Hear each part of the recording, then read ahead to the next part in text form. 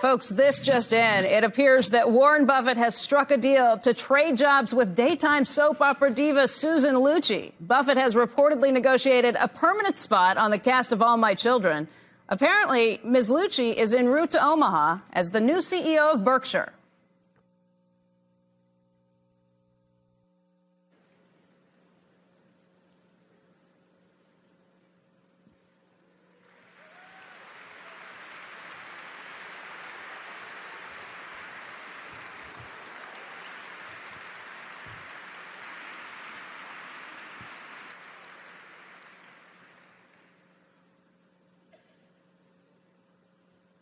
Where could he be?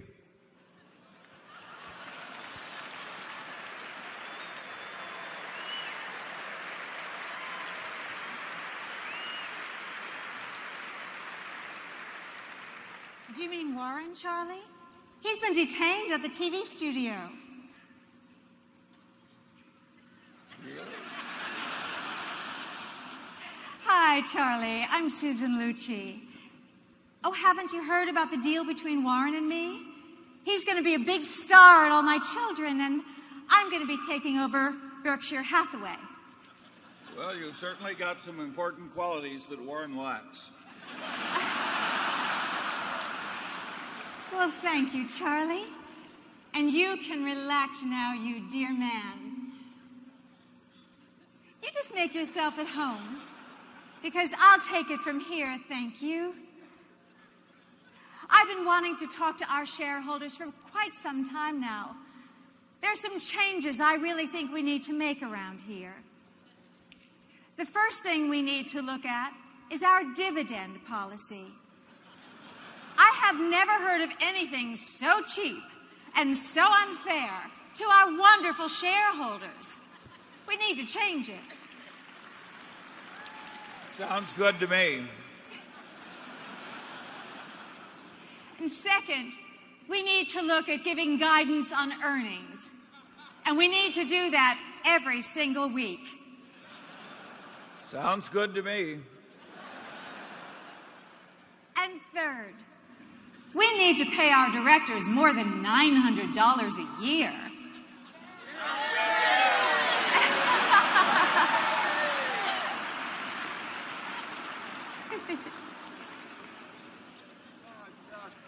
One minute.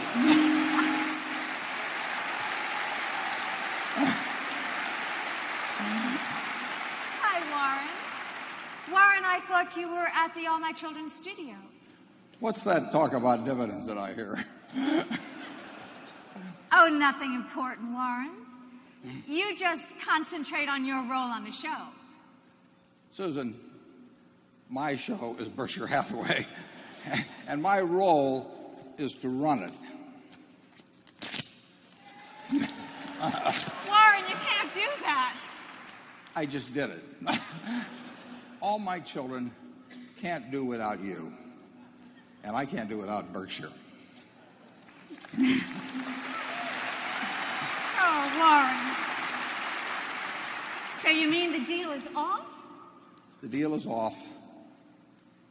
I really want to thank you. You've brought me to my senses. You can go back to All My Children. I'll stay here at Berkshire. But I am so grateful to you, Susan, that I want you to go out to Berkshire, out to Borsheim's, and I want you to pick out anything you would like and charge it to Charlie. Oh, Warren, you are a darling. Thank you. You're a darling, too. Now, wait a second.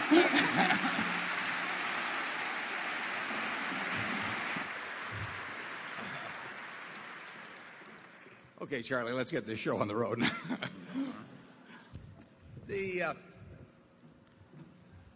She spent more time with him than she did with me, but we're going to follow the usual procedure.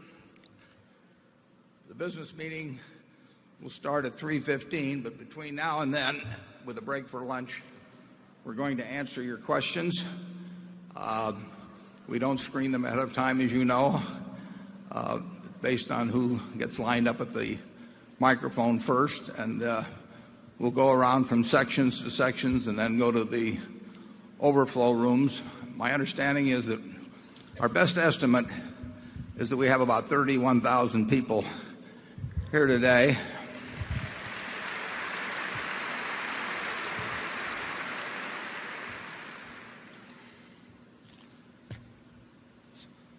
Somewhere I have a map here. Mark, do we have that?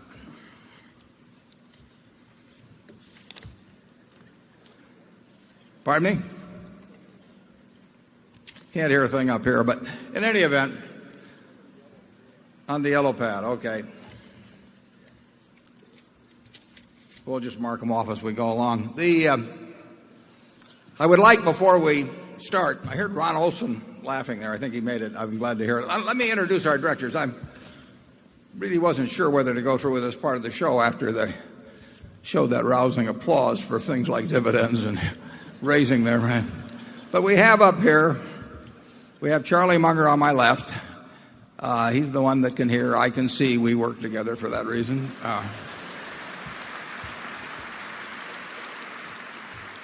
And if the rest of you will just stand as I give your name, and if you'll hold your applause to the end, or even longer if you would like, I will introduce them. Howard Buffett, Susan Decker, Bill Gates, David Gottesman, Charlotte Guyman, Don Keogh, Tom Murphy, Ron Olson, and Walter Scott, the best directors in America.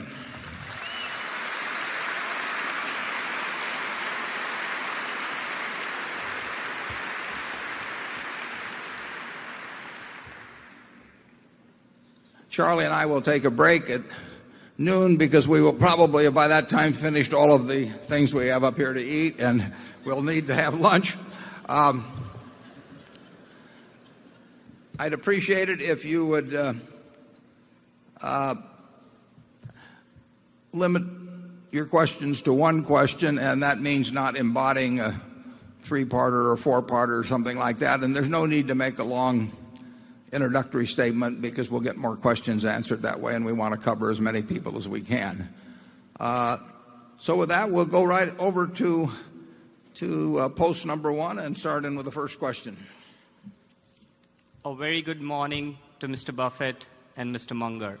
My name is Rajesh Vora from Bombay, India. I have been learning a lot from annual letters of yours. It's been a great insight into investment philosophy that I haven't learned from anywhere else. Great job. That's on the mind side, but on the heart side, what touches me the most is what you have achieved all these years is through 100% honesty, and I salute to that. Thanks. My question is on what key steps would you recommend to correct the mindset of typical investor like me, which is what you narrate as lemmings-like, the crowd mindset? What would we recommend? We got the question being repeated here. About the mindset of an investor, is it? He wants you to advise him as to how he can become less like a lemming.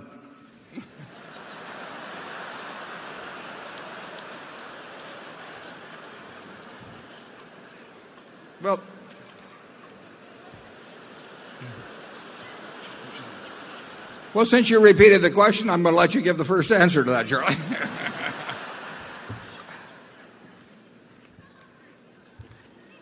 Until he eats about 1,000 calories,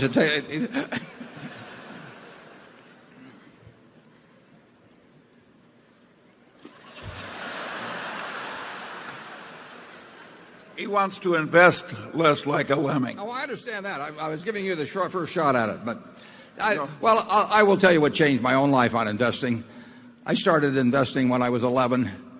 I first started reading about it. I believe in reading everything in sight, and first started reading about it when I was probably 6 or 7 years old. But for about 8 years, I wandered around with technical analysis and doing all kinds of things, and then I read a book called The Intelligent Investor, and I did that when I was 19 down at the University of Nebraska.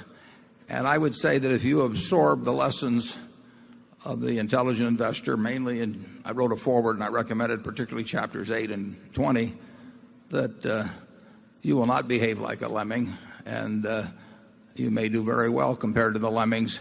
We have here in the bookworm copies of The Intelligent Investor, and I think it's as great a book now as I did when I read it early, I guess, in 1950. You can't get a bad result if you follow the lessons of Ben Graham taught in that book. I should mention that there's a book out there also that I did not know it would be completed by this time. My cousin Bill Buffett has written a book about our grandfather's grocery store called Food You Will Enjoy, and Bill will be out there. He's signing books. I just got my first copy a couple of days ago, read it, I enjoyed it a lot. Charlie worked at the same grocery store. How many years ago? Probably a good 70 years ago in Charlie's case. Neither one of us was very good.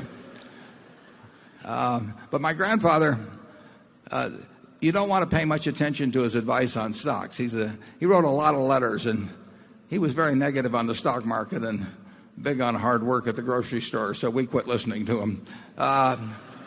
Instead, read The Intelligent Investor. That's the book that gave me the philosophy that has taken me now for a lot of years, and there's 3 big lessons in there which relate to your attitude toward stocks generally, which is that you think of them as parts of a business, and your attitude toward the market, which is that you use it to serve you and not to instruct you, and then the idea of a margin of safety, of always leaving some extra room in things.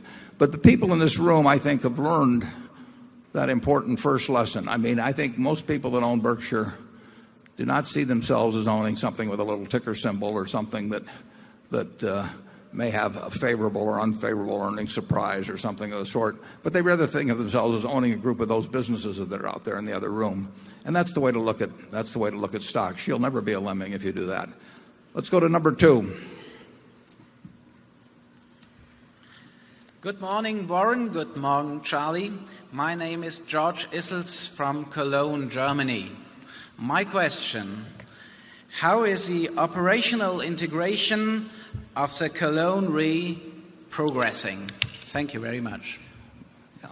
Cologne Re is for those of you who are not familiar with it, is a 95% owned subsidiary of the General Re, of which Berkshire Hathaway owns 100%.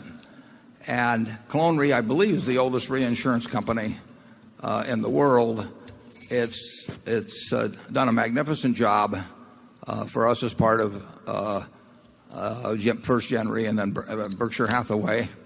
And we have a process in place that will, before too long, result in us owning 100% of Cologne. One difference then, there won't be any difference in operation.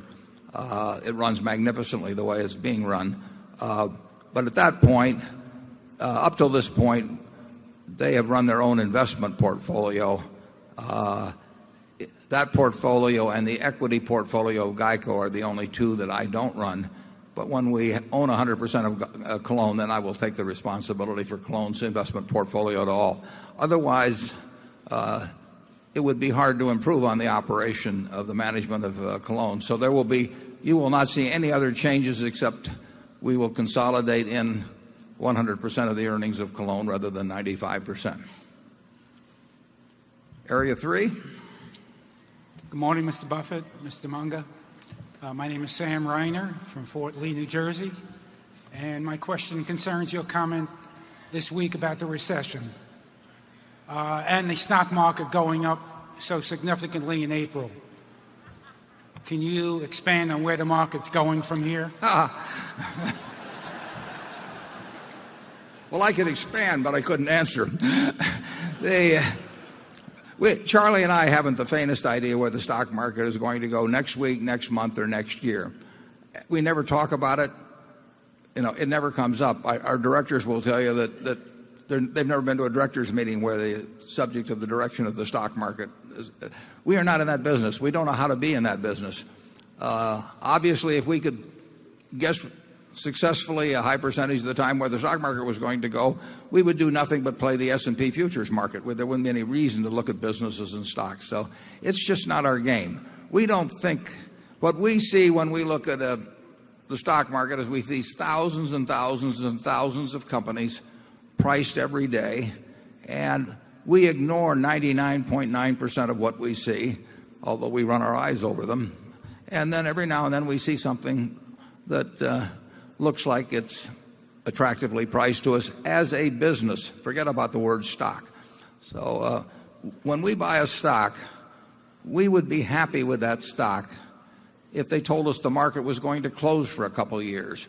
We look to the business. It's exactly the same way as if you were going to buy a farm a few miles here outside of Omaha.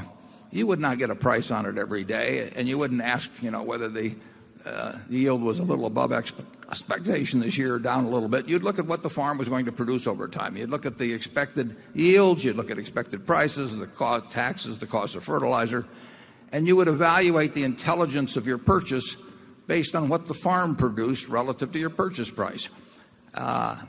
Quotes would have nothing to do with it. That's exactly the way we look at stocks. We look at them as businesses. We make judgments about what the futures of those businesses will be, and if we're right about that in those judgments, the stocks will take care of themselves. Charlie? Nothing to add. He's been practicing for weeks. Let's go to Area 4. Good morning, Mr. Buffett and Mr. Munger. My name is Chandra Chawla, and I am from Seattle, Washington. Berkshire Hathaway has some of the best managers in the world, and I am very bad at hiring good managers. Some of the decisions I've made, which were without any phone calls from Jamie Lee Curtis, I look back and I see, what was I thinking? So what can you advise on how in 1 hour you can assess the capability of a person to be a good manager? Well, you have to understand that we cheat. We buy businesses with good managers. So if you give me 100 MBAs, and I have these classes come out all the time. I've had about 30 schools this year, and usually there's 75 or 100 men and women in the classes. I know more could take those 100 and spend a few hours and rank them from number 1 to 100 in terms of their future achievements as managers, then I could pick them. It would be impossible for me. But what we do is we buy businesses with great managers in place. We've seen those people perform for, in many cases, decades. We've seen their record, and they come with the business. Now, our job is not so much to select great managers, because we do have this proven record that they come with. Our job is to retain them. And many of the managers, the majority of the managers that work at Berkshire, are independently wealthy. We hand them checks, sometimes in the billions, often in the hundreds of millions. So they do not have a monetary reason to work in many cases. So our job, we are dependent on them, incidentally. I mean, we have 19 or so people at headquarters, and we have 250,000 working for Berkshire around the world. And we can't run their businesses. And our job is to make sure that they have the same enthusiasm, excitement, passion for their job after the stock certificate changes hands than they had before. Now, that requires some judgment on our part as to whether these people love the business or love the money. Now, they all like money, but many of them, our managers in particular, they love their businesses. I mean, they've worked at them. They're a work of art to them, and they've been in the family sometimes as many as 4 generations. So we have to see the passion in their eyes, and if we see that, then we have to behave in a way that passion remains. Can't be done by contract. We don't have contracts. That doesn't work. But we can try to create an environment, and Berkshire, frankly, is the ideal environment. It's even an ideal environment because of events like this. Our managers feel appreciated, and they are appreciated. And they're not just appreciated by me and Charlie, they're appreciated by you. And we want to give you a chance to applaud them.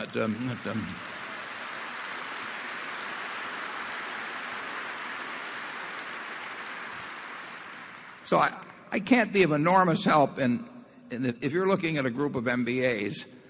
It's not easy. I mean, they sort of learn by that point in life how to fool you in terms of what answers you want to hear and all of that sort of thing. I would look for the person with passion for the job. I mean, the person that is always doing more than they're sure. You look for people that are good communicators and all of that sort of thing. But I like my way better. It's a lot easier just to take somebody that's been batting 400 in baseball and say, I think I'll stick him in the lineup. And the nice thing about our game is that, in baseball, unless you're Nolan Ryan or somebody, you have to hang up things at 40 or thereabouts. But in our game, they go on and on and on. I mean, I use as an example, we had a famous Mrs. B from the Furniture Mart, and she worked for us till she was 103. And then she left, and she died the next year. And that is a lesson to our managers that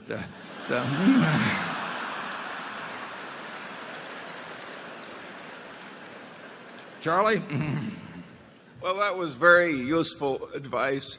It reminds me very much of the late Howard Amundsen, and a young and starving business student once asked him for advice as to how to get ahead. And Howard said, well, I always keep a few $1 million lying around in case a good opportunity suddenly turns up. Well, let's go to number 5. Good morning. I'm Joe Hudson, a shareholder from Culver, Indiana. Could you please comment on how you use stock options when trying to enter or exit a position in a public company? Yeah, I think there was one time we sold a put on Coca-Cola with the idea that if it got exercised, we were very happy to own more Coca-Cola. It didn't get exercised. We would have been better off if we just bought the stock. Usually, if you want to buy or sell a stock, you should buy or sell the stock. And using an option technique to buy a call on a stock instead of buying the stock outright with the idea that you get it a little cheaper that way means that about 4 times out of 5 you'll be right, and the 5th time the stock will have moved earlier, and you'll have missed the transaction you wanted to have. And so we virtually have never used options as a way to enter a position or exit a position, and I would doubt very much if we do. We've sold these long-term equity put options that are described in the press release yesterday and were described in the annual report, but that's a different sort of thing. If we want to buy something, we'll just start buying it, and if we want to get out of it, we'll start selling it, and we won't get involved in any fancy techniques. Charlie? Well, if I remember right, you wrote a letter when the public authorities were deciding whether we should have option exchanges for stocks. And Warren was all alone at that time, and he wrote a letter saying that he didn't think it would do any good at all for the country to throw out the margin rules in this fashion. I've always thought that Warren was totally right. It's the idea of turning financial markets into gambling parlors so the croupiers can make more money has never been very attractive to us. Yeah.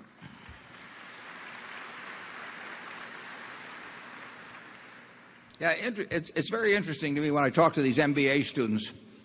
One of them from the University of Chicago, the very first question I got a few years ago, he says, what are we being taught that's wrong? I love questions like that. I have to plan them in the future.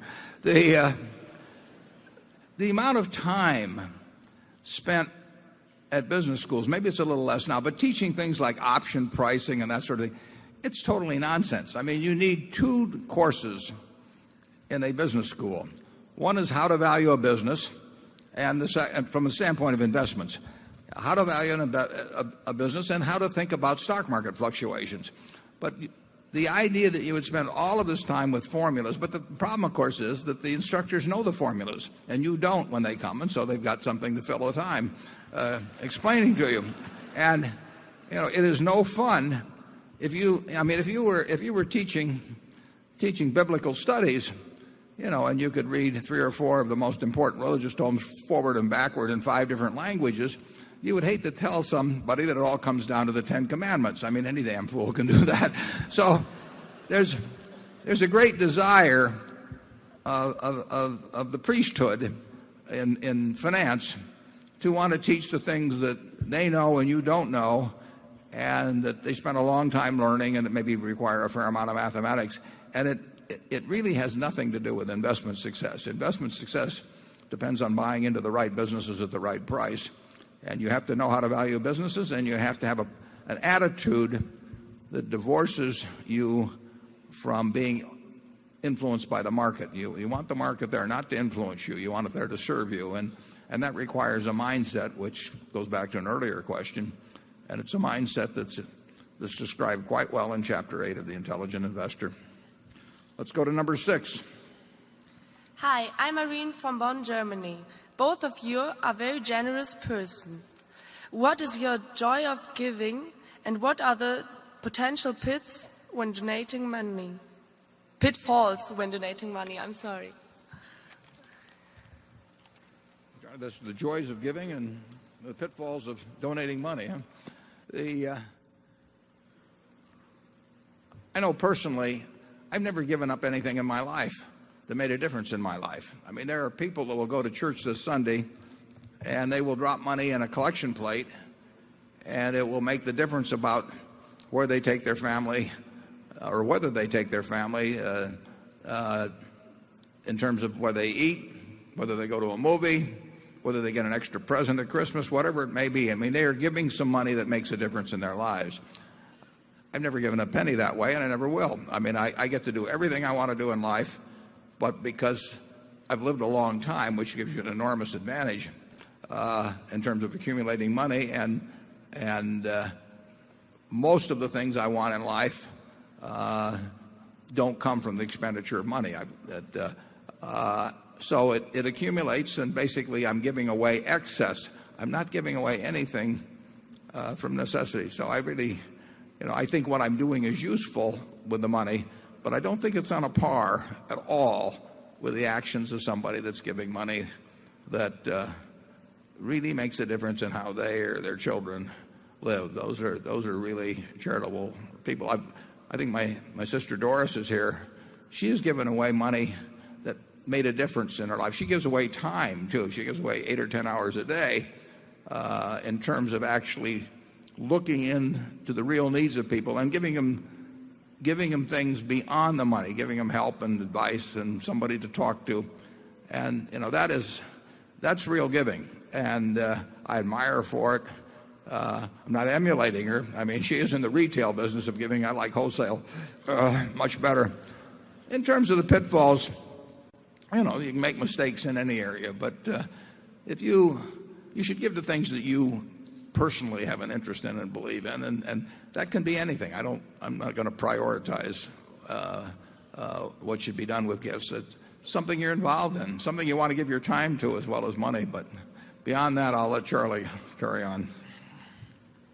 Yeah, regarding pitfalls, I would predict that if you have an extreme political ideology, whether of the left or the right, you're very likely to make a lot of dumb charitable gifts.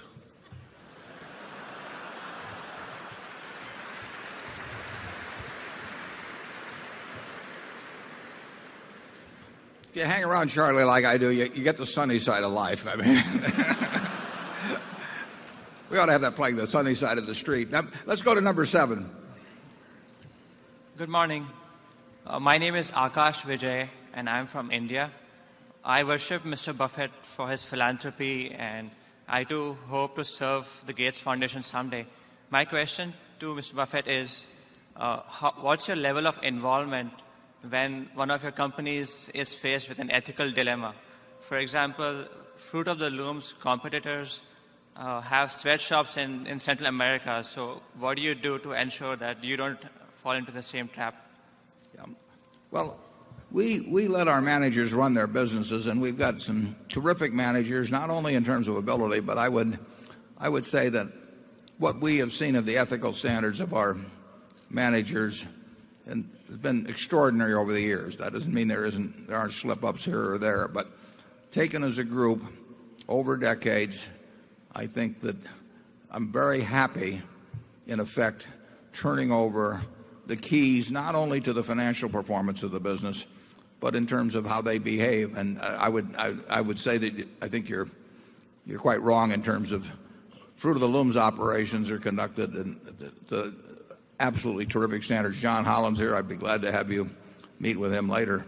But we're proud of our business and how they operate.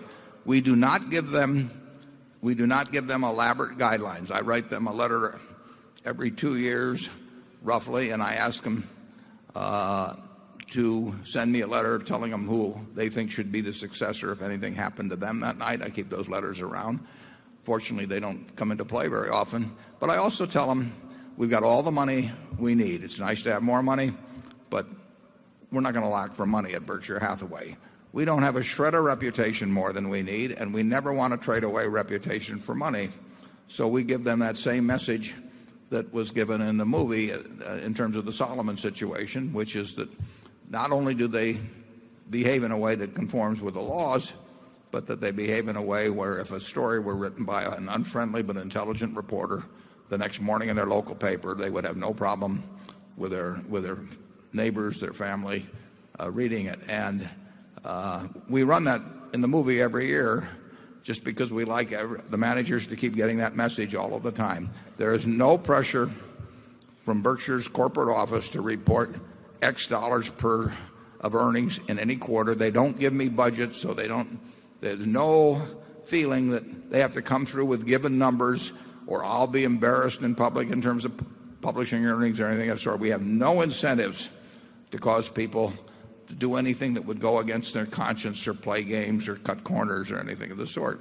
And overall, I think it's worked pretty well. It isn't perfect. You can't have 250,000 people in the city without having something going on at some point, and we do have 250,000 people working.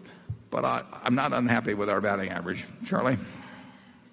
Yeah, and of course, Fruit of the Loom does have foreign plants, and we have no rule against that at all.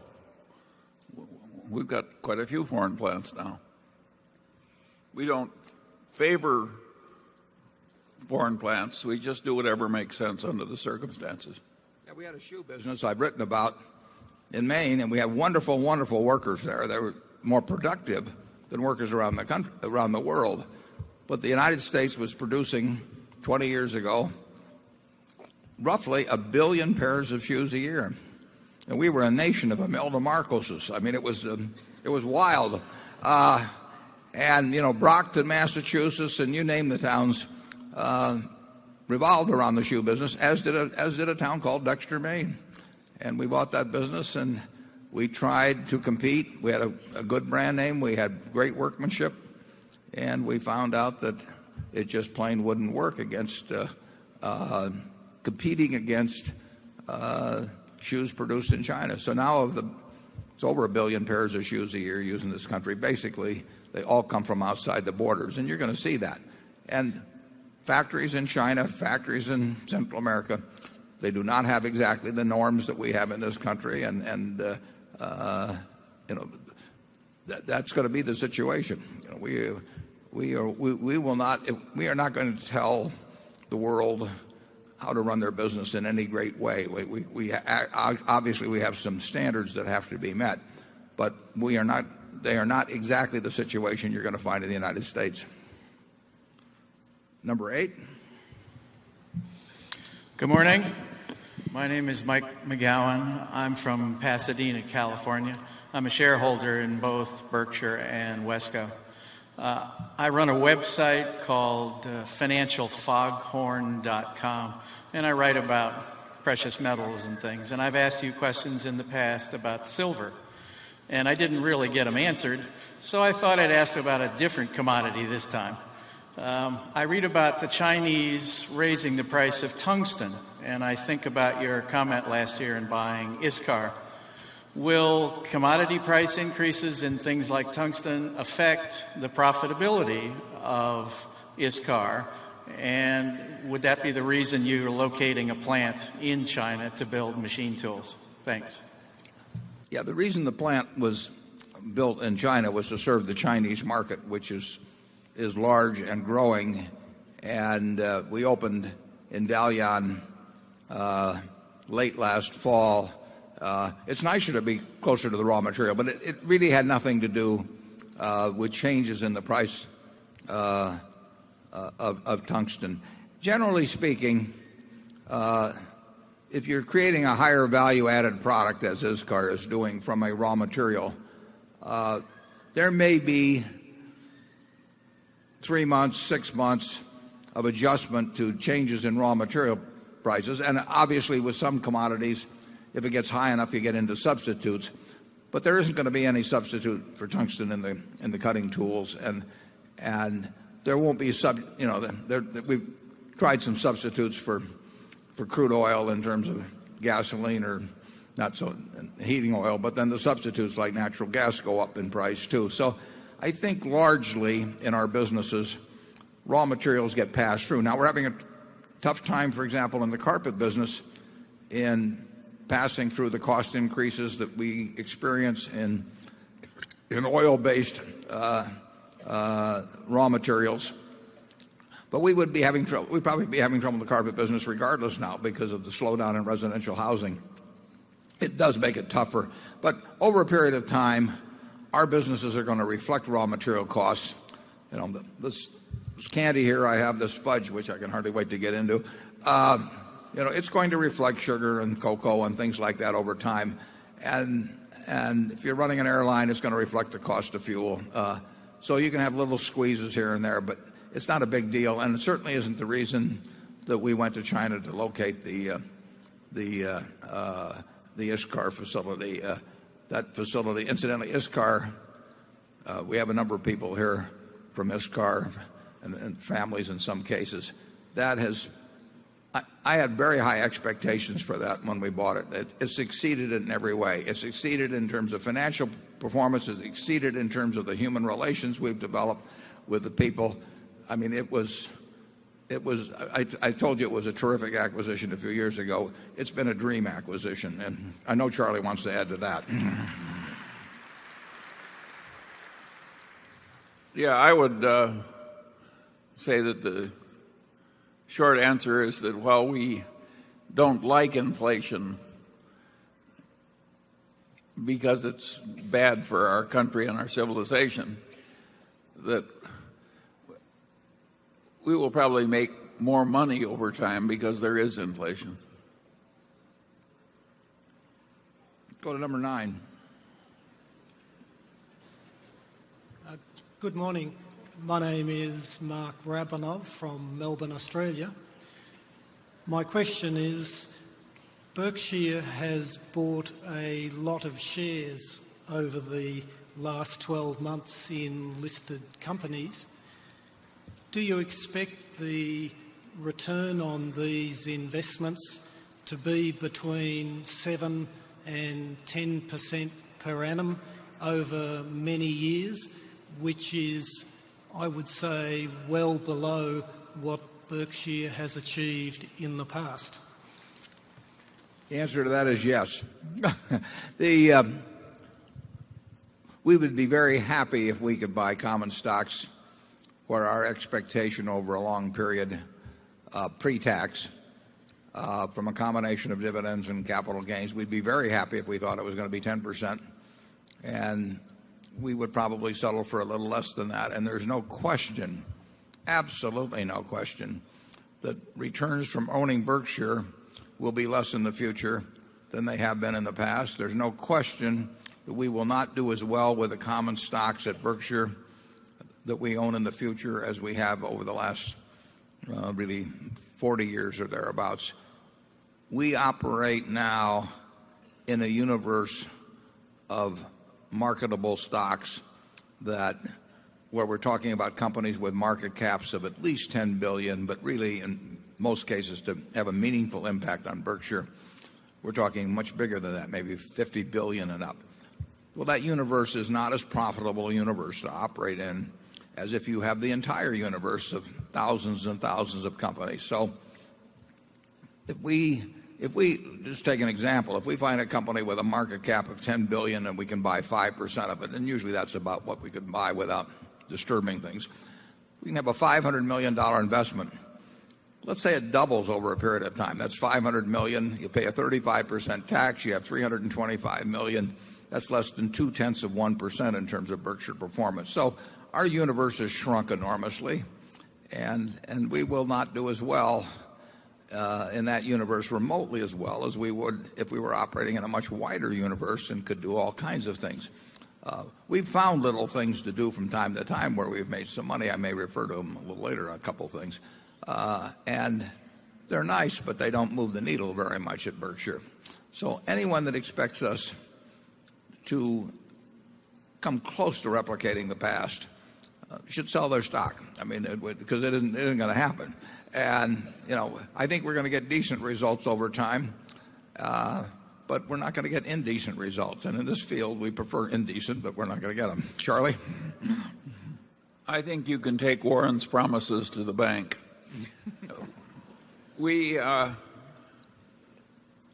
very happy making money at a rate in the future that is way less than the rate at which we made money in the past. And I suggest that you adopt the same attitude. Well, I wouldn't condemn him to that. I think if you're working with small amounts of money, I've talked to then you may have something very much better to do with your money than to buy Berkshire. If you're working with small amounts of money and you want to put in significant amounts of time and examine thousands of securities, you will find things that are more intelligent to buy than Berkshire. We still think Berkshire is an attractive investment over a long period of time. We think that it stacks up reasonably well with other very large companies. We don't think it's the most attractive investment in the world in terms of what you can find if you're willing to go through those thousands of possibilities, which is what Charlie and I used to do many years ago. It's not feasible for us to do it now, and it wouldn't have any impact on Berkshire. What we really like at Berkshire is buying good-sized to very large first-class businesses with first-class management and just sitting there. Because the nice thing about that is you don't have to go from flower to flower. You can just sit there and watch them produce more and more every year and give you capital, and you can buy more businesses. That's a nice formula. It's a formula that will work, I think, for us. It won't produce returns like the past. Number 10. Ayuki Naniathwoiti San Chuk Chuk Tui Ship Avansa. My name is Chuk Chuk Hillman, and I come here from the Klamath River, and I come here with a heavy heart. And I know this is a pretty light-hearted event, but I came here last year with a heavy heart too, and I fasted for 10 days driving over here to speak with you. And we really were disrespected last year, and because one of your subsidiaries, Pacificor, has dams on the Klamath River that are creating toxic algae blooms, along with multiple other things. I won't go into it too far, but I just come here today with a principal agreement between you and I that you will sit down at the table and help us figure this out, help us make Pacificor accountable, and beings that I'm an indigenous American and you're a guest in my home as a European American, that you would do that in front of all your shareholders today in good faith, that you care, as a philanthropist, and you care about, helping, third world countries, fight poverty, disease, when you're helping create it right here in the United States. You may not. Last year we read the order under which we acquired Pacific Corp, and actually, as you may know, I'm prohibited from actually making decisions in in the area of Pacific Corp. That was part of the Public Utility Commission ruling when we bought it. But we have Dave Sokol here who can speak to that. I think the first dam was built in 1907, and we bought Pacific Corp a couple of years ago. But David, if Dave could go to a microphone, I think he could address the issues that you brought up. I don't think we meant in any way to be disrespectful last year. Those of you who were here last year, that we may have a difference of opinion on this, and incidentally, there are strong differences of opinion, as I understand it, in your area about what should be done. And well, I think I should have Dave make the explanation on that. Dave?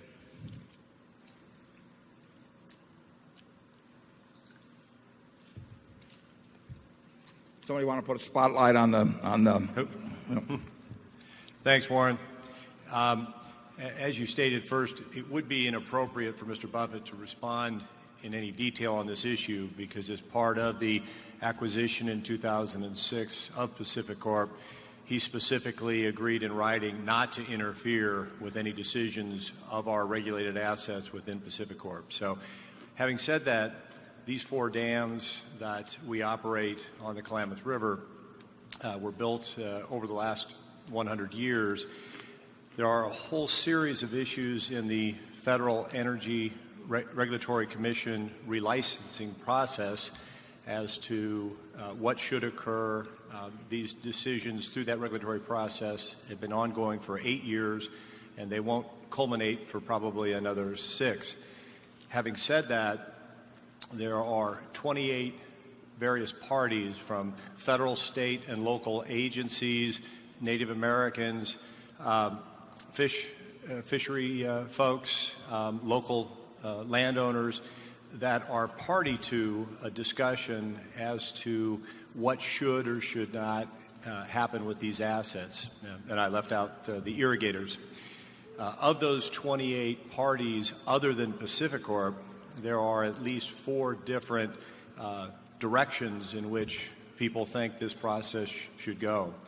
From our perspective, we will be pleased to find a resolution when the 28 parties agree as to how that resolution should go forward, how it would be funded, etc. Fundamentally, it's up to the Federal Energy Regulatory Commission, state and federal regulators in addition to them, and then our specific regulators in each of the 6 states that Pacific Corp operates in. So if public policy moves in the direction of dam removal, fish ladders, or maintaining the existing status quo, that would be the process in which we would go forward.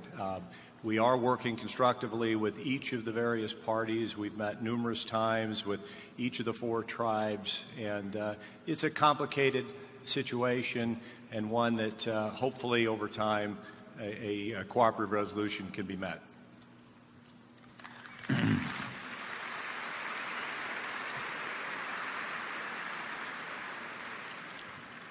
Area 11, please.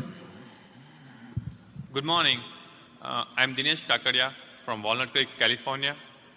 Well, we learned something from a comic movie, but could you please expand on how do you maintain your good mental and physical health?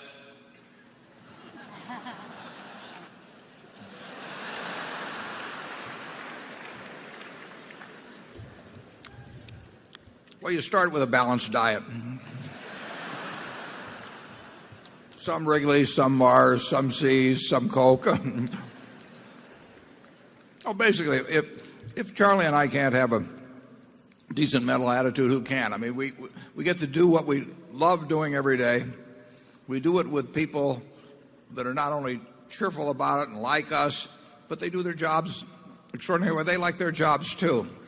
We're forced to do virtually nothing that we don't want to do. I have a trainer that comes 3 times a week. I think she's probably here. She may think I'm a little begrudging in that particular activity, but that's only 45 minutes 3 times a week. And the rest of the time, I am doing I'm doing whatever I love day by day by day by day, and I do it, in air-conditioned offices and with all kinds of help. How could you be sour about life being blessed in so many ways. And then the amazing thing is that when Charlie's 84, I'm 77, and we've slowed down, I'm sure, in a lot of ways, but we pretend we haven't, and it doesn't seem to bother us. We get along fine. Great partners, great managers, great families.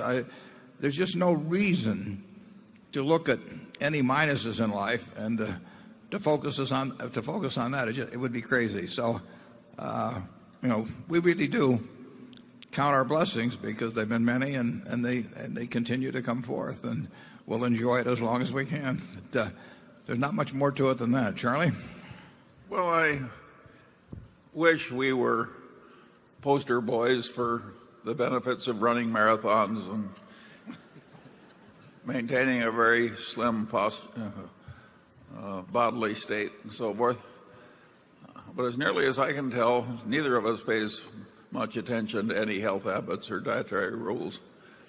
And it seems to have worked pretty well so far. I don't think we can recommend it to everybody, but I, for one, don't plan to change.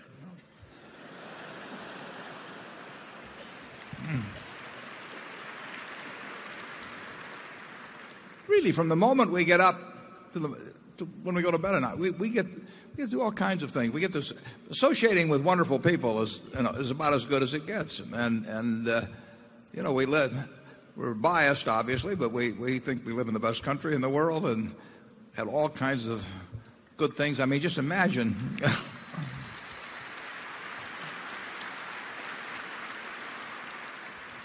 Well, we could have stayed in my grandfather's grocery store and it would have been hell.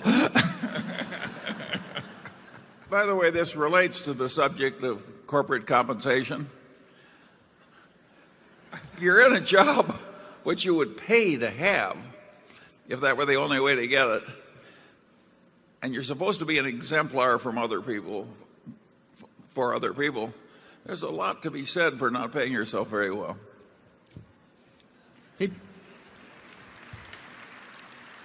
He points that out to me regularly. Well, if you think about it, the idea that CEO compensation represents a market system and that you have to pay some guy a $10 million retention bonus or something to stay around in a job that, he's been fighting to keep and stacking the board and everything so that they keep him around and all. I mean, I don't know of a CEO in America. I'm sure there are a few, but I don't know of any that wouldn't gladly do the job at half the price or a quarter of the price. And I've seen some that have left jobs paying them 8 figures and nobody's offered them anything, a year later or 2 years later. I wonder where that wonderful market system is that's supposed to have all these bidders for their services. It's really sort of ridiculous, I think.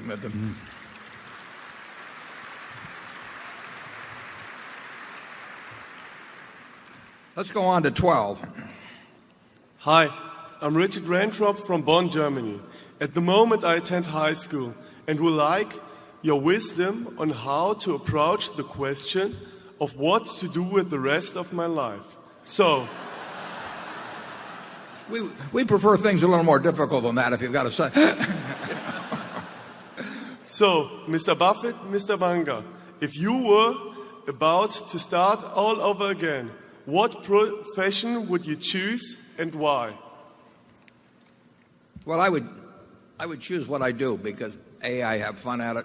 I'm reasonably good at it. I meet a lot of interesting people through it. No heavy lifting. It fits me.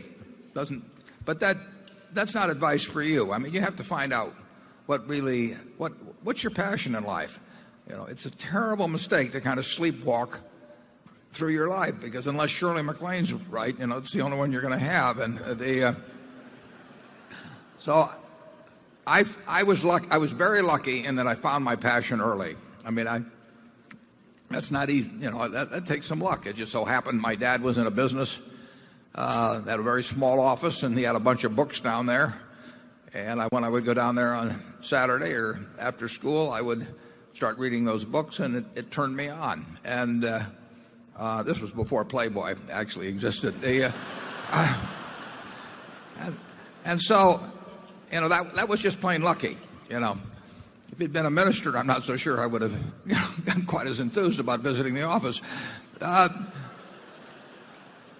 that's the way to go. And I can't prescribe that for you. But I can tell you that if you're going through the motions in life, you're doing something.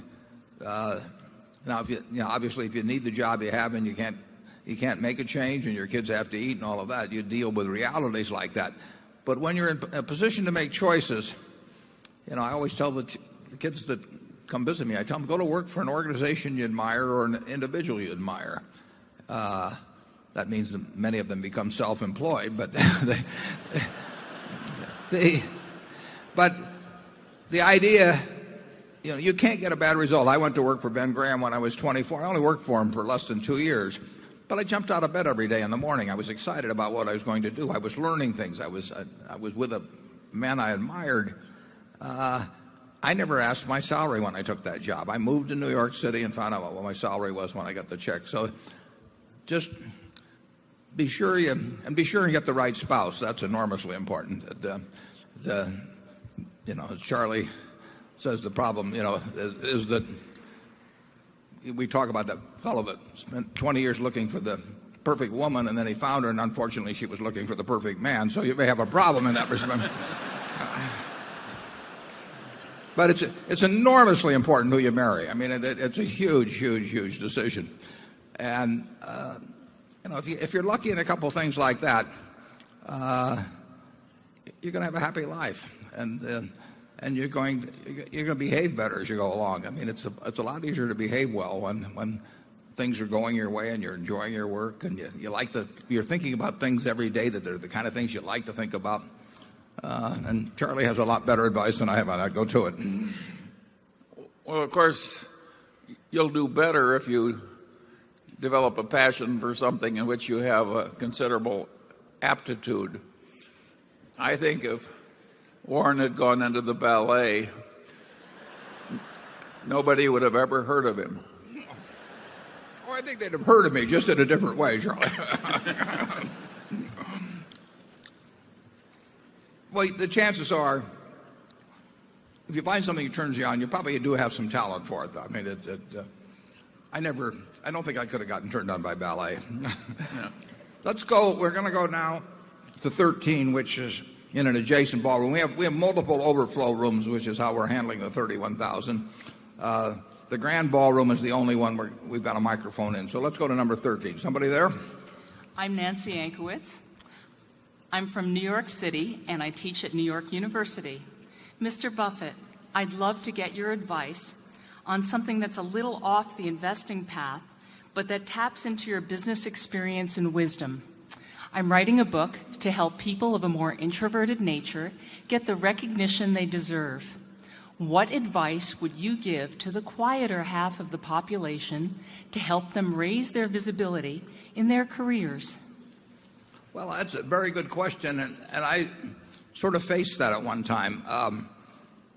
I was absolutely, throughout high school and college, terrified of public speaking.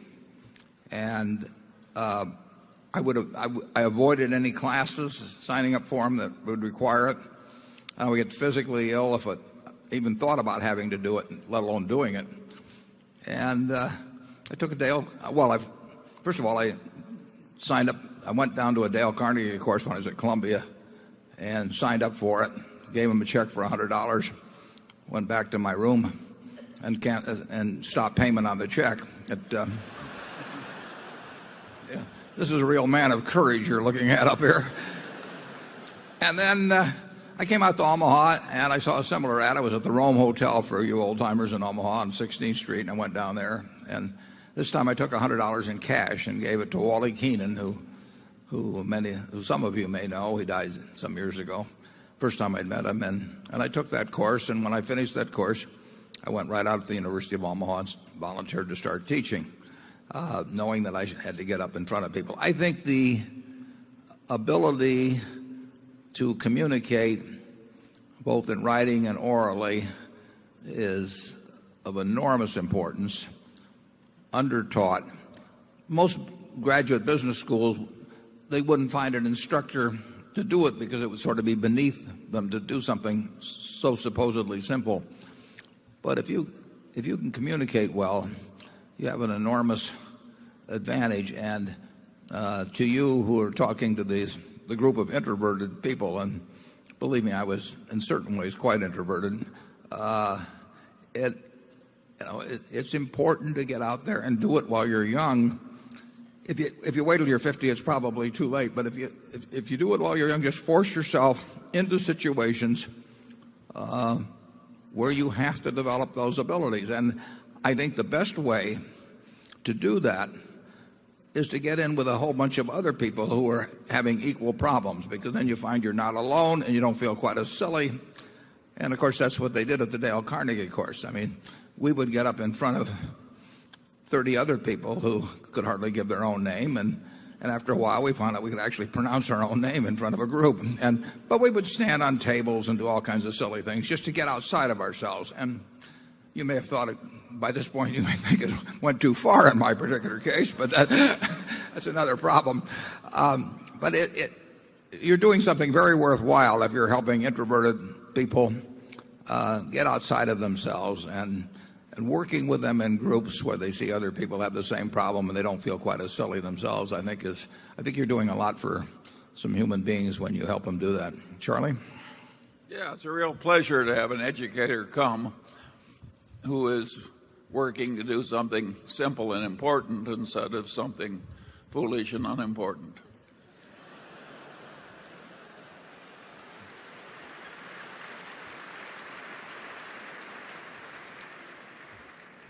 I hope he's not going to name names. Okay, let's go back to number one. Hi, Mr. Buffett. My name is Regina Chickasola, and I'm the Klamath River Keeper. I came here today with many of the other people from the Klamath that came here, and I thank you for having us. And I thank the shareholders for being a lot nicer to us this year than they were last year. So my question is, I'm sure you're familiar with the severe pollution issues in the Klamath River, such as the toxic algae problem that is 4,000 times allowable recreation levels, and that the fish are also now toxic due to the Klamath dams. I was wondering if you were familiar with the finances behind the Klamath dams. Many economic studies have shown that removing the Klamath dams would be up to hundreds of millions of dollars cheaper than relicensing them. So my question is, what would you do if Pacificorp decided to keep these dams, even though it would mean that your shareholders would lose money in the long run and that Pacificorp's ratepayers would also be losing money? Well, I think the question about the ratepayers will be addressed by the Public Utility Commissions. I mean, it is their job to represent the citizens of Oregon and weigh a number of different considerations. For example, clean energy. Do you want to replace hydro energy with, of which you're talking about, with coal, which emits carbons into the atmosphere? There are enormous trade-offs. Anytime the government gets involved in eminent domain, we have that with wind farms, for example, in Iowa. There's some people that are unhappy with us using the land for wind farms, but on the other hand, you get clean energy that way. And there are trade-offs involved in government policy. You get into that with the question of eminent domain, all of that sort of thing. But I think I'm going to let Dave talk to the question, the more technical questions you get into. But I would say overall, you have people with widely different interests. Obviously, a big interest is the cost of electricity.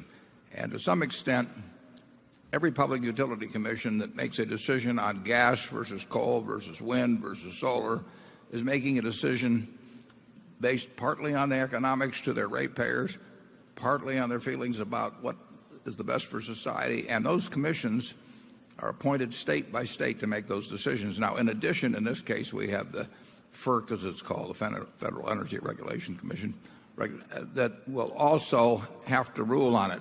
They will listen to everybody. They'll listen to you. They'll listen to the 28 others that Dave mentioned. In the end, we will do exactly what they say. I mean, as a public utility, if they tell us to not put up coal, we will not put up coal. If they tell us to put up wind, assuming that there's a place where there is wind, we will put up wind. We follow the dictates of the regulatory bodies that tell us what to do. And in the end, they give us a fair return on the assets employed, and we will get that return, whatever the assets may be. If they tell us to put in coal assets, we'll get a return on that. So from our standpoint, on the standpoint of profitability, it's neutral. From the standpoint of society, weighing all these different things, that's a decision society will make. But Dave, want to talk to the algae question? Sure. First, it's important. The Carrick tribe did do a study and found bioaccumulation of microcystin or blue-green algae in the perch and the freshwater mussels in the Klamath River. What's important to understand about that, and by the way, we disseminated that report immediately to state and federal health agencies because they should know about it. Microcystin is not unique to the Klamath River. There are 27 other lakes in the state of Oregon that have blue-green algae, 70 different countries, every province in Canada, and 27 of the U.S. states have lakes that have blue-green algae. It is created from lakes that have a high abundance of nutrients and naturally forming algae. And at the head of the Klamath River, at the head of the Klamath River is a lake known as Upper Klamath Lake, which is actually a Bureau of Reclamation reservoir. It's a shallow, large reservoir that is known as being hypereutrophic, which means a great abundance of algae and various nutrients. Those nutrients then flow down the river and do pass through or in cases get backed up by the 4 reservoirs down below the Bureau of Reclamation Link Dam. The important issue is those things are in fact taken into account by the Federal Energy Regulatory Commission. They issued their environmental impact statement last November, which endorsed various fish passage methods on the dams, but do not call for removal of the dams. But again, those are decisions that all the state, federal agencies and the various involved parties will either have to come to agreement with or let them run their course through the FERC process. Thank you. Number 2. Hi, my name's Henry Patner. I'm hailing from Singapore most recently. In one of your older letters, your older partnership letters in 1964, you introduced a 4th investment method called Generals Relatively Undervalued. In your description, you say, we have recently begun to implement a technique which gives promise of very substantially reducing the risk from an overall change in valuation standards. We buy something at 12 times earnings when comparables or poor quality companies sell at 20 times earnings, but then a major revaluation takes place so that the latter only sell at 10 times. Is this technique pair trading? And if so, how did you think about and calculate the ratio of longs to shorts? Yeah, I didn't remember we started as early as 64, but certainly in the 60s we did some of what in a very general way would be called pair trading now, which is a technique that's used by a number of hedge funds and perhaps others that go long one security and short another, and often they try to keep them in the same industry or something. They say that British Petroleum is relatively attractive compared to Chevron or vice versa, so they long one and short the other. And actually that technique was employed first by Ben Graham in the mid-1920s when he had a hedge fund. Oftentimes, I read articles all the time that credit A.W. Jones with originating the hedge fund concept in the late 40s. But Ben Graham had one in the mid-1920s, and he actually engaged in pairs trading. And he found out it worked very modestly well because he was right about 4 times out of 5, but the time he was wrong tended to kill him on the other 4. We shorted out the general market for about 5 years in the partnership to a degree. We borrowed stocks directly from some major universities. I think we were probably quite early in that. We went to Columbia and Harvard and Chicago and different places and actually arranged for direct borrowing. It wasn't as easy to facilitate in those days as it is now. And so we would take their portfolios and we would just say, give us any of the stocks you want to, and then we'll return them to you after a while and we'll pay you a little fee. And then we went long things that we thought were attractive. We did not go short things that we thought were unattractive. We just shorted out the market generally. It was always kind of interesting to me when I would visit the treasurer of Columbia or something like that, and I'd say, we would like to borrow your stocks to short. And, he thought his stocks were pretty good at that point. And he'd say, well, which ones do you want? And I said, just give me any of them. I'm happy to short your whole damn portfolio. I needed the Dale Carnegie course to get me through that kind of thing.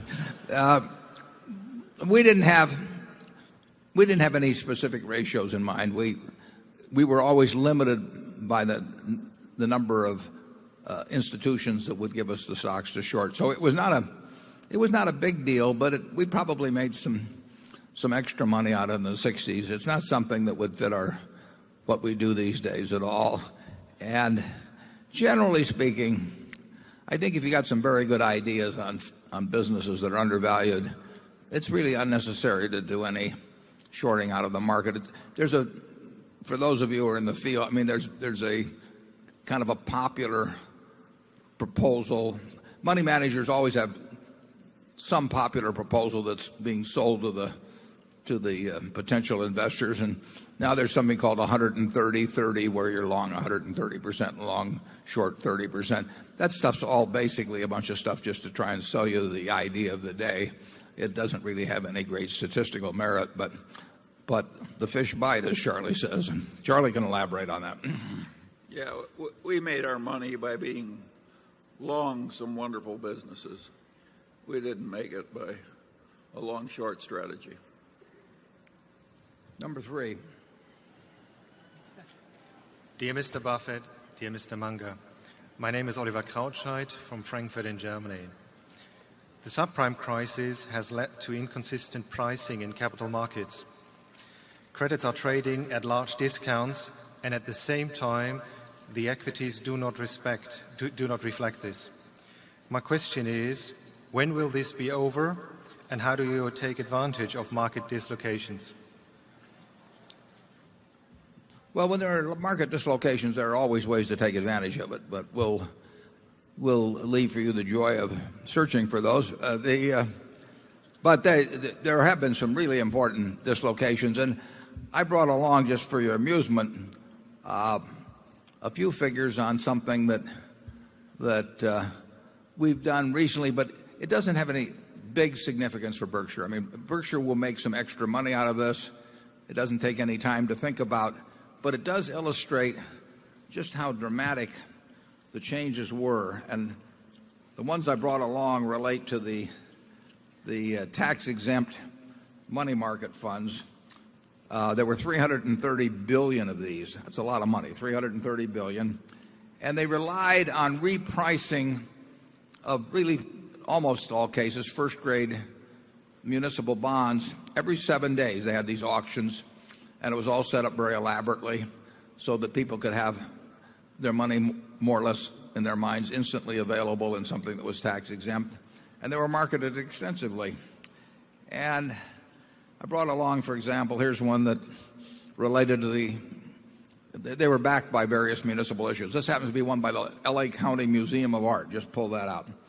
And on January 24th, it was marketed at 3.15%. January 31st, 4.0. February 7th, 3.5. February 14th, 8%. Now, how can a tax-exempt bond of short-term nature be selling at a 3.5% rate 1 week, and 1 week later on Valentine's Day be at 8%, and 1 week after that be at 10%? It's now back to 4.2%. Now, those are huge dislocations in markets. That's crazy. It'd be one thing to be some little obscure item, but this happened with billions and billions and billions of dollars of securities. It even happened, we get these bid sheets every day, and this happens to be a bid sheet, I think from Citigroup, and they were repricing these every 7 days. And what you would find on these, you'll see there's lots of issues involved. The same issue would appear on several different pages because it would represent some different auction, although handled by the same broker at the same time. On one page, you would find an issue. We would bid all these. We have to bid these at 11.3%. On one page, we bought them at 11.3%. On another page, the same issue, we bid the 11.3%, and somebody else bid 6%. So you had the same issue with the same broker at the same time being sold at 11.3% and 6%. Those are marks of extreme dislocation, and you find those occasionally. You found that after the long-term capital management crisis in 1998. And you found the equivalent of it in the stock market in 1974 and so on. And those are great times to make unusual amounts of money. And there's certain things we can't figure out. I see in the Wall Street Journal, I see advertisements these days of auctions taking place in some esoteric mortgage securities. If you had enough time, you could probably figure out some of those that were very mispriced. We don't fool around with that. We just don't have the time. We were able to do we have about $4 billion in this right now. When we get all through, we'll have made some extra money for a couple of months. It won't be significant in relation to Berkshire's size, but it's something that's very easy to do. You may be able to find by working very, very hard on some smaller issues, you might be able to find in this mess in mortgages, and it's gone beyond subprime. It's gone into all days, and it's gone into option arms and that sort of thing. There very well could be some great opportunities out there that Charlie and I will no longer spot because we just can't be looking at that many things. Charlie? Yeah, what is interesting is that how brief these opportunities to take advantage of dislocations frequently are. Some idiot hedge fund bought unlimited municipal bonds at, incredible margins. I think they bought 20 times more municipal bonds than they could afford with their own money, borrowing all the rest. And when those things were dumped on margin calls, municipal bonds suddenly got mispriced in America. But the dislocation was very brief. But very extreme. But very extreme. And so if you can't think fast and act resolutely, it does you no good. So you're like a man standing by a stream trying to spear a fish, and the fish just comes by once a week or once a month or once every 10 years. And you've got to be there to throw that spear fast before the fish swims on. It's a pretty demanding business if you do it right.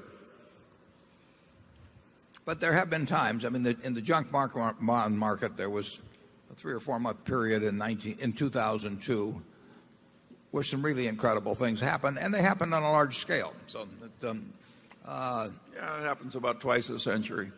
Yeah. Which means that he and I have only had 4 or 5 times when we could do it. Let's go to number 4. Hello, Mr. Buffett and Mr. Munger. My name is Srinivas Kanediwal. I am from Fort Lauderdale, Florida. I read all your letters and annual reports multiple times, and every time I get a different insight. So thanks for doing it.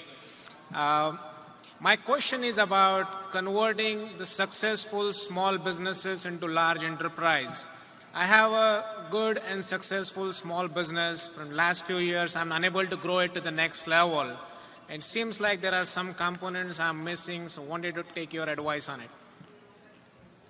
Well, Berkshire was a small business at one time. It just takes time. It's the nature of compound interest, and you can't build it in one day or 1 week. So,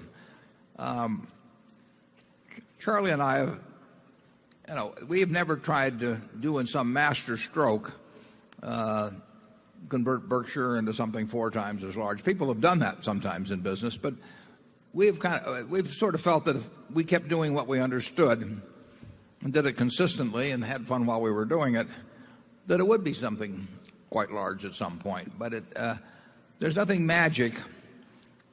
It'd be nice to attract a whole bunch of money into some great idea you have and, multiply it manyfold in a few weeks or something of the sort. But that has really not been our approach. We have done, in a general way, we've done the same thing. Now we do little variations of it, but we've kept doing the same thing for years, and we'll keep doing it. We will have more businesses a few years from now than we have now, and we'll have all the ones we have presently. Most of them will do better, some won't, and we will have added something, and that's an automatic formula for getting ahead, but it's not an automatic formula for galloping ahead. But we don't really feel, we're not unhappy because we're not galloping. We're unhappy if we're not moving at all. But, we've got 76 or so, in most cases, pretty darn wonderful businesses. And like I say, we'll have more as we go along. So it's a very simple formula. Gypsy Rose Lee said once, she said, I have everything I had 5 years ago. It's all that it's 2 inches lower. Well, what we want to have 5 years from now, a whole bunch of businesses we had before that are 2 inches higher, plus some more businesses. And that's the formula. Charlie? Well, yeah, you got to remember that it's the nature of things that most small businesses will never be big businesses. It's also in the nature of things that most big businesses eventually fall into mediocrity or worse. So it's a tough game out there. In addition, the players of the game all have to die, and those are just the rules of the game, and you have to get used to it. We've only created from scratch one small business that became a huge business that I can think of, and that's the reinsurance department. And there, Warren and Ajit and others have created a great and valuable business out of air. But can you think of anything other that's large that we've done in all these decades? No. We've only done it once, so we're a one-trick pony. Yeah, we were lucky on that one, too. Yeah, and incidentally, without Ajit, we wouldn't have done it at all. So. Right. It isn't that we did it. Ajit did it. We just sat there cheering. Somebody asked us once what was the best investment we ever made, and I answered, the fee we paid to the executive recruiter to find Ajit Jain.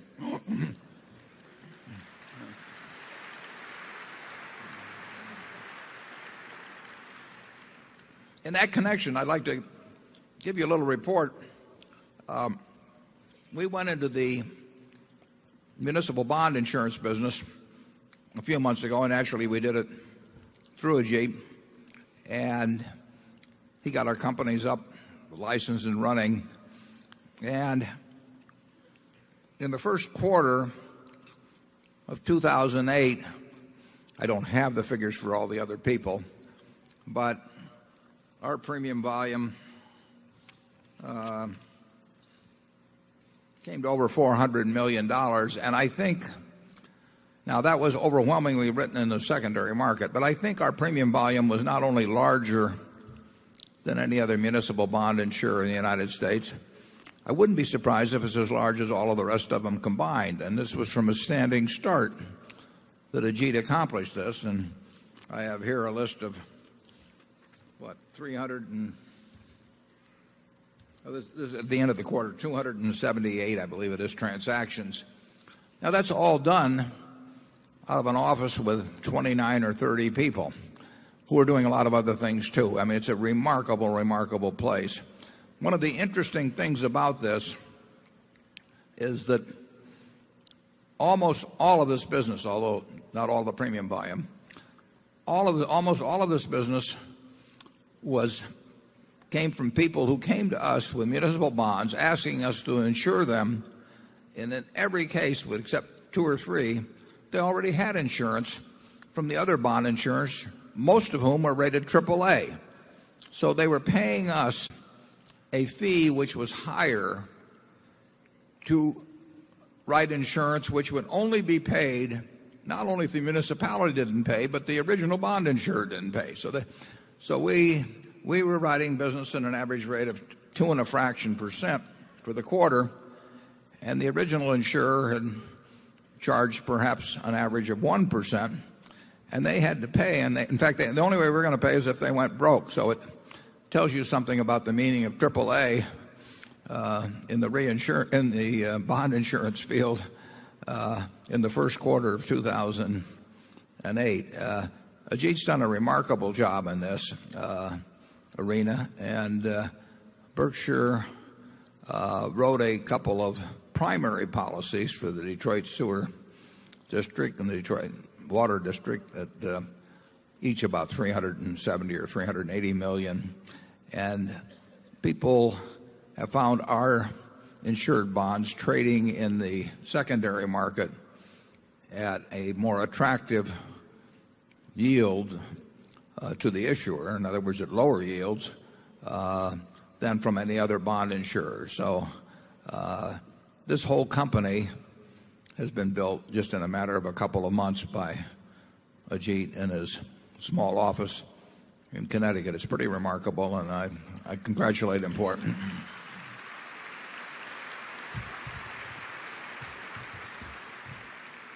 Let's go to Area 5, please.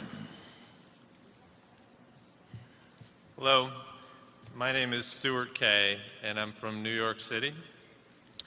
I wanted to know if you could not talk with management, could not read an annual report, and did not know the stock price of a company, but were only allowed to look at the financial statements of a company, what metric would you look at to help you determine whether you should buy a company? Well, what we're doing in investment, and what everybody is doing in investment, is they're laying out money now to get more money back later on. Now, let's leave the market aspect of the asset out. I mean, when you buy a farm, you really aren't thinking about what the market on it's going to be tomorrow or next week or next month. You're thinking about how many bushels of beans per acre can you get, or a corn per acre, and what the price is likely to be. You're looking to the asset itself. And in the case you lay out, the first question you'd have to make is, do I understand enough about this business so that the financial statements will tell me the information that's useful to me in making a judgment about what those future financial statements are going to look like?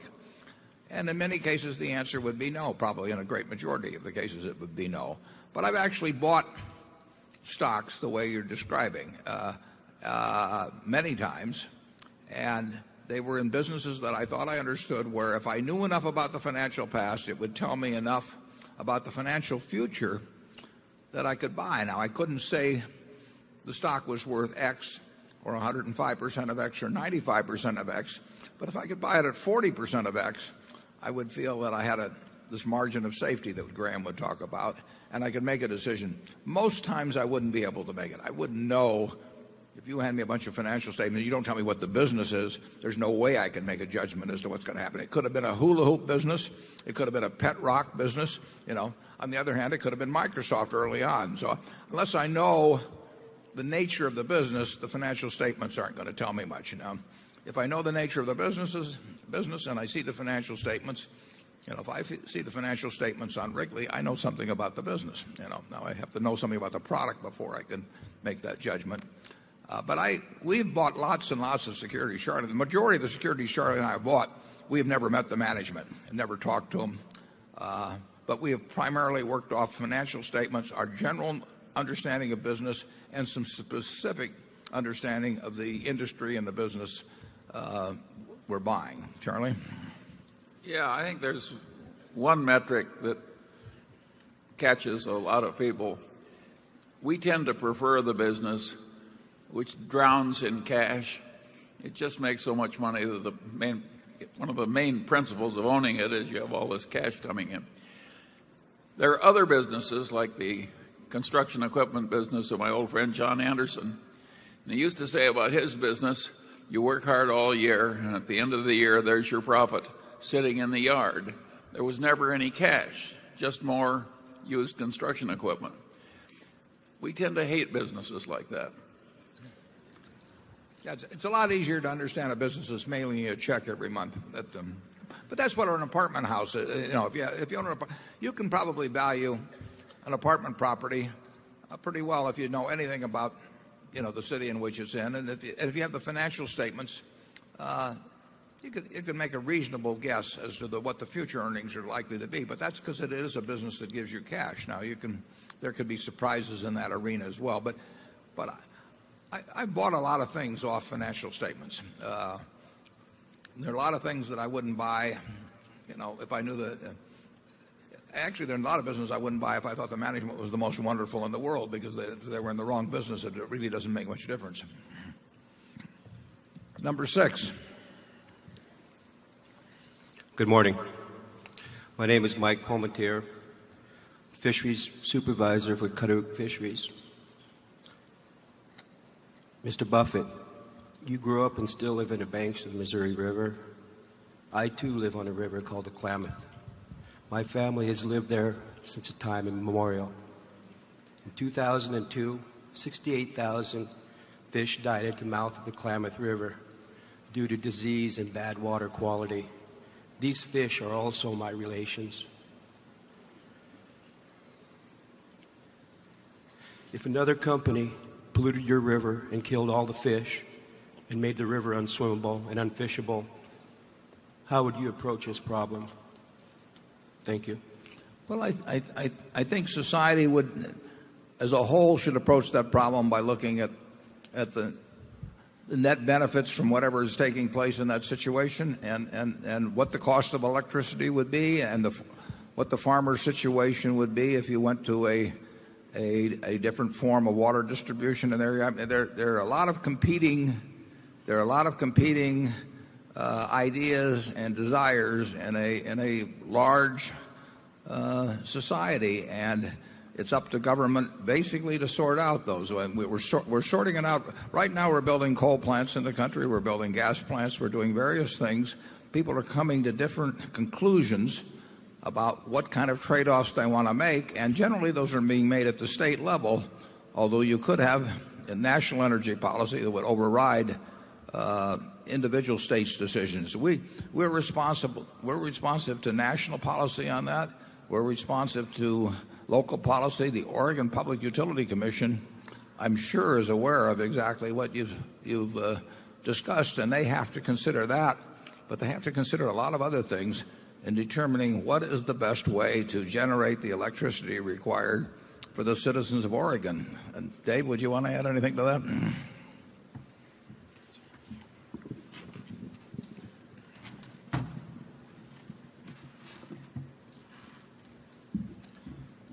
Warren, just one comment, and not in any way to be disrespectful of the fishermen, but we are not polluting the river. We're not adding anything to the water that isn't coming out of Upper Klamath River. And we do recognize the different views as to whether the irrigation's a good thing or a bad thing, whether renewable power such as hydro is better than returning the river to its prior 1907 date. But the one thing that, just to be clear, is that PacifiCorp is not adding anything. The water is flowing through penstocks, creating electricity, and coming out the rear end, and it did so under a 50-year FERC license. But again, we understand the varying concerns, and hopefully over the next 6 years, a societal answer that balances all those concerns will be reached. Thank you. Well, I'd like to point out how refreshing it is to have people addressing a pollution problem which has nothing to do with burning carbon.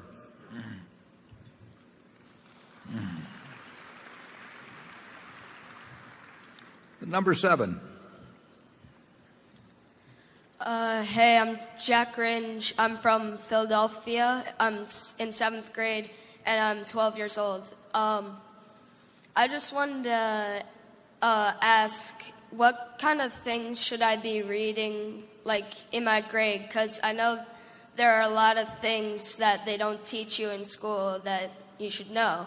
But what things should I be looking into?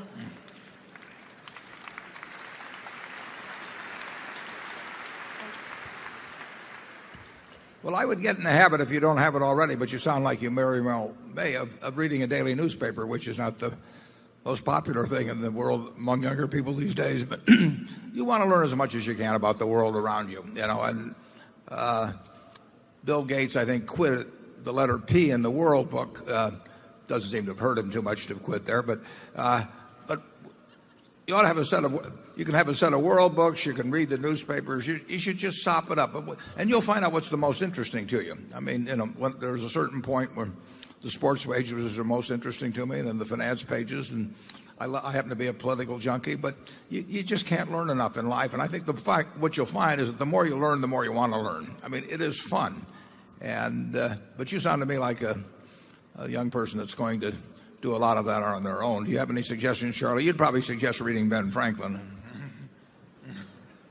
Well, my suggestion would be that the young person who just spoke has already figured out how to succeed in life. You've got it made.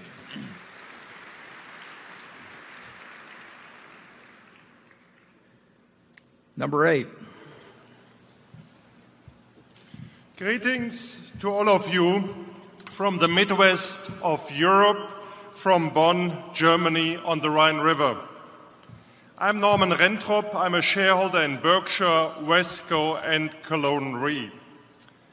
I want to thank you and Ethan Wertheimer to take the initiative and the time to come to 4 cities in Europe and potentially throughout the world to tell owners of family businesses what great alternative Berkshire Hathaway is to selling their businesses to buyout funds. Now my question regarding the chocolate industry. I'm challenged since I cannot buy See's candy in my hometown, Bonn, Germany. You gave that great example of the great business, the good business, and the gruesome business. See's candy, you cited having sent like $1.3 billion in cash profits to Omaha. There's another company called Lindt & Sprüngli. Now, while See's Candy achieves more than 20% profit on sales, you describe that their growth has been okay. Lindt & Sprüngli does only 14% on sales, but they did go almost global. Yeah, could you get to the question, please, on this? Yeah. The question is in whether you want to have a company with high profitability but okay growth versus a company going global but lower profits. What are your considerations? It really makes no difference to us. We evaluate all kinds of businesses, and what we do want is we want a business with a durable competitive advantage, which both of the companies you named do. And we want something we understand, and we want a management that we like and trust, and then we want a price that makes sense. And we try to look at, we probably looked at every confectionery business, you know, for 20 years that publicly owned, where we get the figures, and sometimes we find something where we can take action, and most of the time we don't. When they're private businesses, we don't determine, a really good private business. I always tell the manager the best thing to do if you got a wonderful private business is just keep it. You know, it's going to be worth more next year and the year after. So there's no reason to sell a wonderful business except for kind of extraneous factors. It may be family situations, it may be taxes, it may be that there isn't another potential error or whatever it may be. But there's no need. If you've got a business worth $1 billion, you don't need the $1 billion. You've got a business that's worth $1 billion anymore than if you've got a farm that's worth $1 million. You've already got the $1 million. You just happen to have it in the farm. And if you like farming, you keep it. So we never urge people to sell the businesses. We urge them to keep them. But there comes times when they do want to sell for one reason or another, maybe once every 20 or 50 years. And we do think if they have a business that they're enormously proud of, it's a really fine business, that they can keep more of the attributes that they love in that business by selling it to Berkshire than they can by far selling it to anyone else. So we are the logical buyer. As you mentioned, I'm going to Europe. Eitan has been wonderful about setting this up, and we're going to make presentations, not to try and get anybody to sell us their business now, because most people shouldn't sell us their business now. But we do want them to think of us when the time comes when an event occurs. Think about selling, and we want to be on their radar screen. And we're more on the radar screen in the United States than we are in Europe, and we're going to try to correct that. But if you take a firm like Uname and Lint, there's a price at which we would buy stock in Lint. There's a price at which we would buy the whole business, but it's unlikely to be selling there. If you think about hundreds and hundreds of wonderful companies, I get all these managers that just got a CEO yesterday who called me, and they want to tell me about their business, and they imply their businesses, or they think their business is the most attractive investment in the world. It isn't the most attractive investment in the world. There are thousands of possible investments, and the idea that all these managers are saying our stock is the most wonderful in the world is crazy. But it's our job to look at hundreds of things and in terms of marketable securities, buy what we think are the most attractive ones among the ones we understand and like as businesses. And then occasionally we get the chance to buy an entire business. We never do that at a bargain price. It just doesn't happen. People don't do that. The stock market gives you bargain prices. Individual owners won't. But when we get a chance to do that at a fair price, we like doing it. We love building Berkshire with a bunch of businesses with favorable long-term economic characteristics. But the chance that any one of them, we aren't going to look for a given confectionery company and say, regardless of price, we're going to do this, because we don't do anything when the phrase regardless of price enters into the sentence. Charlie? Yeah, I watched a man build up a business in Southern California, which was a wonderful business. And the time came to sell it, and he devoted his whole life to creating it. He sold it to a known crook who was obviously going to ruin the business just because he could get a slightly higher price. I think that's an insane way to live a life if you own a prosperous business. I think the better course is to sell to somebody you know is going to be a good steward of what you've created.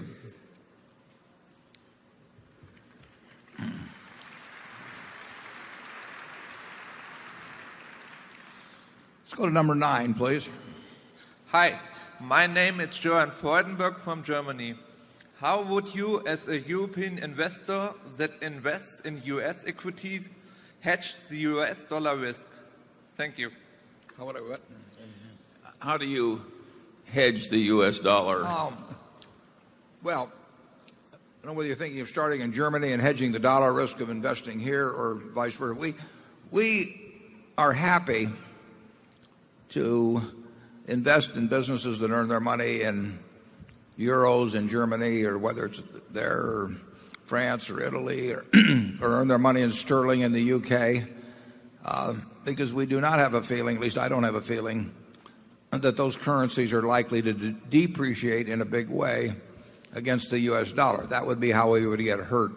We could offset that by borrowing the money in those countries and borrowing in their currency to make the purchases. But overall, I think that the U.S. is going to continue to follow some policies that have made the dollar weaker in recent years. So if I had to bet my life one way or another over 10 years, I would probably bet that the dollar would weaken against other major currencies, and therefore I feel no need, if we buy companies whose earnings primarily arise elsewhere in major countries, I feel no need to try and hedge those purchases. I mean, if I landed from Mars today with $1 billion of Mars dollars, or whatever they call them on Mars, and I was thinking about where to put my money, I went to the local, wherever my UFO landed, and went to the bank and said, I've got this $1 billion of Mars currency. And they said, well, what would you like to exchange here?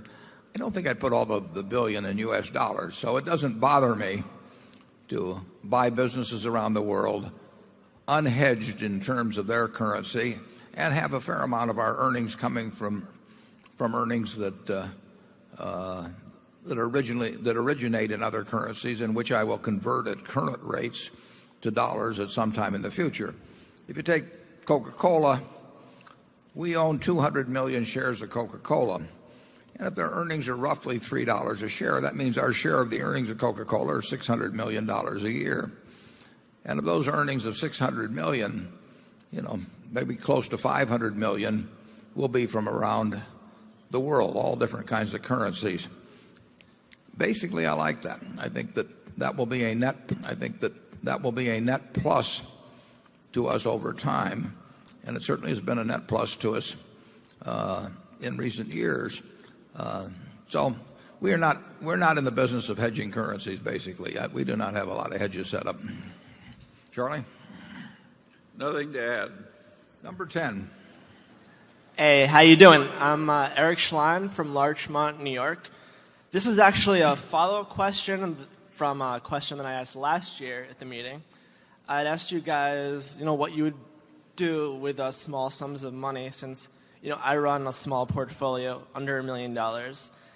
And, I asked you if you'd be doing things, like the net nets that Benjamin Graham used to talk about, and, liquidation arbitrage, a lot of the things that you used to do in the Buffett partnership. And you acknowledged that you wouldn't be just a buy and hold investor that you basically are today, but we'd be doing a lot of those transactions.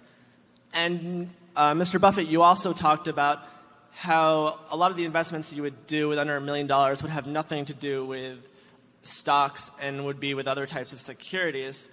And you didn't really elaborate, neither of you really elaborated any more than that. So I guess I was wondering if you could elaborate a little bit more on how your investment strategy, back then, in reference to non-stock investments, would be different than your buy and hold strategy today. So what kind of stuff would you be doing? Maybe if you can give me a past example that you did in the 50s or the 60s, that'd be great. Thank you. Appreciate it. Well, if I were working with small sums of money, and I would be happy doing that, it would just open up thousands of possibilities to me, and you might very well, certainly we've found very mispriced bonds where we could come nowhere near buying a position of enough size in Berkshire to make a difference, but where it would have made a difference if you were working with $1 million. But it would be bonds, it would be stocks of both in the United States and elsewhere. We found them in Korea a few years ago that were ridiculously cheap. You basically had to make very significant returns, but you couldn't put big money out in it. So it could be in stocks, it could be in bonds, wouldn't be in currencies with small amounts. But I had a friend who used to buy tax liens. Tom Knapp. He's got some relatives here, and an enterprising person can find a lot of different ways of making money. You'll find them. Most of them will be in small stocks. If you're working with small money, they'll be in small stocks or in some specialized bond situations. Wouldn't you say that, Charlie? Sure.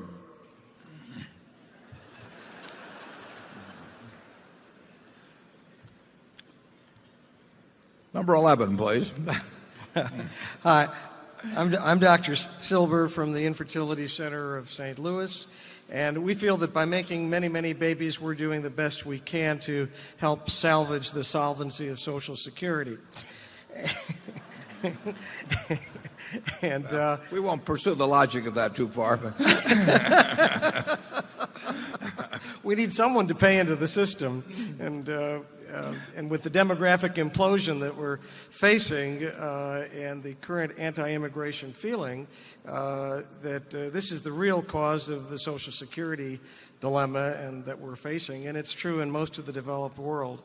But my question is, everybody is looking very closely at what you and Charlie are going to say at this meeting, because there's just a huge amount of confusion since the credit crisis. And I guess you've been through many, many years and decades of confusion, but everybody really wants to know what you think, because we have three candidates, one of whom I like, which I won't mention, but all three of whom seem to be pandering to voters and not really demonstrating a profound understanding of economics, and we're going to decrease interest rates to help the credit crisis, and we're going to inject $180 billion as free gifts into the economy, and yet our dollar is down 50%. And we certainly don't want a recession and all the misery that would bring, but aren't we going to eventually have a gigantic inflation here in the U.S.? And in China, which is our major partner in this, the stock market has gone down and people are losing money because they're worried about the U.S. So I'm wondering if you could just shed some words of wisdom on, if you were the presidential candidate, which I would like to see happen, what would be your position or your policy? Well, I think it was Bill Buckley, was it, that ran for mayor of New York, 40 years ago or something like that. And they asked him what the first thing he would do if he were elected. He said, I'd ask for a recount. It's not an easy game. I think we have, just personally, I think we have three pretty good candidates this time, quite good candidates. But I think that your comments about the pandering and all that, I'm afraid that's just part of if you have a very long political process and you have people only generally willing to listen to ideas in fairly short form, and you're trying to make the other candidates look bad one way or another, I'll promise. So I think that the truth is you do get a lot of pandering in the policies that are proposed. I think you have candidates that are pretty smart about economics. I happen to think two of the three are maybe a little smarter about economics than the third, but the third may be just as smart too. It may just be forced into a different position. A political process is something that doesn't lend itself to Douglas Lincoln debates on the fine points of policy, and it's a tough game. And the one thing I think is I think they will behave better in office than on the stump. I think that's true of all three of them. But I think that's just built into the system. We have a country that works awfully well. Whether Warren Harding is in office or Franklin Pierce or whatever it may be over the years. And it gets back to that saying I've said many times that I think that you want to buy stock in a business that's so good that an idiot can run it, because sooner or later one will. And we live in a country, frankly, that is so good that your children and grandchildren will live a lot better than you live, even though an idiot or two runs it from time to time in between. But we've got a lot better than idiots running. I mean, believe me, I think we've got three very good candidates, and I wish whichever one of them wins, I wish him well. It's not it's the toughest job in the world, the most important job in the world. And I think the motivations of the people running it are a lot better sometimes than their proclamations as they go along in the political process. I think it's very hard to run in Iowa without being for ethanol. It may be, you may win some badge for courage or something in the end, but you won't win the presidency. Charlie? Well, I'd like to address the recent turmoil and its relation to politics. After Enron totally shocked the nation with the gross amount of folly and misbehavior, our politicians passed Sarbanes-Oxley. And it has now turned out that they were shooting at an elephant with a pea shooter. And lo and behold, we have a convulsion that makes Enron look like a tea party. And I confidently predict that we will have changes in regulation and that they won't work perfectly.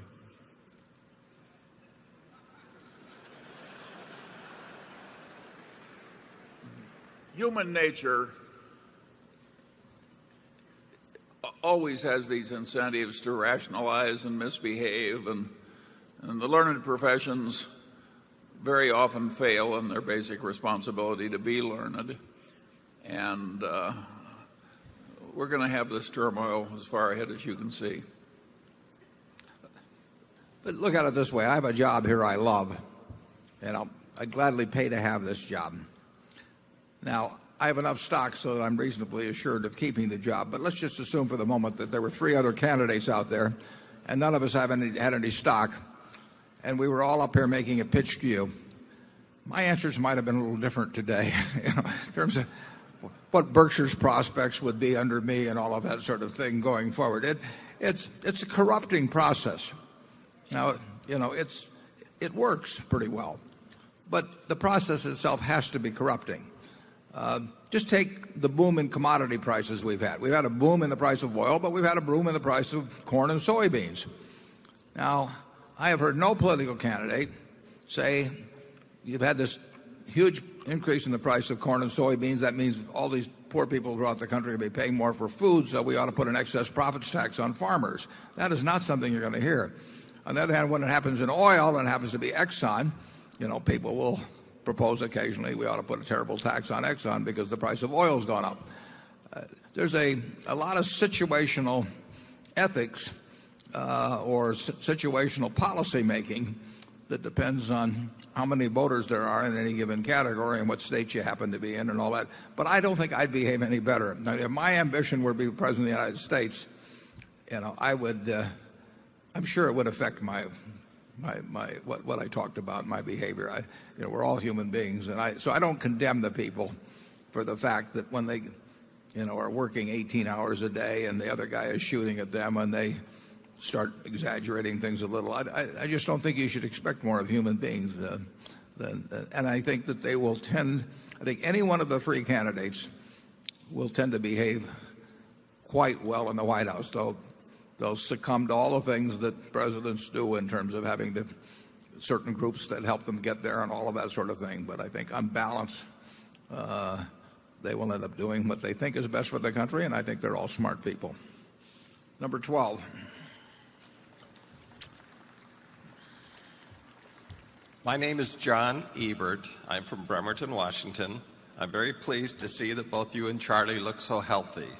And I'm also glad to know that your goal is to work till at least 102 before you retire.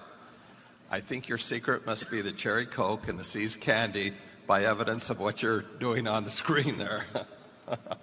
My question obviously deals with succession. At last year's meeting, you spoke about your plan for your chief financial officer. Could you please update us on where you stand on succession? Yeah, and we've said on the CEO front we have 3 that any one of which could step in and do a better job than I do in many respects.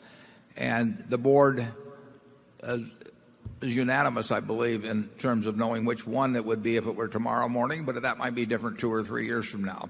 I think in any event, when the time comes, they'll want to pick somebody reasonably young because I think on balance it's a good idea to have a long run at this job, and I think it aids in acquisition and being able to make promises to people about how their businesses will be treated and so on.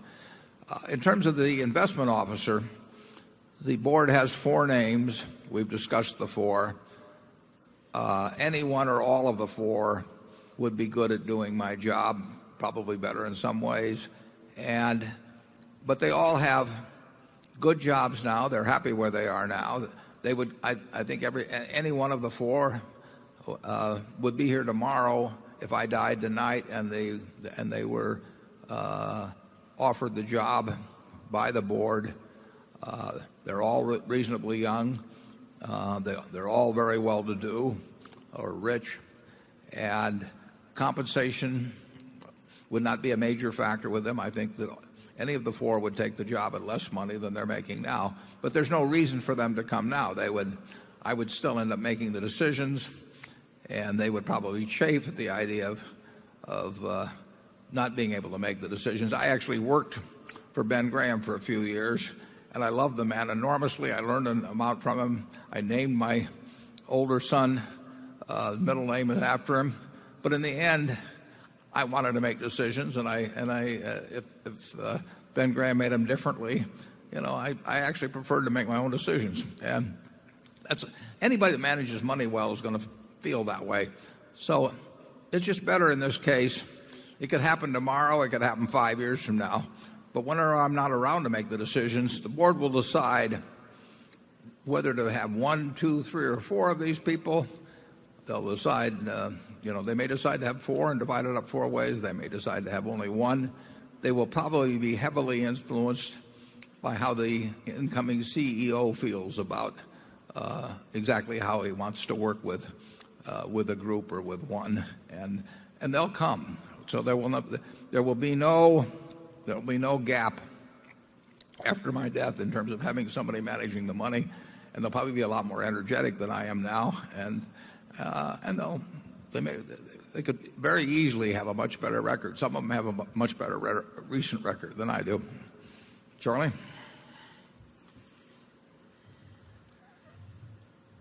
Well, we still have a rising young man here named Warren Buffett.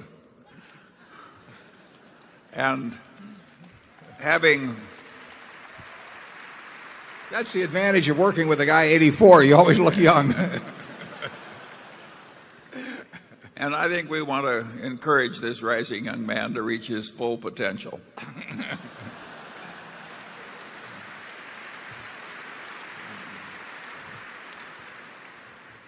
One thing I should point out, with our average age being 80, people talk about aging managements. Well, we haven't found a management that isn't aging. If we ever find we want to start eating what they eat.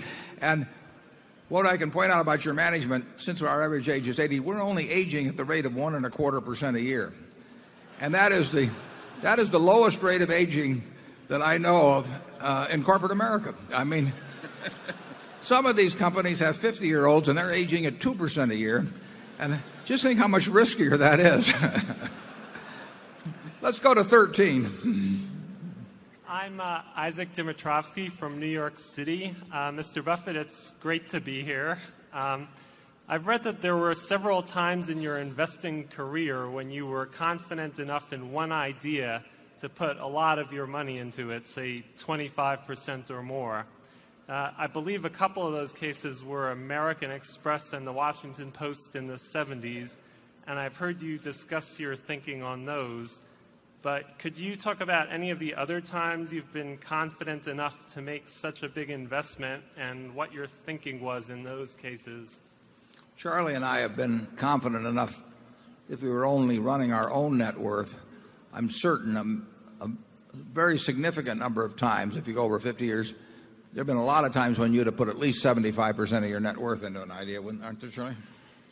Well, but 75% of your worth outside Berkshire has never been a very significant amount. Well, but I'm going back.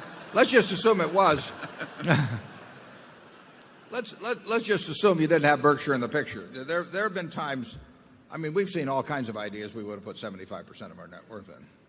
Warren, there have been times in my life when I've had more than 100% of my net worth invested in things. That's because you had a friendly banker, and I didn't. There have been times, well, initially I had several times I had 75% of my net worth in one situation. There are situations you will see over a long period of time. I mean, you will see things that it would be a mistake if you're working with smaller sums. It would be a mistake not to have half your net worth in. I mean, you really do sometimes in securities see things that are lead pipe cinches, and you're not going to see them often, and they're not going to be talking about them on television or anything of the sort. But there will be some extraordinary things happen in a lifetime where you can put 75% of your net worth or something like that in a given situation. The problem has been the guys that have put 500% of their net worth in. I mean, if you look at, just take LTCM, very smart guys, very decent guys, some friends of mine, high grade, knew their business, but they put, maybe 25 times their net worth into things that were a cinch if they hadn't have gone in that heavily. I mean, they were in things that had to converge, but they didn't get to play out the hand. But if they'd had 100% of their net worth in them, it would have worked out fine. If they'd had 200% of their net worth in it, would have worked out fine. But they instead went to, maybe 2,500% or something like that. So there are stocks. I mean, there's quite a few people in this room that have close to 100% of their net worth in Berkshire, and some of them had it for 40 or more years. Berkshire was not in the cinch category. It was in the strong probability category, I think. But I saw things in 2002 in the junk bond field. I saw things in the equity markets. If you could have bought Cap Cities with Tom Murphy running it in 1974, it was selling at a third or a fourth what the properties were worth, and you had the best manager in the world running the place, and you had a business that was pretty damn good, even if the manager wasn't. You could have put 100% of your net worth in there and not worried. You could have put 100% of your net worth in Coca-Cola earlier than when we bought it, but certainly around the time we bought it. And that would not have been a dangerous position. It'd be far more dangerous to do a whole bunch of other things that brokers were recommending to people. Charlie, you want to comment?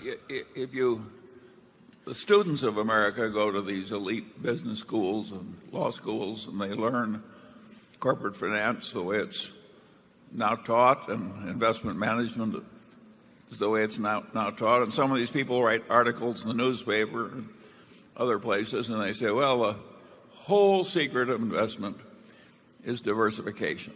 That's the mantra. They've got it exactly back-assward. The whole secret of investment is to find places where it's safe and wise to non-diversify. It's just that simple. Diversification is for the know-nothing investor. It's not for the professional. And there's nothing wrong with the know-nothing investor practicing it. It's exactly what they should practice. It's exactly what a good professional investor should not practice. But that's, there's no contradiction in that. A know-nothing investor will get decent results as long as they know they're a know-nothing investor, diversify as to time they purchase their equities and as to the equities they purchase. That's crazy for somebody that really knows what they're doing. And you will find opportunities that if you put 20% of your net worth in it, you have wasted the opportunity of a lifetime, in terms of not really loading up. And we've had the chance to do that way in our past when we were working with small sums of money. We'll never get a chance to do that working with the kinds of money that Berkshire does. We try to load up on things, and there will be markets when we get a chance to from time to time, but very seldom do we get to buy as much of any good idea as we would like to.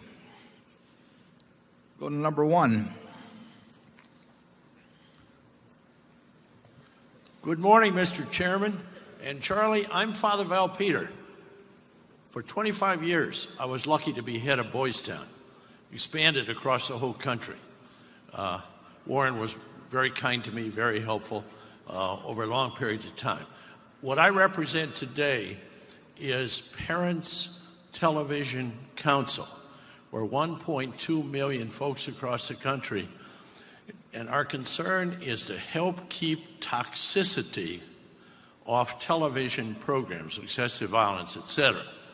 And I was very surprised, being on the Parents Television Council board, when I read a report, I hope it's not true, but it might be, that says that of the best and most troublesome advertisers, Berkshire Hathaway is near the bottom at 444 out of 452. I hope that's not true, but my point is this. When I was head of Boys Town and somebody said something like that, I'd say, go find out, correct it. My question is, would you be kind enough to say, go find out, if it's necessary, correct it? Thank you.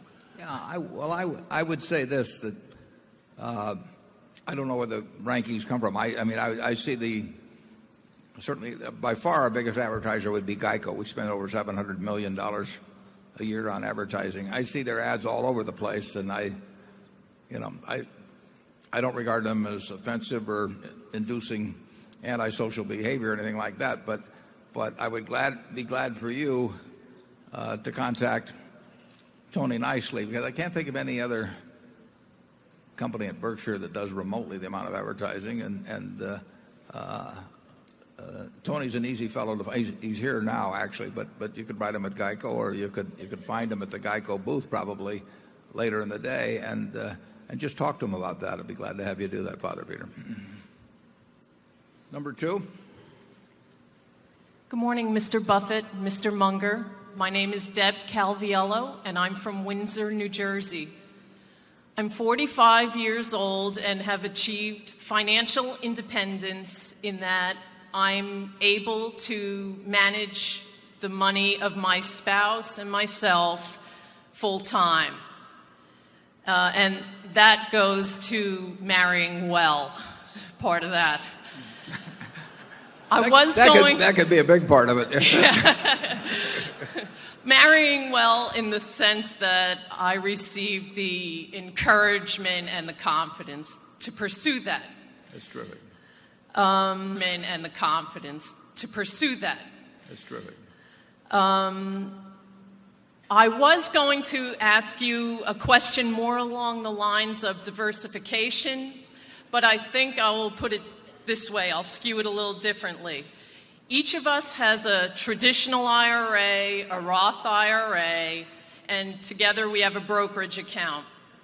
Should the assets in those accounts be separated or better managed as a whole pile? In other words, have overlapping securities in each account, or different types of securities relegated to a specific account? Yeah. Well, I would say your marriage sounds like it's going to last, so I think you should think of yourself and your husband as a unit. And you should, in my view, you should look at your overall financial condition and not worry about where the location of the assets will be. So if you have a net worth of X, and you have 20% of it and you're in a 401k and 30% outright and so on like that, just look at the whole picture and decide what mix of assets, what type of assets you want, and don't treat them as being in separate pots. I mean, at Berkshire, we own stock. We own stocks in a whole bunch of different. Our insurance companies own stocks in separate portfolios, and we even have a portfolio in Cologne, as mentioned earlier. I don't even think about what entity anything is in. It's all working for Berkshire, and I think you should. The way to think about your situation is to think about it all working for your family. Now, if you're, you strike me as having a very solid marriage, and I think your husband would be crazy if he split with you. But if you're just starting out, you may want to keep your money separate for a while so you see how it plays out, because a significant percentage do end up in divorce. I don't get into marriage counseling very often, so I can feel the ground sort of disappearing between my feet here, but I will turn it over therefore to our marital expert, Charlie Munger. Yeah, occasionally you'll find an investment that is going to produce a huge amount of taxable income. It's a junk bond paying a high yield that's taxable or something. So some items are more suitable for those retirement accounts that get tax deferral benefits. But apart from that, it's all one pot, sure. Number 3. Hi, Warren. I'm Doug Hicks from Akron, Ohio. And you hear on the news lately, a lot of people say that oil will run out during this century. Considering the U.S. policy is to do nothing until the very last second, how do you think the end of oil will play out? For example, do you think that this would unfortunately result in World War III, or do you think alternative energy will be available the day that oil runs out to take its place?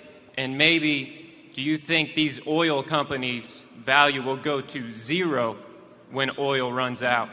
Yeah, oil won't run out. It doesn't work that way. What oil will do at some point, who knows when, people have predicted a lot of everything. So oil at some point, daily productive capacity throughout the world will first level off and then start declining very gradually. The nature of oil extraction is such that wells don't, with rare exceptions, they don't go to a given point producing 100 barrels a day and then all of a sudden quit or anything like that. So you run into this depletion aspect and get into decline curves and that sort of thing. So we're producing in the world 86 or 87 million barrels a day of oil, which is more than we've ever produced before. We are closer, by at least my calculations,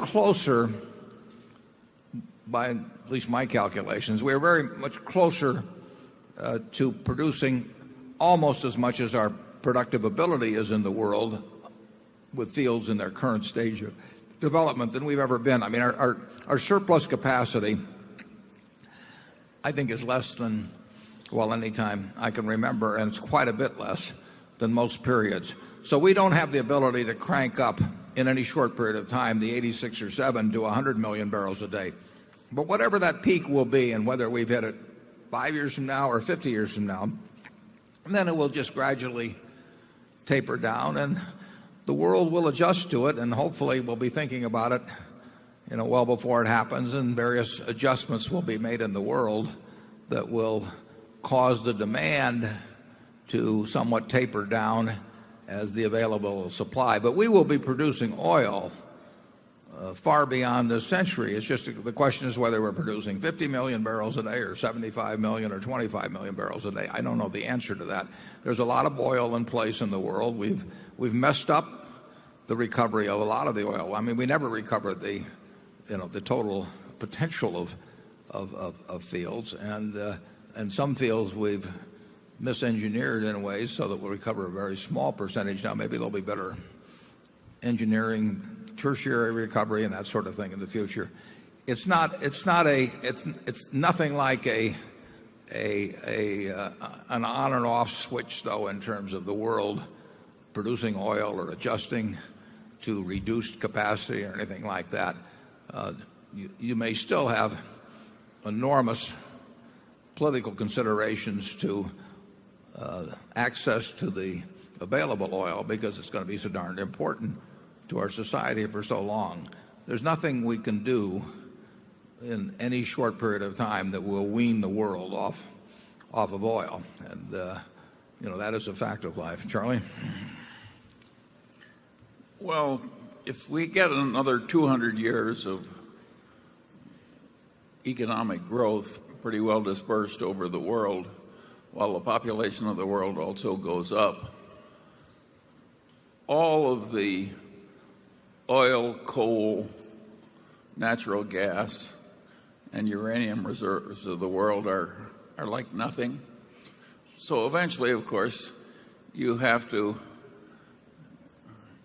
use the sun. There is no other alternative. And I think we can confidently predict that there'll be some pain in this process of adjusting to a different world. Personally, I think it's extremely stupid to use up the hydrocarbon reserves of the world as fast as we are. I don't think we've got any good substitutes for those things as chemical feedstocks. And I think it's perfectly crazy to use up something so precious for which you have no alternative that's sure to be available. And if you look at it backwards, what should we have done? Hell, we should have bought all the oil in the 30s in the Middle East and taken it over here by tankers and put it in our own ground. I mean, it's obvious to see what should have been done in the past. Even though that's obvious, are we doing the equivalent of that now? And the answer is basically no. So I think the governmental policy tends to be way behind in terms of rationality. And I think we'll just have to soldier through. But eventually, if we're going to have a prosperous civilization, we have no other alternative than the sun. What's your over-under figure for 25 years from now, world production, oil per day? Down. Down. That's not an insignificant prediction. I mean, believe me, if oil production is down 25 years from now, it'll be a different world. I mean, China's going to sell over 10 million cars this year. I mean, the demand is going to keep, even at these prices, it's hard for me to imagine demand falling off a lot. So if production falls off, you'll have some interesting consequences. Number 4. Mr. Buffett and Mr. Munger, my name is Guy Pope, and I'm from Portland, Oregon. I enjoyed the cartoon this morning, and I'd like to expand on that. I, too, like the idea of both of you serving as a single term as the President of the United States. Hypothetically, let's say, Mr. Buffett, you served the first term. Mr. Munger, you served the second term. I think the other way around's better, but go ahead. Each of you, please name 3 difficult policy decisions you would implement during your term to better the country. Well, Charlie's going to serve the first term, so I'm going to let him name his 3. I think that one takes us so far afield that I think it's asking too much. 3 perfect solutions to the major problem of mankind from each of us in a few minutes. We've just barely managed to stagger through life as well as we have, and I don't think we're quite up to it. We probably have a massive federal program for retirement homes, actually. I would probably do something about the tax system that would change things so that the super rich paid a little more and the middle class paid a little less. But that might be why you'd prefer to have Charlie serve first. Number 5. Hi, I'm Ryan Johnson from Arizona, and I wanted to ask what you think about the food shortages in the world and what trends you see in the next decade or 2. Well, again, I'm no expert on that, Charlie. Well, I said last year that I thought that the policy of turning American corn into motor fuel was one of the dumbest ideas in terms of the future of the world that I'd ever seen. I came out here with the head of an academic institution, and he called the idea stunningly stupid. Now, I'm here in Nebraska, where I like Nebraskans to prosper, but this idea was so monstrously dumb that I think it's probably on its way out. We've now, well, no, we got time for a couple more. Let's go to number 6. Hi, my name is Timothy Ferris. I am a guest lecturer at Princeton University twice a year, and I'd like to touch on an earlier question about investing with small sums of money. I'd like to ask both of you, if you were 30 years old again and had your first $1 million in the bank, how would you invest it, assuming you're not a full-time investor, you have another full-time job, you can cover your expenses with other savings for about 18 months, no dependents, and it'd be really helpful for my students, for myself and others here, if you could be as specific as possible about asset classes, percentages, whatever you're willing to offer. Well, I'll be very simple. Under the conditions you name, I'd probably have it all in a very low-cost index fund, and it'd probably be, might be Vanguard. Somebody I knew was reliable, somebody where the cost was low, and because you postulated that you're not going to become a professional investor, I would recognize the fact that I'm an amateur investor, and I would feel that unless bought during a strong bull market, which this hasn't been, I would feel that was going to outperform to a degree bonds under current conditions over a long period of time, and then I'd forget it and go back to work. Charlie? Yeah, it's in the nature of things that you aren't going to have a whole lot of screamingly successful professional investors. You've got a great horde of professionals taking croupiers' profits out of the system, most of them by pretending to be professional investors. And that is in the nature of things too. But if you don't have any rational prospects of being a very skilled professional investor, well, of course you should compromise on some simple thing like an index fund. Yeah, and that you will not get that advice from anybody because nobody gets paid to give you that advice. And so you will have all kinds of people telling you how much better they can do for you than that, and how if you just give them a wrap fee or give them commissions or whatever it may be, that they will do better, but they won't do better. On average, commissions or whatever it may be, that they will do better, but they won't do better. On average, if 1,000 other people like you do the same thing, that group of 1,000 will do worse if they listen to the people that make pitches at them. And in the end, why should you expect? I mean, you'll get a perfectly decent return over a 30 or 40-year period by doing what I suggest. And why should you expect more than that when you don't bring anything to the party? The salesman will tell you that you'll get it, but you won't. I would give you another word of warning. Do not judge stockbrokers generally by the ones you meet at this meeting. We attract some of the most honorable, intelligent stockbrokers in the world. They are not representative of the class. The politician in him just came out. Okay, we'll do one more and then we'll break for lunch. Number 7. Good morning. My name is Tim Pham. I'm from Austin, Texas. For my children, I would like to hear from both of you as far as the temptation to keeping up with the Joneses. And can you give them advice that they can live by with respect to frugality, debt, and work ethic? Yeah, just tell them to keep up with the Buffetts.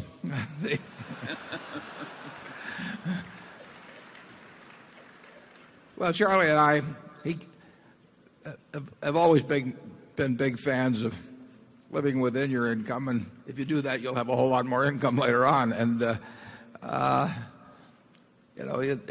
think they will, to a considerable extent, not a perfect extent, they will follow the example of their parents. I mean, if their parents are coveting, every possession of their neighbor, or trying to figure out ways to increase their cost of living without necessarily their standard of living, the kids are likely to pick up on it. But now you can get the reverse effect. If you get too tough with them, they go crazy later on. But people make that election. And incidentally, there are plenty of people that I don't advise to save.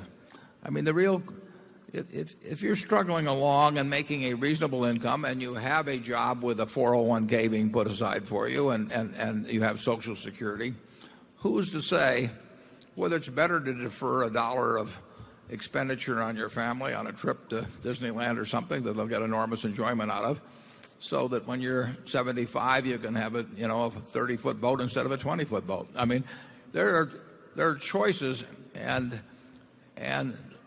there are advantages to spending money in various forms for your family when it's young, and giving them various forms of enjoyment or education or whatever it may be. So I don't advocate, I may practice, but I don't advocate extreme frugality.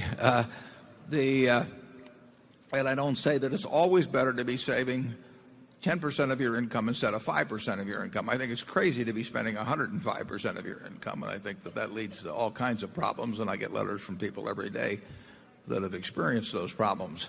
But in the end, if you want to have an internal scorecard, I mean, you are not a better person or a worse person because you live a different kind of life than your neighbor. You live a life that is true to yourself. Charlie? Yeah, it's obviously the best method to train your children to provide the proper example. I think we're hearing a child that didn't get that advice. But of course, even if you do provide the proper example, it's likely not to work. It's noon. Some of the time, anyway. It's noon now. We'll take about a 30 to 40-minute break. We'll come back. Some of those who are in the other room, we always have some openings here after lunch, so you might be able to move into the main room. We'll reconvene. Okay, we're going to go back to work here. We broke off at Area 7 last time. I have asked, just so everybody... is that looking at the future, have the business practices of the investment banks become so complex that it is not possible for the head of the investment bank to be aware of the exposures to financial risks day to day or week to week? Yeah, that's an exceptionally good question, and I think the answer probably is yes, at least in some places. Although there's a few investment bank heads I've got enormous respect for their ability to sort of get their minds around risk. But I decided, for example, when we bought Gen Re, it had about 23,000 derivative contracts. And I think I could have spent full time on that and not really been able to get my mind around how much risk we were running under some fairly extreme conditions that I did not think were impossible, but that the people who are running the operation might have thought were impossible, or that might not have cared about it that much because their own incentive compensation was such that if they made a lot of money one year on something that would work 99 years out of 100, they would feel the chances of something going wrong big were very slim. But I don't want to have it slim, I want to have it none. So I regard myself as the chief risk officer at Berkshire. If something goes wrong at Berkshire in terms of risk of the way we run the place, there's no way I can assign that to a risk committee or have some mathematicians come in and make a bunch of calculations and tell me that I'm only running a risk that'll happen once in the history of the universe or something of the sort.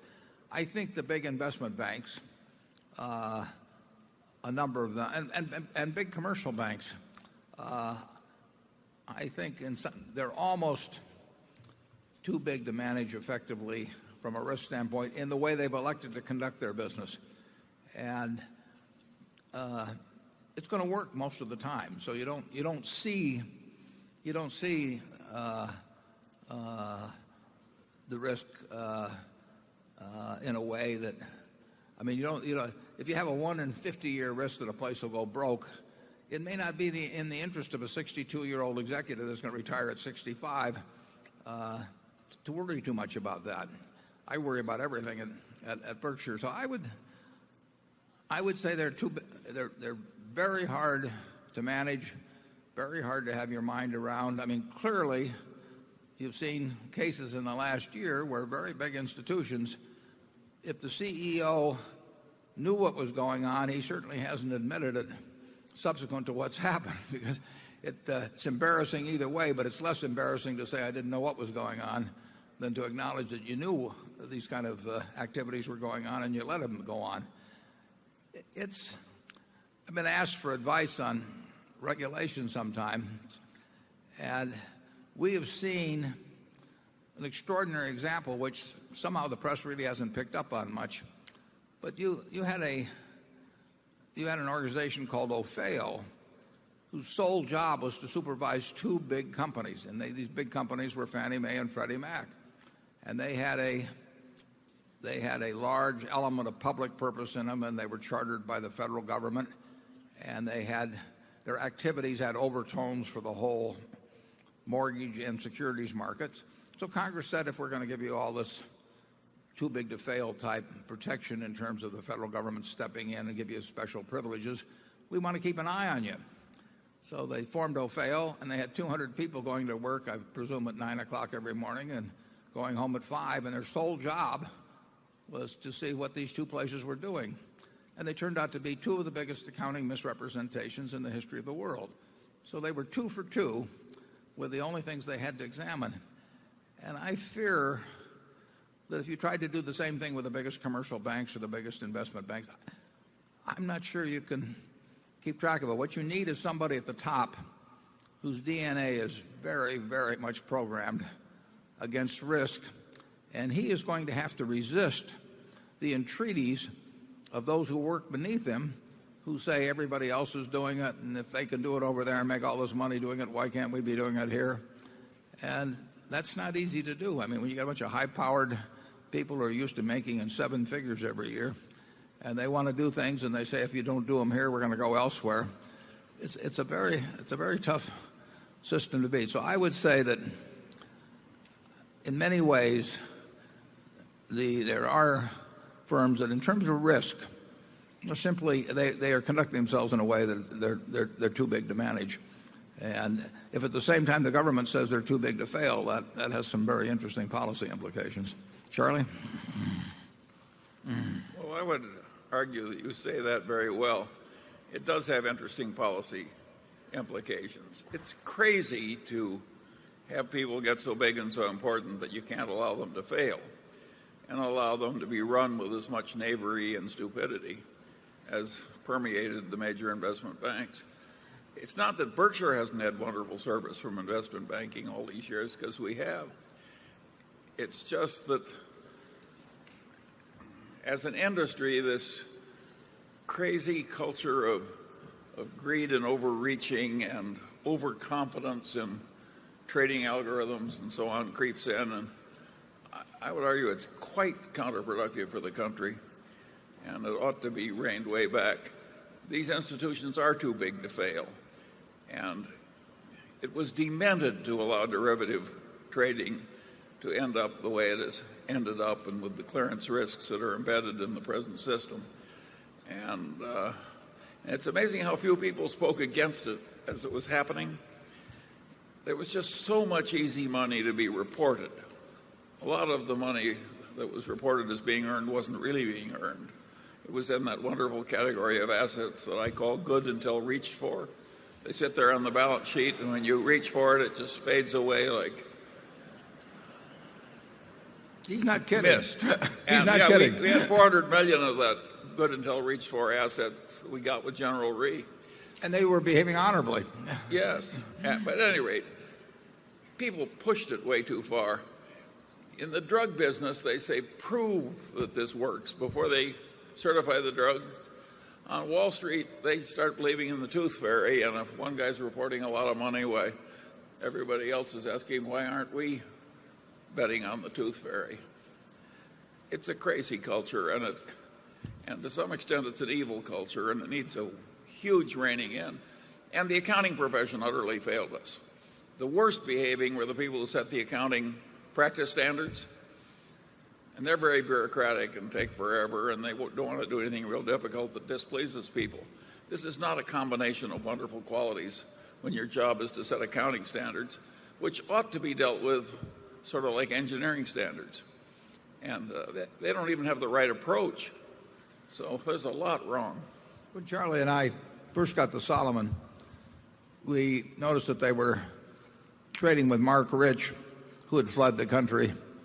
And we told them we wanted to quit trading with Mark. And they said, well, they were making money doing it in one way or another. And they said, what the hell did we know about crude oil trading? And they wanted to keep trading with them. And only by just total directive could we stop our own employees from trading with Mark Rich. Now, if you can't stop your people trading with Mark Rich, when you're focusing on it, just imagine what goes on, in those trading rooms elsewhere. If Bear Stearns, I think the Fed did the right thing by stepping in on Bear Stearns. If Bear Stearns had failed on Sunday night, and it would have, they would have walked over to a federal judge and handed him a bankruptcy petition, I guess, at a little after 6 o'clock Midwest time, because that's when Tokyo opened. If they had failed, the next day, as I understand it, they had about $14.5 trillion, which isn't as bad as it sounds, but $14.5 trillion of derivative contracts.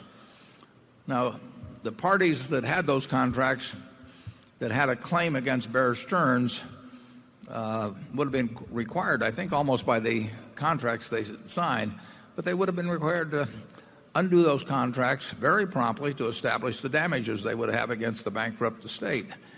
Just imagine thousands of counterparties around the world, trying to undo contracts, or everybody knowing they had to undo contracts in a very, very short period of time.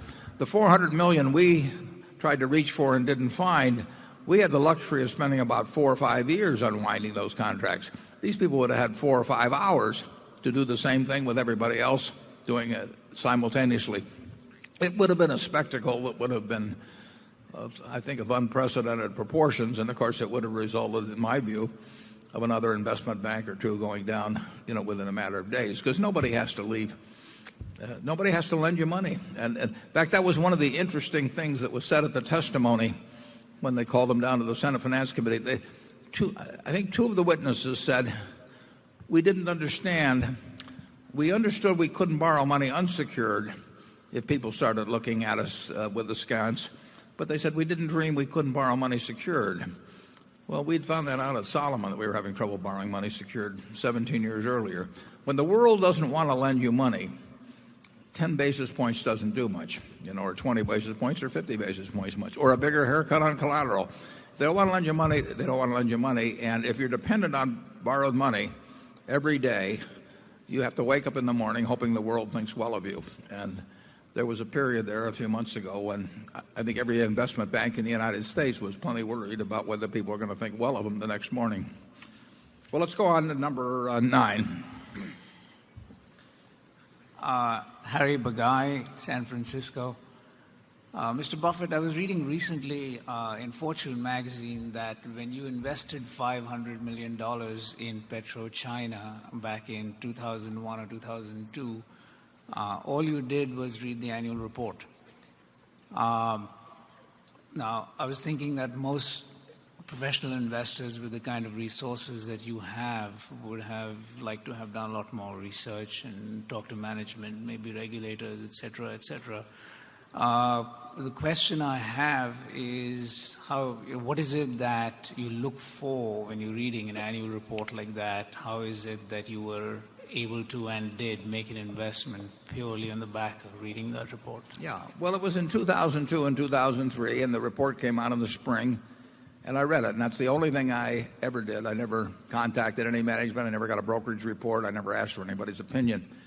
But what I did do was I came to the conclusion that the company, and it's not hard to understand crude oil production and refining and marketing and the chemical operation they have. I mean, you can do the same thing with Exxon or BP or any of them, and I do that with all. I look at them. And I came to the conclusion it's worth $100 billion, and then I checked the price, and it was selling for $35 billion, roughly. What's the sense of talking to management? I mean, basically, if you talk to management of almost every company, they'll say they think their stock's a wonderful buy, and they'll give you all the good stuff and skip over things that it just doesn't make any difference. Now, if I thought the company was worth $40 billion and had been selling for $35 billion, then at that point you have to start trying to refine your analysis more. But there's no reason to refine your analysis. I mean, I didn't need to know whether it was worth $97 billion or $103 billion if I was buying it at $35 billion. So any further refining of analysis would be a waste of time when what I should be doing is buying the stock. So we really like things that you don't have to carry out to 3 decimal places. If you have to carry it out to 3 decimal places, it's not a good idea. It was something like PetroChina. It's like if somebody walked in the door here and they weighed somewhere between 300 and 350 pounds, I might not know how much they weigh, but I would know they were fat. That's all I'm looking for, is something that's financially fat. And whether PetroChina weighed $95 billion or $105 billion didn't make much difference. It was selling for $35 billion. If it had been selling for $90, it would have made a difference. So if you can't make a decision on something like PetroChina off the figures, forget about going further. And that's basically what we did. It's a straightforward report, just like reading just like reading Chevrons or ConocoPhillips or anything like that, just as informative. And you weren't going to learn more, by going out and deciding whether you thought they've got one huge field in China, whether the life of it was 13 years or 14 years or something of the sort. They should hit you between the eyes. Charlie? Yeah, I would argue that we have lower due diligence expenses than anybody else in America,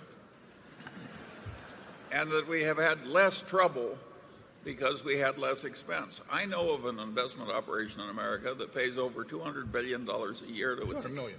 200 million. Yes, 200 million, pardon me, to every year to its accountants, a lot to help them with due diligence. And I think our operation is safer because we think like engineers. We want these margins of reliability, and they're trying to do something really difficult, which is to have fine-grained judgments in very complex areas and rely on other people to do it who are getting paid fees. It's a very dicey process to do that. I think it's much safer to do our way. If you think the auditors know more about making an acquisition you do, you ought to take up auditing and let them run the business as far as we're concerned.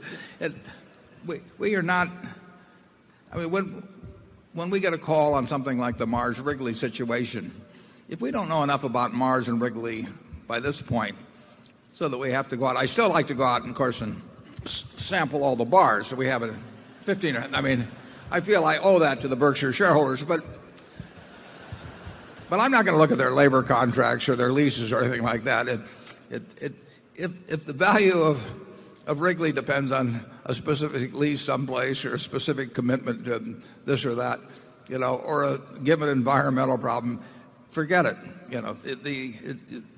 There are these overriding considerations that are enormously important, and then there's a whole lot of trivia that doesn't mean anything. That we have never made we've made plenty of big investment. I've made plenty of big investment mistakes. I've never made one, in my view, that would have been avoided by conventional due diligence. And we would have spent a lot of money, and we would have wasted a lot of time, and in some cases we would have missed deals simply because we wouldn't have committed fast enough. We have a significant advantage, and it gets bigger as we get bigger, because in terms of big deals, people rely more and more often on process, in that when people want to get a deal done and they want to know it's going to be done, they will come to us. I mean, the Mars people wanted to deal in terms of this financing aspect of the Wrigley situation. They only wanted to deal with Berkshire, and because they knew we didn't have any lawyers involved. I'll admit to this group, we didn't even have any directors involved. We just, we got a call, it made sense, and we said yes. And when we say yes, we don't say yes with a material adverse change clause. We don't say yes if financing is available. We just say yes.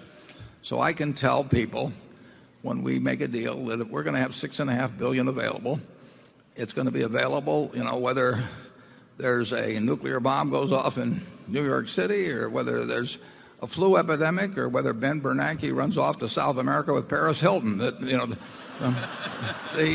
the check is going to clear. And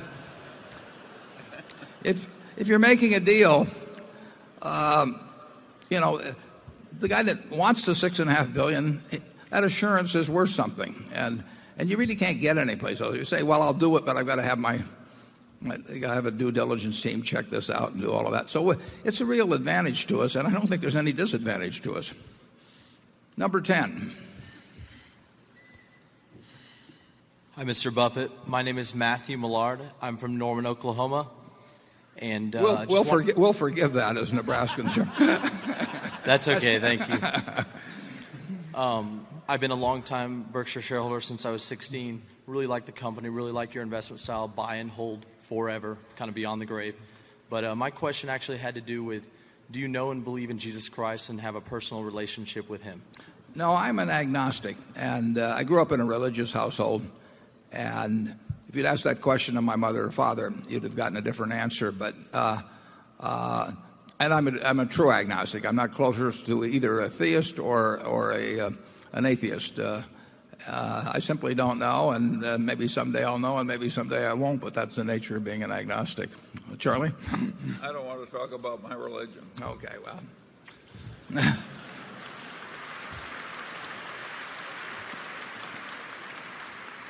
Being an agnostic, I don't have to talk about my religion. It's very simple.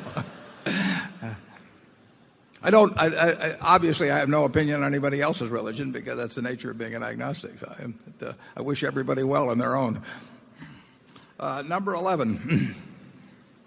Hello. Good afternoon, Warren, Charlie. I want to thank you for hosting this annual meeting. My name is James Yu. I'm from East Brunswick, New Jersey. I don't want to sound morbid, but my question is, once you two are gone and Warren's stock is placed in trust and slowly forced to be sold over the years, what safeguards are in place to prevent a hedge fund or LBO shops from joining together and acquiring Berkshire Hathaway and putting in play and breaking up this wonderful company and endangering the culture of this company? Well, my stock would be sold over about a 12-year period after my death. During the time of settling the estate, it gets disposed of in the same manner as presently, and then it gets on a time clock. So that takes a lot of time. I may live a little longer even than now, but even if that started now, you would be dealing, I hope, with a company that had a market value much larger than even we presently have. And you'd still have large blocks of stock held by institutions or people that certainly had a similar philosophy. There's no guarantee that if somebody wanted to try a $600 or $700 billion takeover, and it might be a lot larger than that if you go out a ways, that it can't be done. But I think it would be about as unlikely to happen in the case of Berkshire as any company I can think of in the world. It can't happen at all, in effect, until sometime after I die. There'll be a lot of votes concentrated till that period. And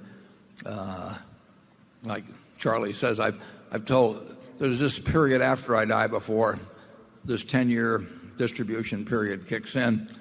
So I've told my lawyer to make sure that my estate lasts for quite a while. And he says that's like telling your teenage son to have a normal sex life when you tell a lawyer that. But it'll be a long time. And like I say, if we do anything in the way of decent rates of compounding, you're really talking, one of the very largest companies in the United States. And I don't think I don't think there's going to be the LBO of General Electric or Exxon. And I think that it would be equally difficult with Berkshire. There's no 100% guarantee, however. Charlie? Yeah, and besides, Warren doesn't plan to leave very early. I've heard him say several times when people ask him what he once said at his funeral, and he always gives the same answer. He says he wants people to say that's the oldest looking corpse I ever saw.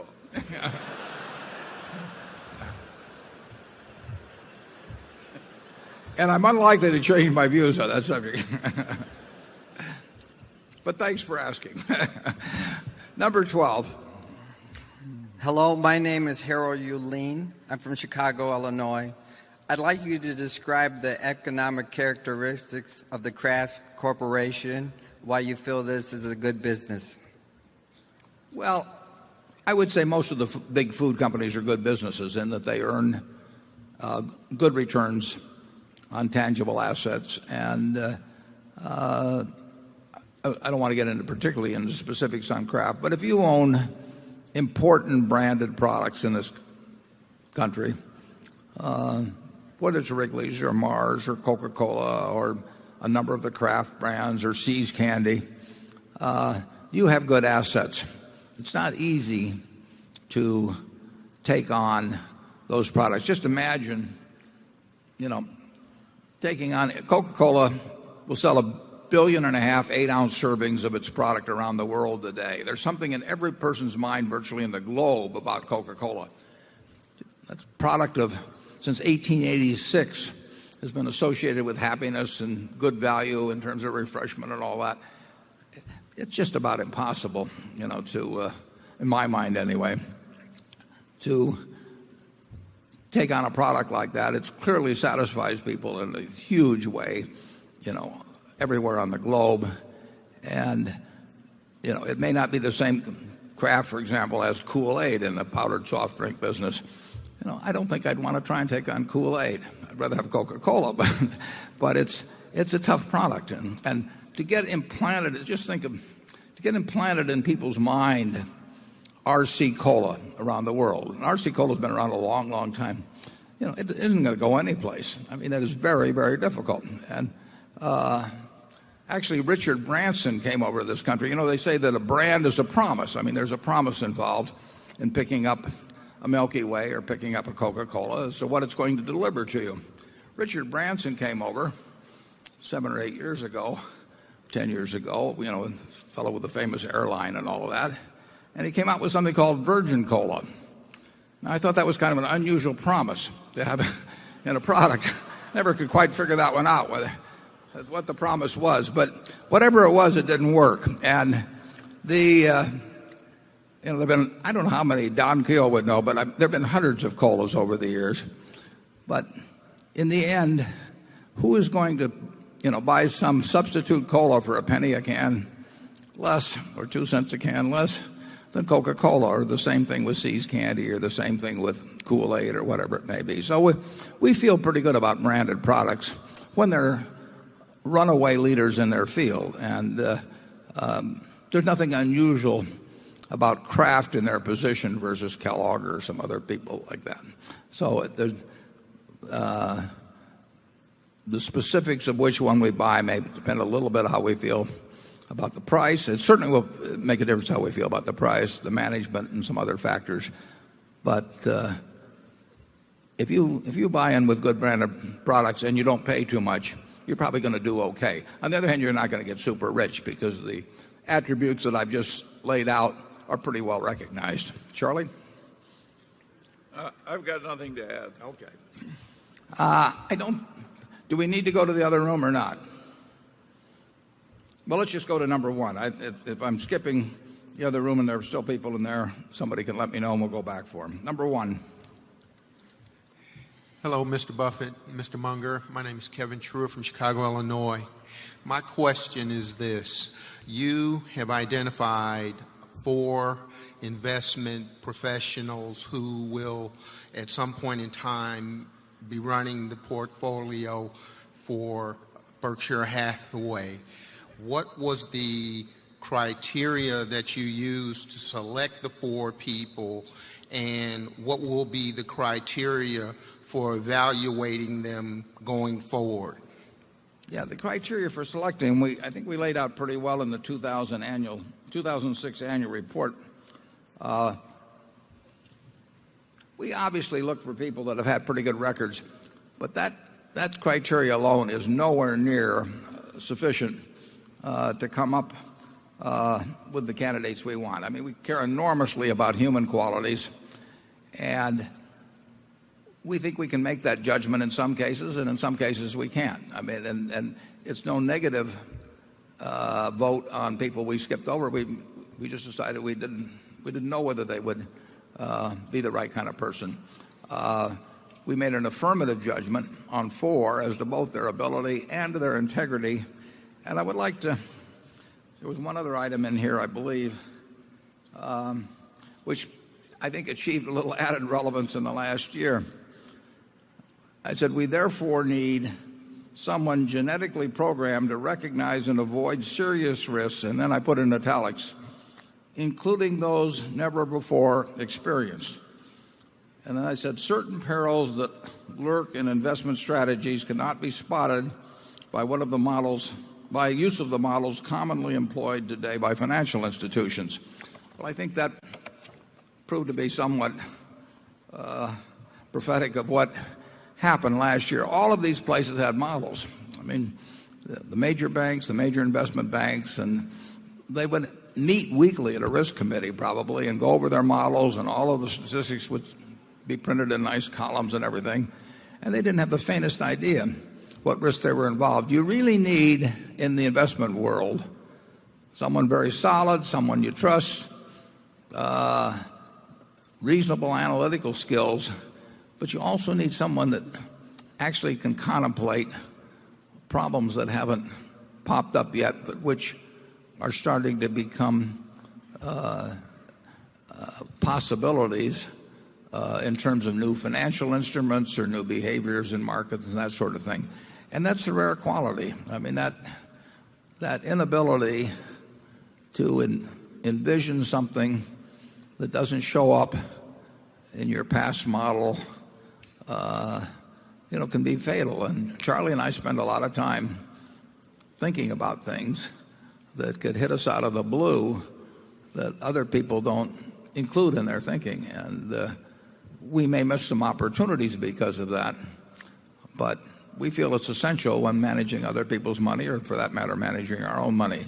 So I would say that you might go back and read the 2006 annual report again, but those are the criteria we're looking for, and we have identified as being met by the four people we're thinking about. Charlie? Yeah, you can see how risk averse Berkshire is. In the first place, we try and behave in a way so that no rational person is going to worry about our credit. And after we've done that, and done it for many years, we also behave in a way that if the world suddenly didn't like our credit, we wouldn't even notice it for months, because we have such liquidity and are so unlikely to be unable to be pressured by anybody. That double layering of protection against risk is like breathing around Berkshire. It's just part of the culture. And the alternative culture is just the opposite. You call a man the chief risk officer, but often he is functioning as a guy that makes you feel good while you do dumb things. So he's like the Delphic oracle that convinced the Persian king to attack somebody or other. I mean, he's just a dumb soothsayer. And how can a guy be dumb when he's got a PhD and he can do all this advanced math? Well, you can but you can. It's perfect. Well, all you've got to do is crave system and computation so much that you torture reality into fitting some model, mathematical model, which really doesn't match, particularly under extreme conditions. And then because of this work that you're putting into everything and these computations about daily trading risk and so forth, you feel confident that you've clobbered the risk, but you haven't. You've just clobbered up your own head. Yeah, we really want to run Berkshire. I'll even applaud that one. We really want to run Berkshire so that if the world isn't working tomorrow the way it's working today, and it's working in a way nobody expected, that we don't have a problem. We do not want to be dependent on anybody or anything else, and yet we want to keep doing things. So we think we found a way to do that. It may give up some of them. Well, it obviously gives up earning higher returns 99% of the time, and maybe 99.9% of the time. Obviously, we could have run Berkshire with more leverage over the years than we have, but we wouldn't have slept as well, and we wouldn't feel comfortable. We have a lot of people in this room that have almost all their net worth in Berkshire, including me, and we wouldn't feel comfortable running a business that way. Why do it? I mean, it just doesn't make any sense to us to be exposed to ruin and disgrace and embarrassment and for something that's not that meaningful. If we can earn a decent return on capital, what's an extra percentage point? It just isn't that important. So we will always try to behave in a way that A, is not dependent on anybody else evaluating the risk except for us. It cannot be farmed out. And you've seen what happened to some institutions where the management thought they were farming it out. And, if that means a reasonable return instead of a slightly unreasonable return, we just accept it. Number two. Hello, Mr. Buffett. Hello, Mr. Munger. My name is Burkhard Wittek, and I'm from Munich, Germany. I would like to get back to your point that as a professional investor, one should be able to act quickly and decisively. That means being able to know what the intrinsic value is and to act within a day or within an hour if the market offers an opportunity. My question is, how large is the universe of companies which you have in your head whose intrinsic value you know, where you would be able to act within a day or two if the market offered an attractive price to you? And secondly, how come you suddenly invest in Southern Korea or China? Yeah, we can act. Our immediate decision is whether we can figure what's being offered out to us or not. I mean, there's a go, no-go signal, and Charlie and I are often thought to be rude when we think we're just being polite and not wasting the other person's time. So as they start mid-sentence in their first conversation with us, we just say, forget it. And Charlie's pretty good at that, and I'm picking it up. We know very, very, very early in the conversation whether somebody's talking about something that there's any chance is actionable by us. And we don't worry about the ones we miss. We want to make sure that we don't waste any time thinking about things that when we get all through thinking about them, we're not going to know enough to make the decision on. So we just rule those out. And that rules a lot of things out. But then if it gets through a couple of these filters and makes it into an area where it says this is something that we know enough about to make a decision on, we're ready to move right then. So we make decisions.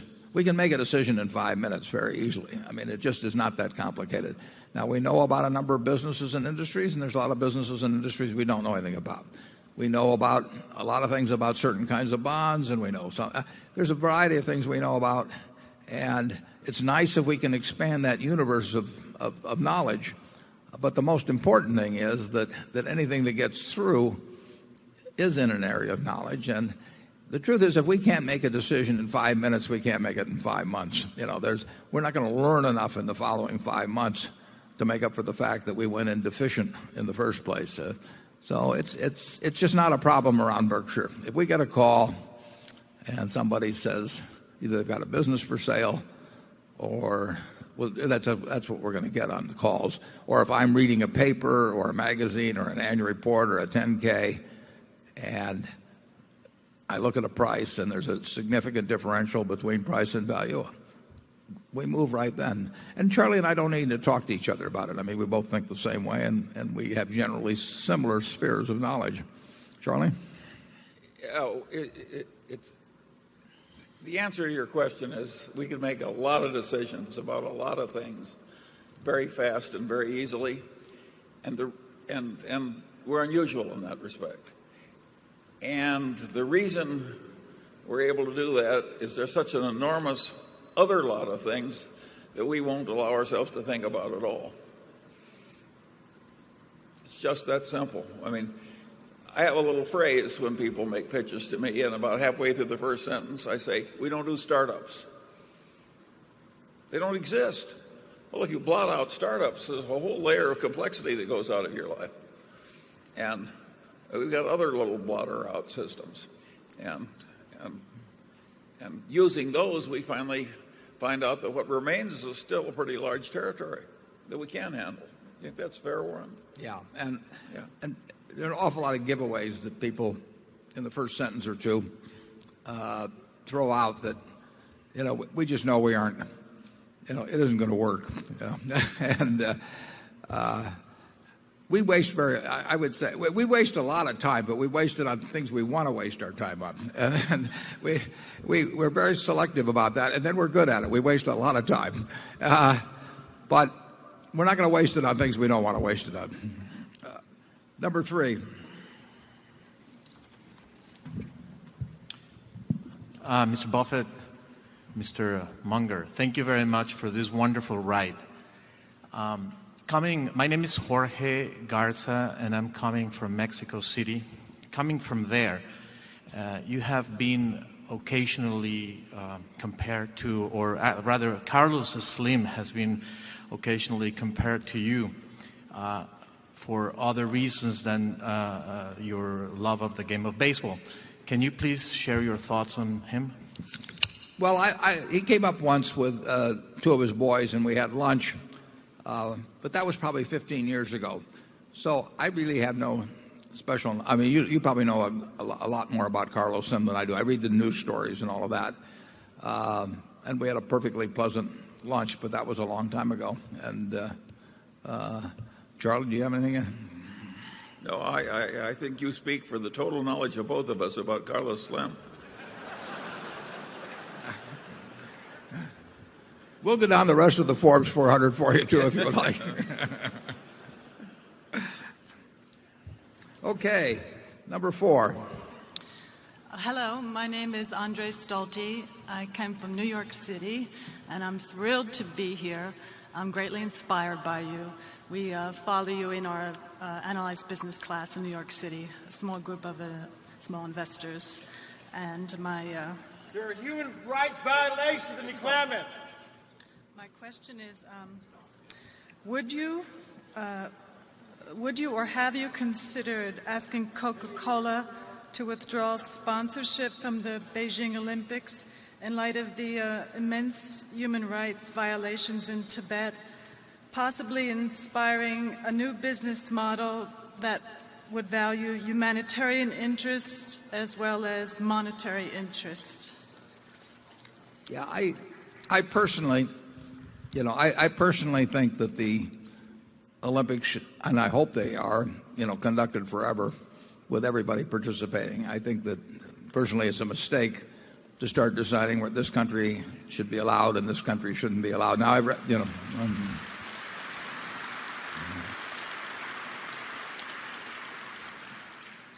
I think it's very hard to grade a couple hundred countries that might be participating according to how their behavior was. I mean, we didn't let women vote in this, the United States, until 1920. So we went 140 or so, 130 years. And I would say that was a great human rights violation, but I would have hated to see the United States banned from the Olympics, in the years prior to that because of that. So I just think it's a terrible mistake to try and get into something. The Olympics are a wonderful event. I think the more people participate in them, the better. And I think that on balance, they contribute to a better world over time. So I would not start getting punitive about it. But I understand your motives on it, and thank you. Charlie? Well, Warren understates my position. I usually understate his position. This is a matter of strong opinion. And I would say to you people who are distressed by imperfections in China, ask yourself the question, is China more or less imperfect as the decades have gone by? And the answer is China's moving in the right direction. And as long as that's happening, I think it's a great mistake to just pick the worst thing about somebody you don't like and obsess about it. Yeah, the U.S. has moved in the right direction over here.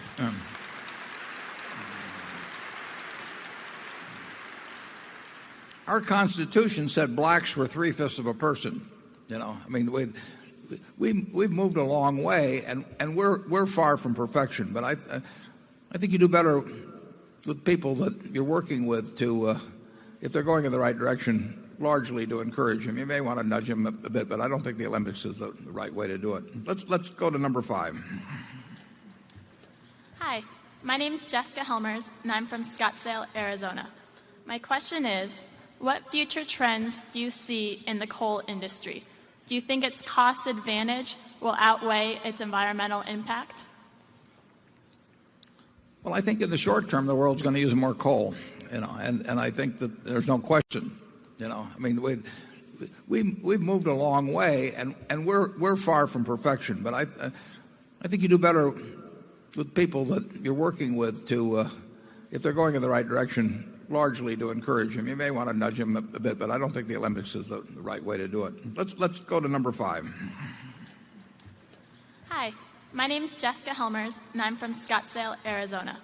My question is, what future trends do you see in the coal industry? Do you think its cost advantage will outweigh its environmental impact? Well, I think in the short term, the world's going to use more coal, and I think that there's no question that there's an environmental disadvantage to it. And I think the world will slowly, maybe more rapidly than that, but we will figure out better ways to do the things that coal does.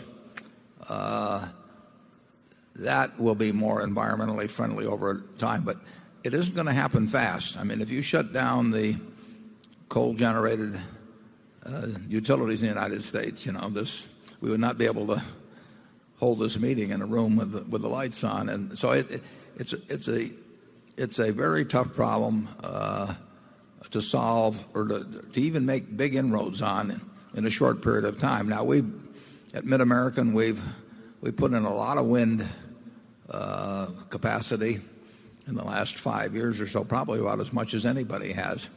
But we are dependent a lot on coal. It's cleaner coal than it was 20 years ago, and we will be dependent on it for a long time. And and it's a worldwide problem, obviously. And the Chinese are building coal plants at a very rapid rate.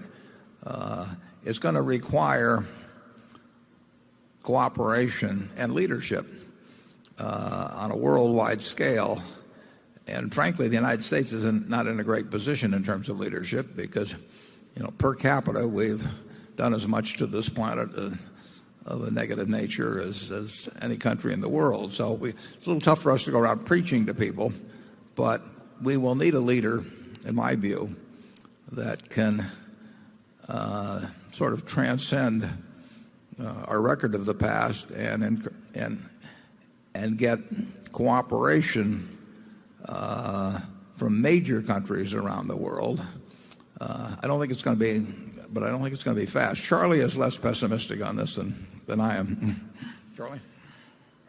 Well, I think the people who are very against the use of coal should reflect which one they'd rather use up fast, the hydrocarbons, the oil and natural gas, or the coal. I would rather use up the coal because it's less desirable as a chemical feedstock for what we need to feed the world. And so I would argue that there's an environmental reason in terms of humankind for being very pro-coal use. Most people don't think that way, but I do. Charlie does not find comfort in numbers. No. Number 6. My name is Reza Abostad. I live in Sacramento, California. The stock prices of most small regional banks have become more attractive in the past 1 year. Do you have any opinions about regional banks as investments? And if you were going to purchase shares, what are the areas that you would carefully examine? Yeah, I don't think you should make a categorical decision about something like, however you define them, small, mid-cap, whatever, regional or national banks for that matter. So much depends on the character of the institution, which will probably be a reflection to a great degree of the type of CEO you have. And a bank can mean anything. It can mean an institution that's doing all kinds of crazy things. There was one called the Bank of the Commonwealth up in Detroit many years ago that went to extremes, and it was very popular on Wall Street for a while. It could mean the soundest of institutions. We owned a bank, the only bank Berkshire's ever owned in its entirety, in Rockford, Illinois, run by a fellow named Gene Abegg. And it wouldn't make any difference whether it was a super regional or a small or a mid-cap bank. There's no way Gene Abegg could run on anything other than a super sound bank. So I think you should know something about the culture of the management and the institution to make a firm buy decision on a bank. And that's hard to do for 99% of the banks. We own stock, as you know, It's in our report, Wells Fargo and U.S. Bank and M&T up in Buffalo. And in all three cases, I think I understand quite well the DNA of the institution in terms of how it behaves. That doesn't mean those places are immune from problems, because they'll have problems. But it does mean they're immune, in my view, from what I would call institutional stupidity. And I would not say that all banks are immune from that. As a matter of fact, there was a very wise man named, I think it was Morris Cohen, that said there are more banks than bankers. And if you think about that a while, you'll get my point. Charlie?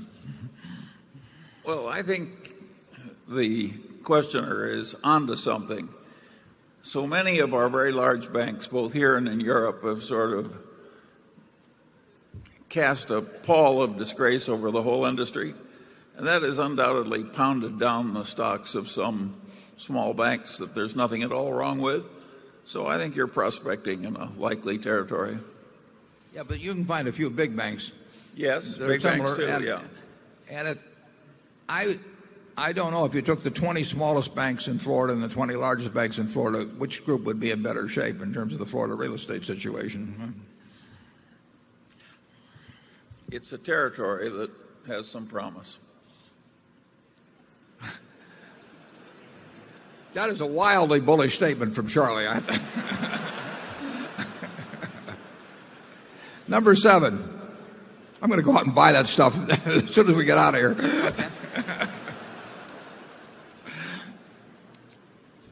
Good afternoon. My name is Matt Thurman, Chicago, Illinois.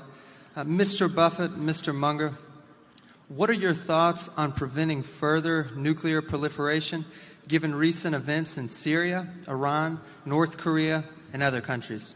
Thank you. Yeah. Well, it's the great problem of mankind, along with proliferation or the spread of other weapons of mass destruction in the chemical and biological field.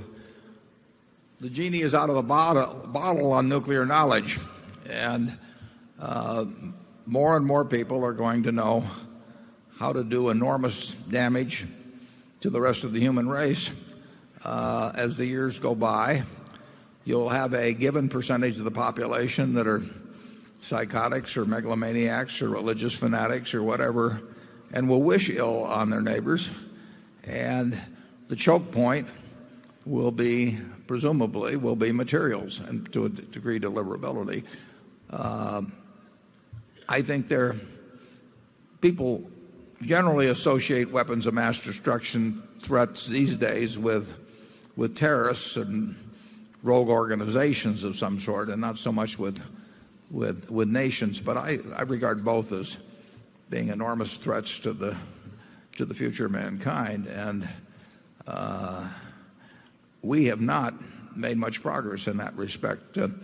We should be doing everything possible to reduce access to materials, and I've even had a few thoughts on that, which you can look up on the Nuclear Threat Initiative, probably on the website. And I've got a proposal actually that might reduce by a tiny bit the rationale, at least, for all kinds of nations having highly enriched uranium and that sort of thing. But it is the primary problem of mankind. If you've got 6.5 billion people, you're probably going to have, in the world, you're probably going to have close to twice the number of people who wish ill on their neighbor than you had when you had 3 billion people. And for a long time, if you were a psychotic or something, you could pick up a stone and throw it at the guy in the next cave, and you moved on to bows and arrows and rifles and cannon. But for millennia, the ability to inflict massive damage was quite limited, no matter how crazy you were. And since 1945, when Einstein said that the atomic bomb, as they called it then, has changed everything in the world except how men think. That was a comment made shortly after Hiroshima. We live in a world where exponentially has experienced exponential growth in the ability to inflict harm on somebody else, and we haven't gotten rid of the nuts or the people who want to do it. And It is, whether it's Iran or you name it, or whether it's terrorist organizations or whatever, we live in a very, very, very dangerous world on that is getting more dangerous as we go along. And we've been very lucky since 1945. When the Cuban Missile Crisis came along in the 60s, it might have been 50-50. And I think we were lucky we were dealing with Khrushchev, and we were lucky that Kennedy behaved the way he did. But we were lucky. And Charlie and I talked a lot about it in the 60s at the time. But it won't go away. And you would hope, at least in the United States, that we have an administration, whether it's Republican or Democrat, where that's at the top of the agenda, trying to figure out a way to minimize that risk. You can't eliminate it. It is out of the bottle, but we've got to. It should be paramount to minimize the risk that we really get into something that involves, deaths on a scale that nobody's ever contemplated before. Charlie? Yeah, well, you talk about deaths on a scale that people have never contemplated before. People have recently figured out that the population of Mexico probably had a population decline of 95% caused by European man bringing in his pathogens. And it was a pretty big civilization that went through that little knothole. These things can happen and have happened, and look at Mexico today. I don't think it's going to wipe out the species. Well, that's I hope that cheers you up. The cockroaches will survive. It's a very good question. I wish I knew a better answer. Number 8. Good afternoon. I'm Elizabeth Baird from Apopka, Florida. I would like to thank you for this wonderful opportunity to learn so much more about finances and at the same time have a wonderful time. It's been fun. That's great. I teach at Valencia Community College in Orlando, Florida. I teach office administration and business. I applaud my students for investing in themselves by enrolling in college. I also want to stress financial independence and financial freedom. I do this by telling them that slow and steady wins the race. Also, good, sound financial management, and then the law of reciprocity. I have them track every expense over a period of time. Also, they buy, theoretically, one stock and track that too over a period of time. We keep track of the current financial news, current news, and also they have research papers.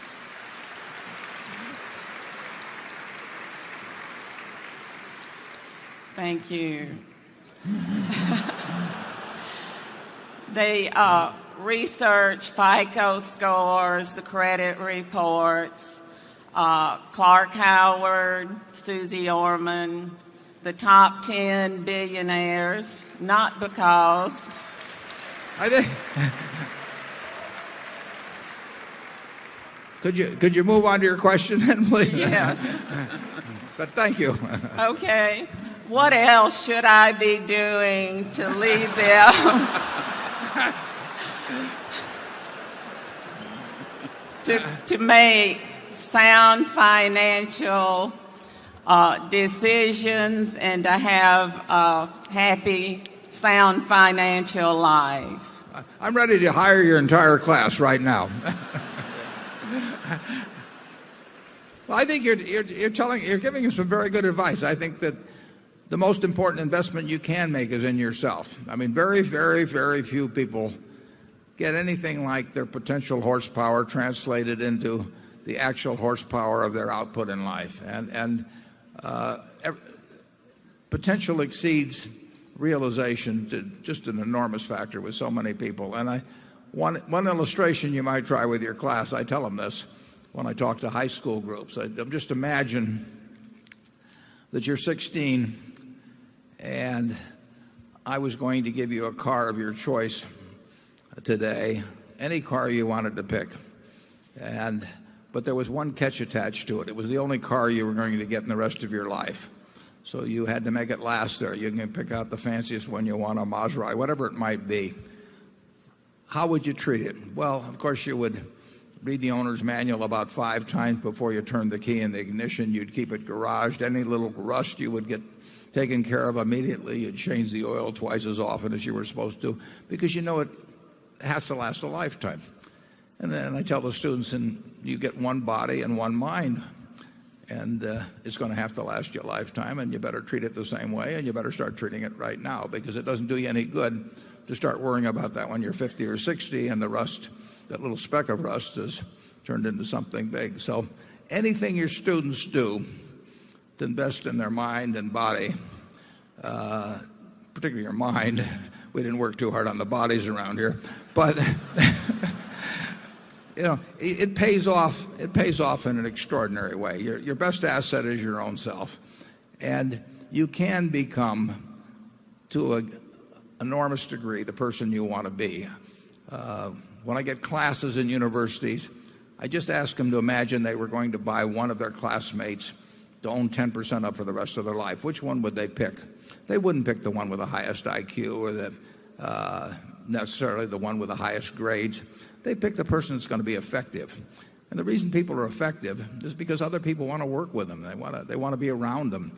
And other people they don't want to be around. And those are qualities that an individual picks up: being generous, being humorous, being on time, not claiming credit for more than you do, but rather than less than you, helping out other people. All kinds of human qualities that turn other people on, and then there's things that turn on people off.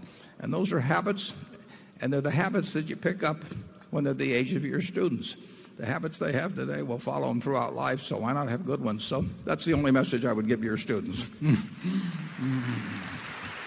Well, I've got a specific suggestion that answers your specific question. I would add to that extensive repertoire of yours by teaching them to avoid being manipulated to their disadvantage by vendors and by lenders, using the standard tricks of the vendor and lender trade. And you couldn't start with a better book than Cialdini's Influence. And I think Bob Cialdini, who's a shareholder, is here somewhere in this audience.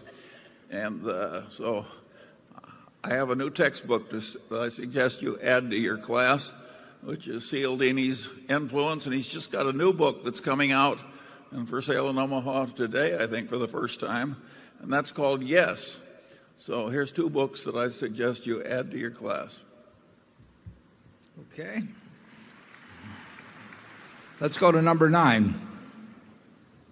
I'm Andrew Gordon from Chicago, Illinois, and I'm 9 years old, and I'm a big baseball fan. I know you like baseball, and my favorite team is the Chicago Cubs. Would you like to buy the Chicago Cubs from Sam Zell? And my question is, do you think buying baseball teams is a good investment?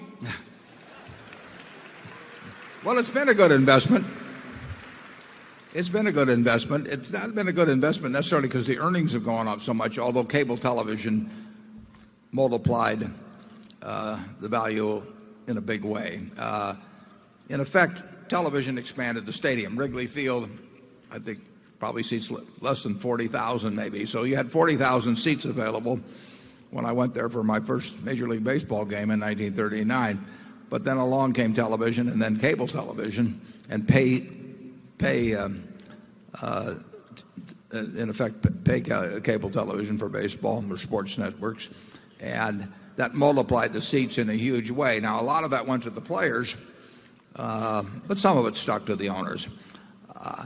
I am not when I was your age, I would have thought if I made a lot of money, I would have bought a team. But there were a lot of things I thought I would do then that I haven't done subsequently. So I don't think if the Cubs sell for $700 million and you've got a percentage of that in your bank account now, I don't think I would buy in at that price. There's a psychic income to many people in owning sports teams. I mean, it makes them famous, maybe not in the way they anticipated when they bought the team, but it is a way to instant celebrity and recognition and all that. And as long as we live in a society where people have loads and loads of money, a certain percentage of people are going to want to become known for the fact that they have done very well in life, and a sports team is certainly one way of doing it. That isn't the only reason people buy them, obviously. But I will say this, you are not the first one that's asked me about buying the Cubs. I've had calls not from Sam, but from other people, and it's I think I'll leave that to you. Charlie, are you thinking about buying a sports team?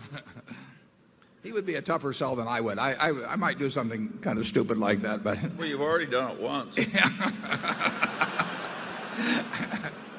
Touche. Number 10. Mr. Chairman, Mr. Vice Chairman, my name is Andy Peake, and I'm from Weston, Connecticut. Americans at the individual, municipal, state, and federal levels historically do not save. On the other hand, Asians save approximately 40% of their income. Living beyond one's means is an American way that obviously cannot continue. First, why is it that Americans do not save? And secondly, what can we do to correct this long-term problem? Thank you.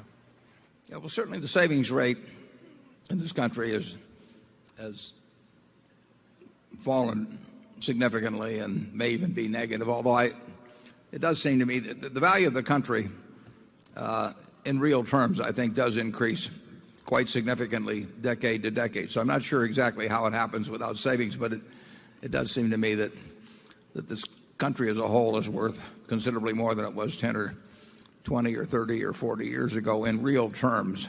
So something good has happened. But the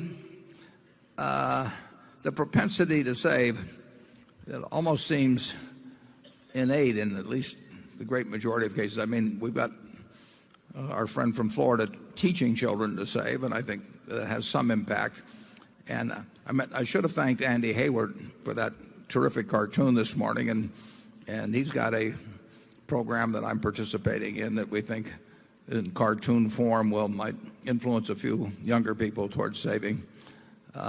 If you own Berkshire stock, you're automatically saving because we retain earnings, and your indirect interest in those retained earnings is a form of saving. So you can spend every dollar of your income that comes in the other way, and if you own Berkshire, you are net saving, which is a practice I've now been following for 43 years, sometimes to my family's consternation.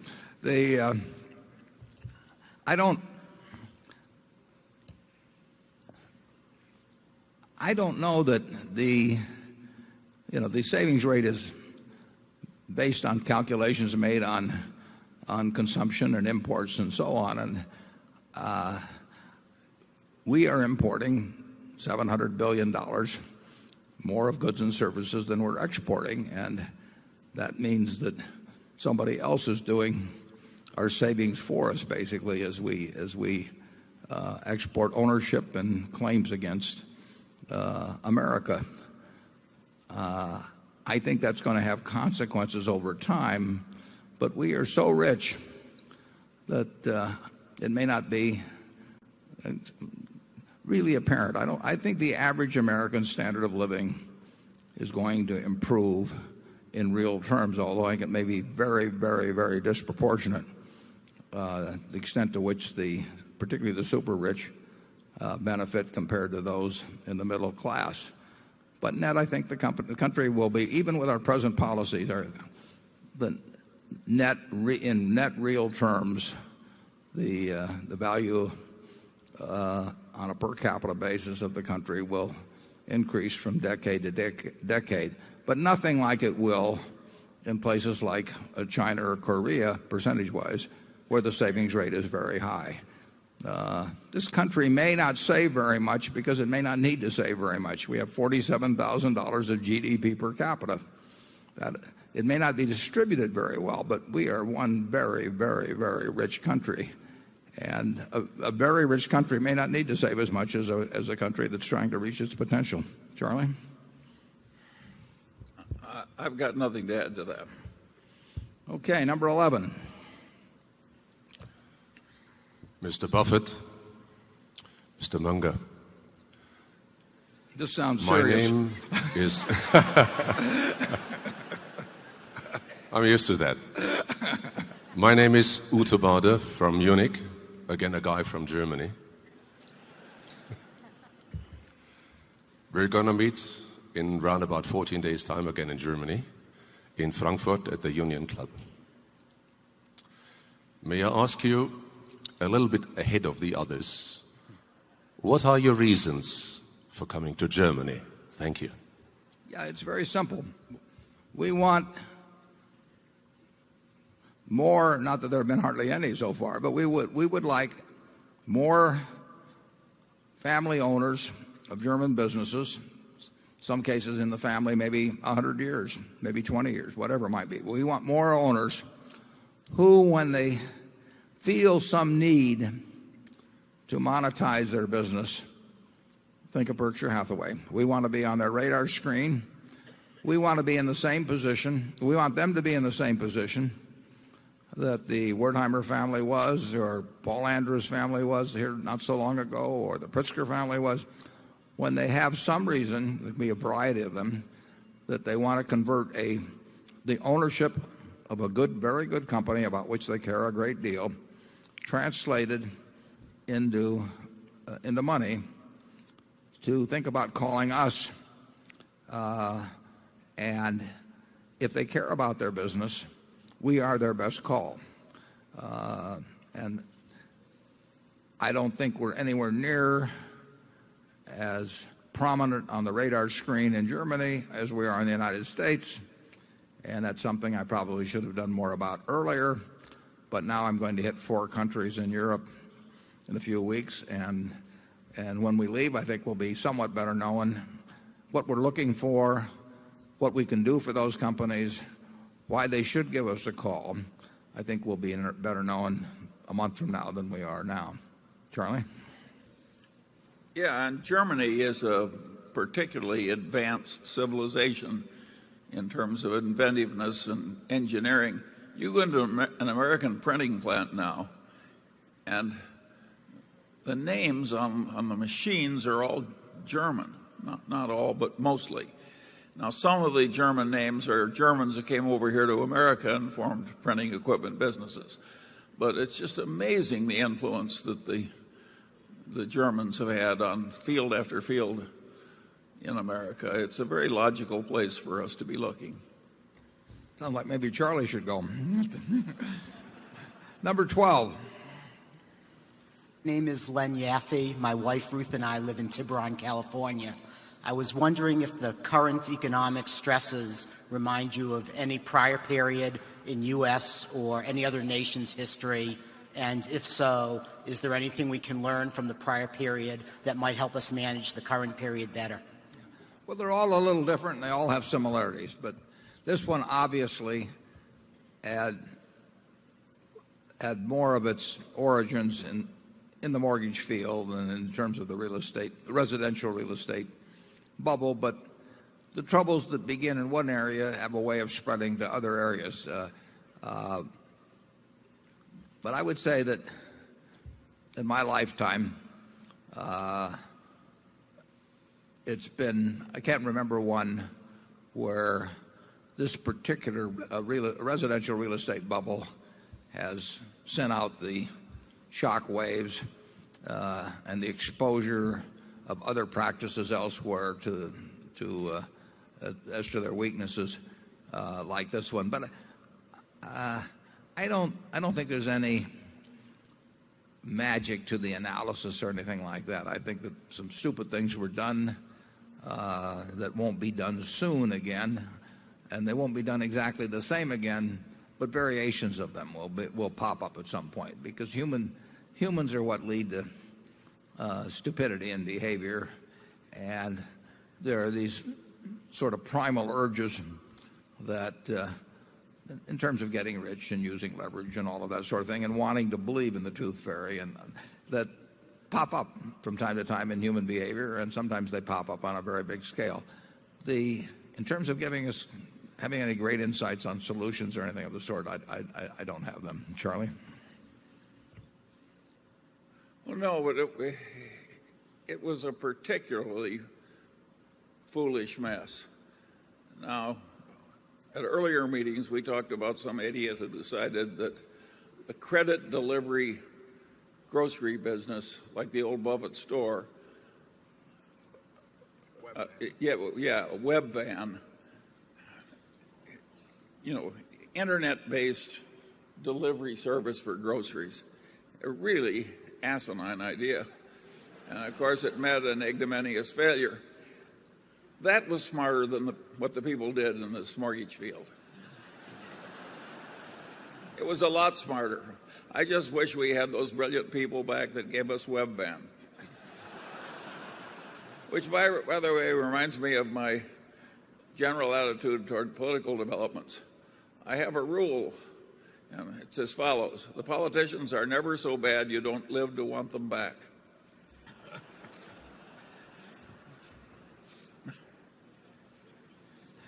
Pollyanna. Number one. I'm Bob Klein from Los Angeles. Following up on the last question, can you speak to the accuracy of the financial statements of the world's major financial institutions? What should be done to properly value their assets like mortgages, leverage loans, CDOs, and other assets that are, as Charlie says, as good until reached for? Since the leverage at these banks and brokerage firms is generally 15 to 20 times their tangible net worth, there isn't much margin for error. So what can be done to improve the integrity of financial statements? Well, it's a very tough thing. I still lean strongly. There's a lot of controversy now about whether you should use fair value, however that may be determined. And in many cases, it's very hard to determine. But whether you should use that or some other figure like cost, because people say that the present values are unrepresentative and so on, I think that you get into more trouble as a society when you start openly valuing things at prices that make no sense in terms of what's going on, than whether you do your best to estimate them, even though those estimates may prove in many cases optimistic later on and certainly inaccurate in some respects. So I would stick with financial institutions at least having to attempt to report their assets on a fair value basis. But when you get into instruments, I've used this illustration before, but when you get into a CDO squared, if you read a standard mortgage, residential mortgage-backed certificate security, it may consist of thousands of mortgages backing up this instrument, and then that instrument may be tranched into 30 or so different tranches where each party has a different claim on the waterfall of funds received. Now, that instrument itself can be kind of difficult to understand. But then you take that and you create a CDO by taking some of the lower junior tranches of a bunch of these RMBSs, maybe 50 of them. And then you create a CDO out of this. So now you create out of a whole bunch of junior and perhaps very correlated and perhaps kind of lousy instruments, and then you put them in a CDO and say that because you put them all together and diversified in theory, you got a lot of AAA tranches of that, was a big error to start with. And then when you took the lower tranches of a bunch of CDOs and stuck them into a CDO squared, that was nuttiness squared. And if a residential mortgage-backed security had a 300-page prospectus and you had to read 50 of those to understand the CDO, you're up to 15,000 pages. And if you had to read 50 more CDO prospectuses and the material behind that to evaluate a CDO squared. You had to read 750,000 pages, presumably, to evaluate one security. And that was madness. To let people value that sort of thing because they say the market at 10 cents on the dollar is unrepresentative, so instead of using that, I'll use the 100 cents I paid, I think would be an abomination. And I think that the discipline, mild as it may be, of telling managements that you're going to have to value this stuff at market may keep them from doing things that they would otherwise do that would be very stupid if they think they can get away with valuing them at some fictitious or at cost, which would be fictitious in terms of market. So I lean toward the market value approach. I don't know. When you get into really complex instruments, I just don't know how you value them. Charlie was on the audit committee at Solomon, and they would spend hours and hours and hours.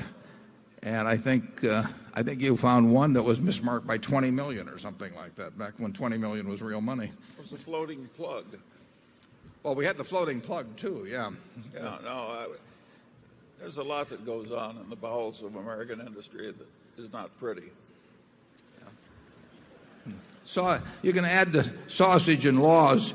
Maybe you should add accounting practices of things that people shouldn't have to witness the making of. I think that part of the trouble comes from some prominent members of my own Republican Party. Some of these people overdosed on Ayn Rand and what they learned in Economics 101.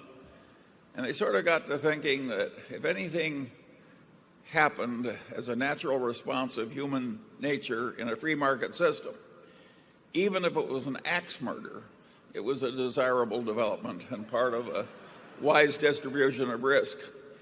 I don't know why grown-ups get these silly ideas, but they do.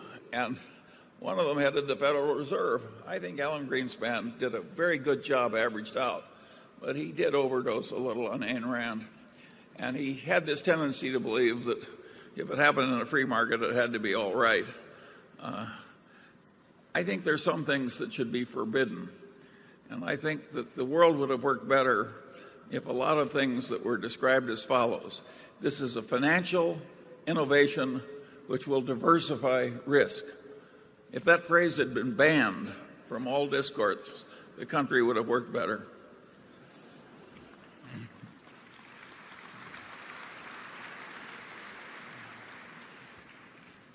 Area 2. I'm Larry Tidrick from Elk Grove Village, Illinois. My question is really more a plea. Get out your copies of the U.S. Constitution.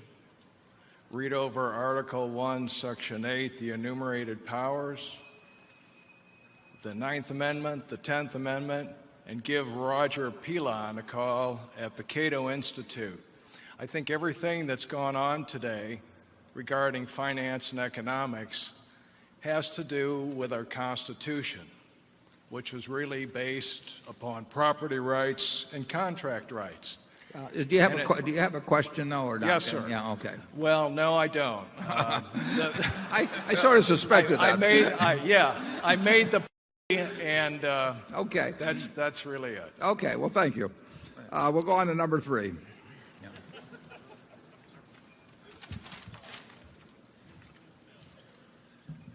Yes, my name is Dan Schmidt from Burnsville, Minnesota. And I'd like your opinion on the future of mass transit and how it relates to railroads.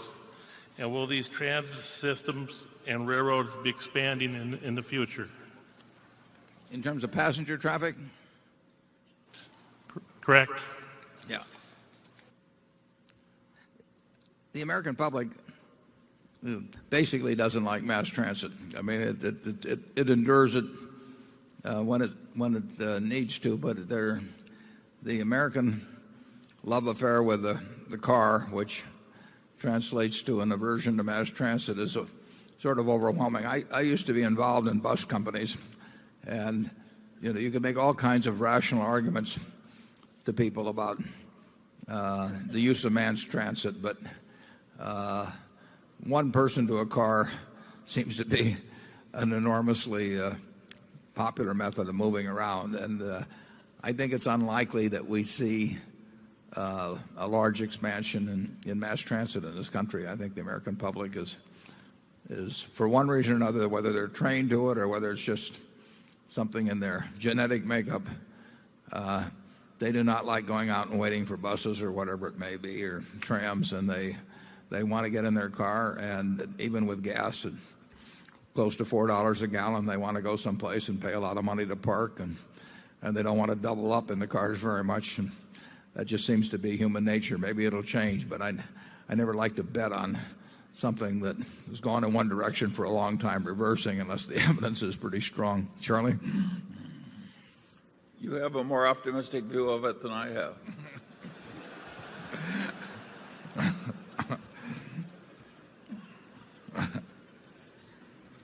Number 4. Hi, I'm Tom Nelson from North Oaks, Minnesota.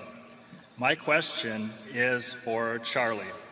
If you were in charge of this country, how would you handle Al Gore's alleged climate crisis? Well, of course, I'm in the awkward position of agreeing with Al Gore that we shouldn't be burning up so many hydrocarbons.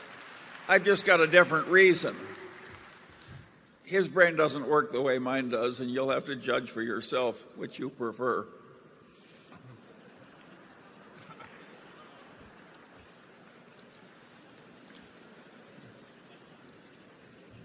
We'll have a vote a little later. Number 5. Good afternoon, Warren and Charlie. This is Frank Martin from Elkhart, Indiana. Nice to have you here, Frank. Thanks, Warren.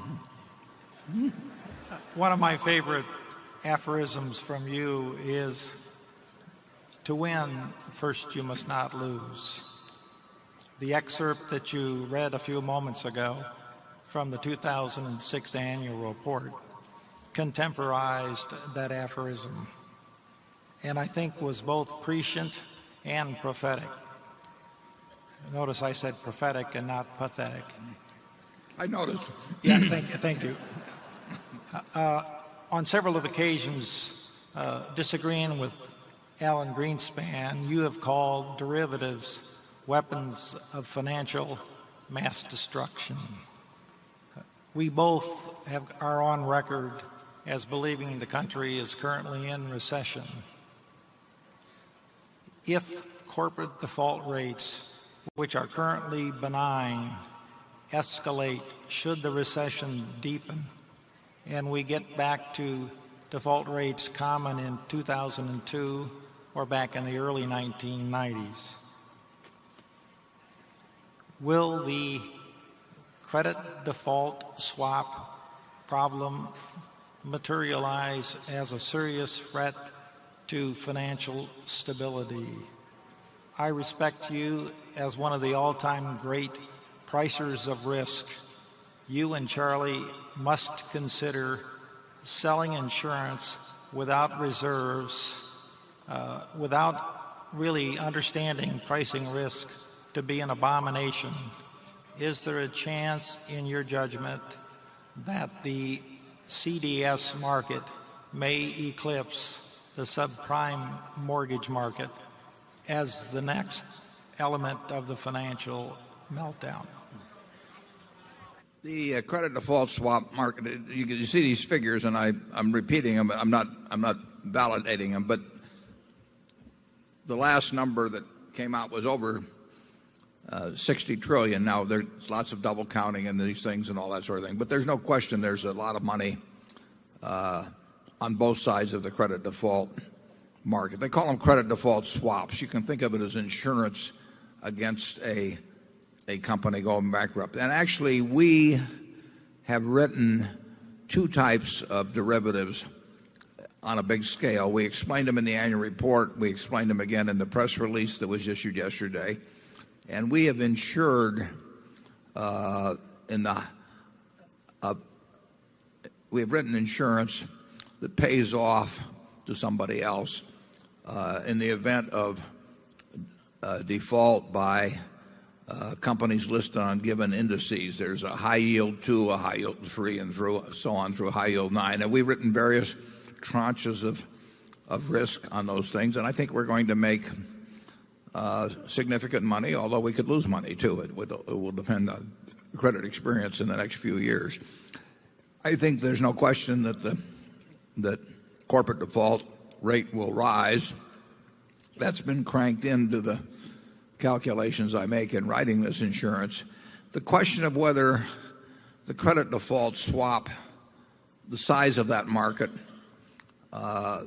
will lead to any kind of chaos in the financial markets, I think probably not. Although if a Bear Stearns had failed, for example, you would have had a huge unwinding of contracts by counterparties who had to establish their claims and all that. So you would have had rather chaotic conditions. Anytime a credit default swap is merely a payment by one party to another, so it's a negative sum item. When somebody loses money on a subprime loan, on a mortgage loan, they've lost real money. Now, somebody may be buying the house later on cheaper than they would have bought it earlier on. But there's not an equivalent swap of dollars at the time that a subprime loan goes bad. With the credit default swaps, there is a swap of dollars. So as long as the counterparties pay, if A is up $1 million, B is down $1 million. And the question is if you get a Bear Stearns type situation that didn't get interrupted by the Fed, whether counterparties would fail and you get a lot of trip hammer effects. I don't think that's going to happen, and I think the chances of it happening were reduced significantly by what happened by the fact that the Fed stepped in at Bear Stearns. We've had enormous payments from one party to another in terms of credit default swaps. There's a firm called Fairfax Financial that made a relatively small firm that made, I remember, well over $1 billion in credit default swaps. Well, somebody else lost the $1 billion, but it didn't pose a threat to the system. It posed a threat to the guy that lost the $1 billion, but he had to keep putting up collateral, presumably, as he went along, so it wasn't like he was called overnight for the $1 billion. So even though credit defaults, then they've been the most volatile of instruments in the last 18 months. There's been nothing that's swung as much. Maybe there's some subprime index that has, but virtually as credit default swaps. And that really hasn't created a problem in the system. So I do not think, particularly if the Fed is going to step in when they see investment banks that they regard as too big to fail, or banks that are too big to fail, I don't think that will probably be the cause of the problem. Maybe a cause of enormous losses to some institutions, but those will be matched by enormous gains by their institutions. I do think there's the problem of the overnight disruption in the system, which Bear Stearns, I think, would have produced, but maybe something else could produce, a nuclear bomb going off in Manhattan, or something of the sort. That kind of thing where there's a discontinuity, where the collateral posted the previous day was totally inadequate in terms of the kind of movement that occurred. Certainly at that time, something like having a large amount of CDSs out there, it could exacerbate the chaos to a considerable degree. Charlie? Well, I think the answer to your question is, could we have a big-time mess out of credit default swaps? Is yes, we certainly could. I think the stupidity, while it's extreme, is not as bad as sweeping bums off Skid Row to give them mortgages to buy houses. But it's pretty bad. One of the things that's interesting about credit default swaps, which isn't much commented on, is let's say you're insuring against the outcome that people will lose money on a $100 million bond issue. And the credit default swaps, instead of amounting to $100 million, amount to $3 billion.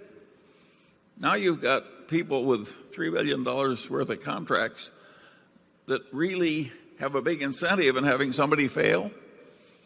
And, of course, they may manipulate in some fraudulent or extreme way with the little loss in order to make the big collection.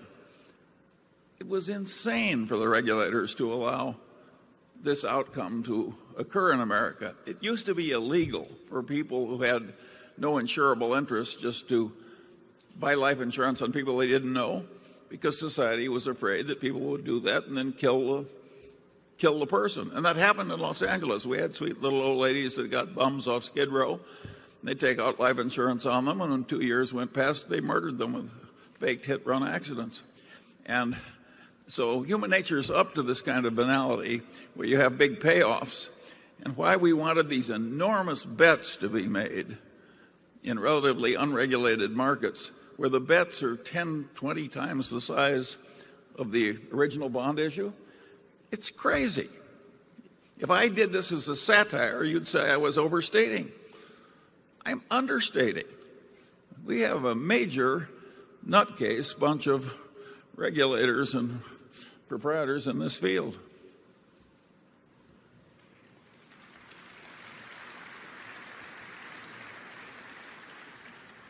Charlie, 1, invisible hand, 0.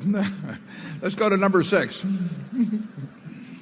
Hi, Mr. Buffett and Mr. Munger. My name is Niharika Neela, and I'm from Houston, Texas. I'm in 7th grade, and I'm 12 years old. I was wondering why you do not believe in dividends, Mr. Buffett, when your mentor, Ben Graham, believed in dividends. He influenced you in so many ways, but why weren't you influenced into believing in dividends? Thank you. Well, I had to show a little individuality in some respect. The answer is I do believe in dividends in a great many situations, including many of the ones companies in which we own stock. The test about whether to pay dividends is whether you can continue to create more than $1 of value for every dollar you retain. And there are many businesses. Take See's Candy, which we own.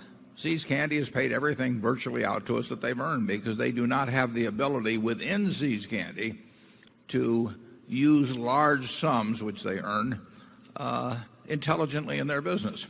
So it would be an enormous mistake for See's Candy to retain money. So they distributed Berkshire, and we hope that we move that around in some other area where that dollar becomes worth $1.10 or $1.20 in terms of present value terms. If we do that, the shareholder, whether they're taxable or whether they're not taxable, whether they're a foundation or whether they're living on income even, they are better off if we retain the money. Because if they were going to get $1 in dividends and it became worth $1.10 or $1.20 in market value immediately on a present value basis, they're better off selling a small percentage of their stock and realizing the required amount that way, and they will have more money when they get all through doing that than if we paid it in dividends. But if the time comes, and it will come someday, if the time comes when we don't think we can use the money effectively to create more than $1 of market value per dollar retained, then it should be paid out. And like I say, we do that individually within Berkshire, but because we have this ability to redistribute money in a tax-efficient way within the company, we probably had more reason to retain all of our earnings. If See's Candy were a standalone company, we would simply pay out a lot of the earnings, practically all of the earnings in dividends, just like we do now, except it goes to Berkshire. We like the companies in which we have investments to pay to us the money they can't use efficiently in their own business. In some cases, that's 100% of what they earn. In some cases, it's 0% of the earn. We own some stocks that don't pay any dividends. Costco paid a very small. Did they pay any dividend for a while, Charlie? While they were growing very rapidly, they paid no dividend, and finally they are paying one. Berkshire's policy is much the same. Warren has always planned on paying large dividends out of Berkshire, and he does it in the mode of St. Augustine when he said, God give me chastity, but not yet. Right.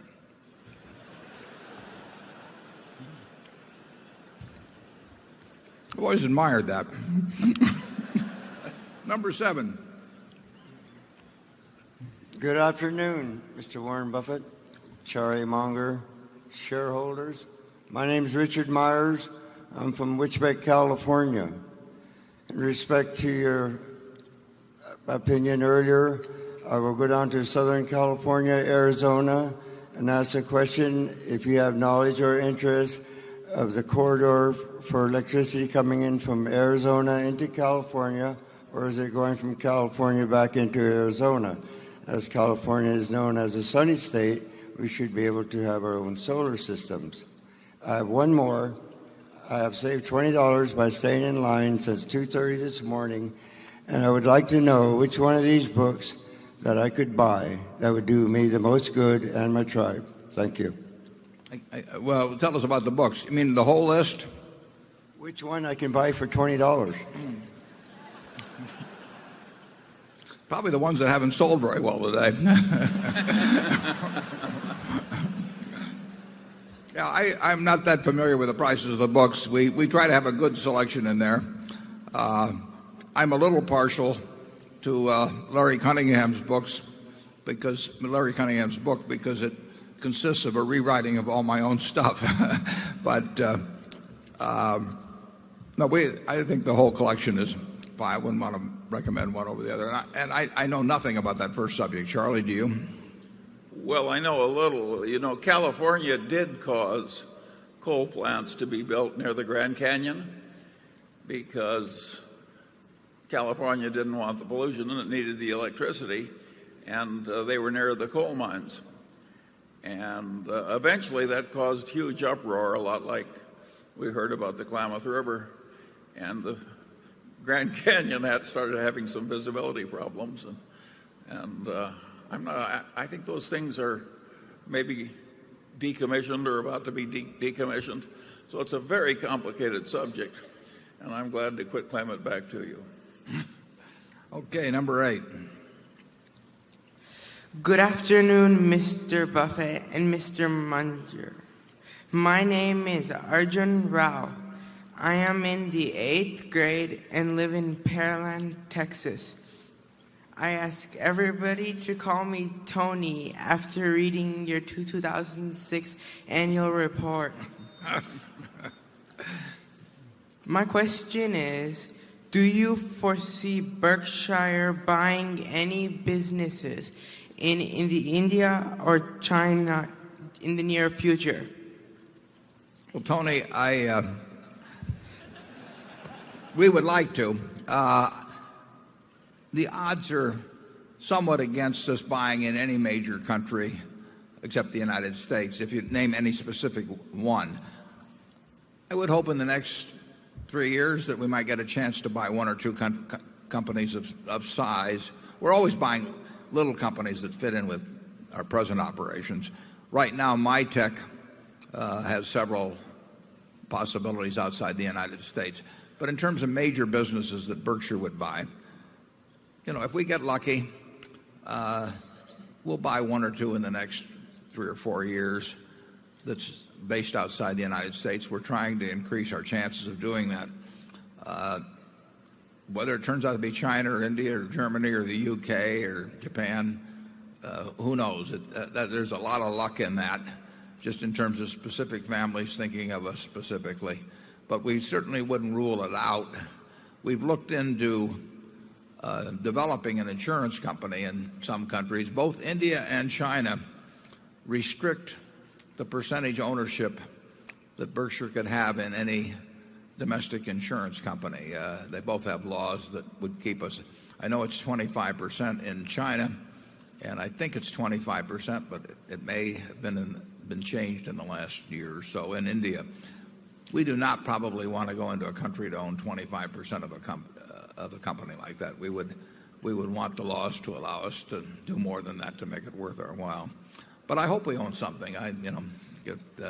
Certainly at your age, you will see the day that Berkshire owns businesses. In my view, you'll see the day that we own businesses in both countries. Charlie? Nothing to add. Okay, number 9. Gentlemen, my name is Jim James from Minnesota, actually Minneapolis. And clearly you've inspired 38,000 people here today. Books have been written about you, not solely for your financial prowess, but because of the people you are. Could you share 2 or 3 influences on you, those kinds of people, educators, who have shaped your thinking on life and on investing? Thank you. Well, I think the biggest educator, certainly in my case, initially was my father. I think probably Charlie would say the same thing. I think it's very, very, very important who you marry, and I've been lucky there. And those are great teachers. And of course, I had Ben Graham, I had Dave Dodd. I've learned from all kinds of people who've written books over the years. I've just devoured those and you're picking up things here and there. Charlie learned a lot from Ben Franklin, obviously. Many people think Ben Franklin learned a lot from Charlie, but we both learned a few things from my grandfather at the grocery store. But your I tell the students, the most important job you have, as a as being the teacher to your children. I mean, you're the ultimate teacher. You're this great big thing, you provide warmth and food and everything else, and they're learning about the world, and they're not going to change a lot of that when they get into graduate school or sometime. So it's and you don't get any rewind button. You don't get to do it twice. So you have to do your best as a teacher, and you teach by what you do, not by what you say, with these young things. And by the time they've got to a place where they're entering a formal school, they probably learn more from you than they're ever going to learn from anybody else. Charlie? Well, I would argue that differing people learn in differing ways. With me, I was put together by nature to learn from reading. If some guy's talking to me, he's telling me something I don't know, I don't want to know, I already know, or he's doing it too slow or too fast. In reading, I can learn what I want at the speed that works. So to me, reading is what works for my nature. And to all of you who are all like me, I say, welcome. It's a nice fraternity.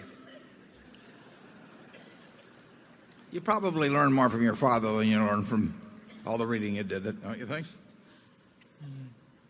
In terms of actually forming you? Well, yes. And my father was the type that always did more than his share of the work and took more than his share of the risk. And all that kind of example was, of course, very helpful, and you learn it better from a person close to you.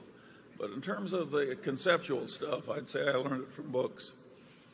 Now, those are fathers in a different sense, the people who wrote the books.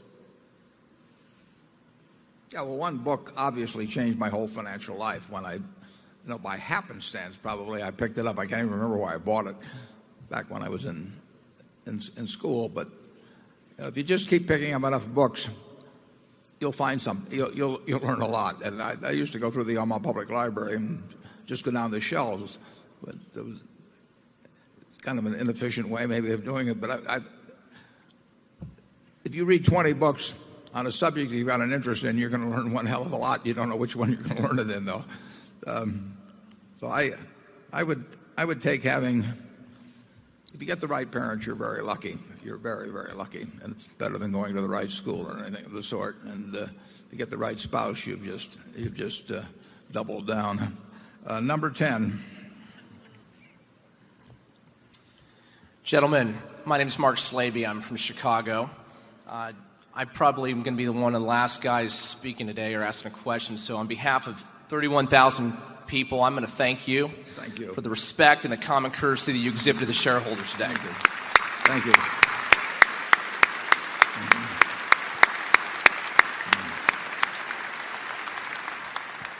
My question is this.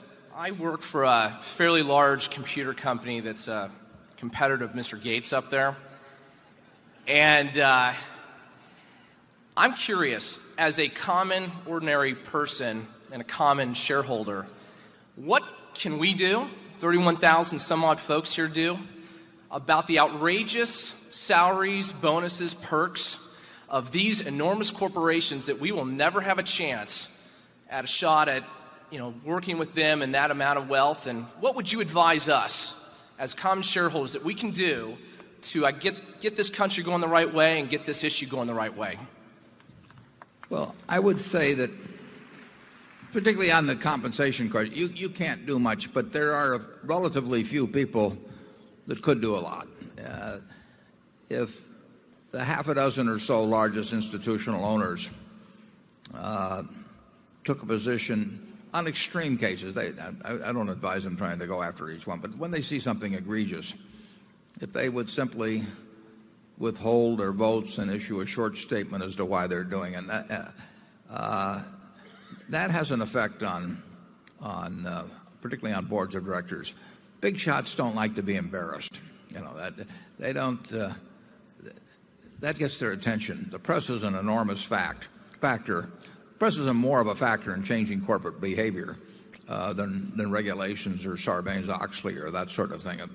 You want a good press, but the press needs the material, and the raw material for that could be, I won't name the organizations, but if you take the half a dozen largest investment organizations, I think it would have a lot of impact if they could get together on short statements when they felt pay was really egregious. And I don't know what you individually can do about that, and I don't know how you create the incentives for the big institutions to do that. I mean, it doesn't really do that much for them personally. I think a lot of the checklists that institutions use as determining whether they approve of corporate practices are asinine. I mean, they get sort of the issue du jour, and they get people recommending how they vote their proxies, which is kind of silly. I don't know why they can't make up their minds themselves as to what they think is proper or not proper. And Ben Graham many years ago bemoaned investors as a bunch of sheep, and with big institutions I haven't seen much difference, but it wouldn't take many of them. It would just take a few of the biggest ones and the willingness to speak out, and the press would do the rest, and boards would respond to that. But they're not going to respond to you. I mean, I have to be totally candid about that. A small shareholder can write the most persuasive arguments in the world, and I've been on the boards where they've received those kind of letters, and basically they turn them over to the corporate secretary and say, take care of this and not, or something of the sort. It takes real effective pressure to change behavior where the behavior is in the self-interest of that person. People do not give up self-interest easily. Charlie? It's an old question. In England, where they had a lot of class warfare, they at one time got the income taxes up to like 90%, so there just wasn't any possibility of having a large earned income except, by not reporting it. The tax rate got that high. That was quite counterproductive for England. And so you can get a politics of envy that sort of ruins the economic system because of the natural resentments and jealousies and so forth involved in excessive compensation. I think the people taking the compensation have a moral duty not to take it. I would argue that when you rise high enough in American business, you got a moral duty to be underpaid, not to get all you can, but to actually be underpaid. If people are going to be generals and archbishops and everything else at low pay, I don't see why leaders of great big enterprise can't take less than the last dollar.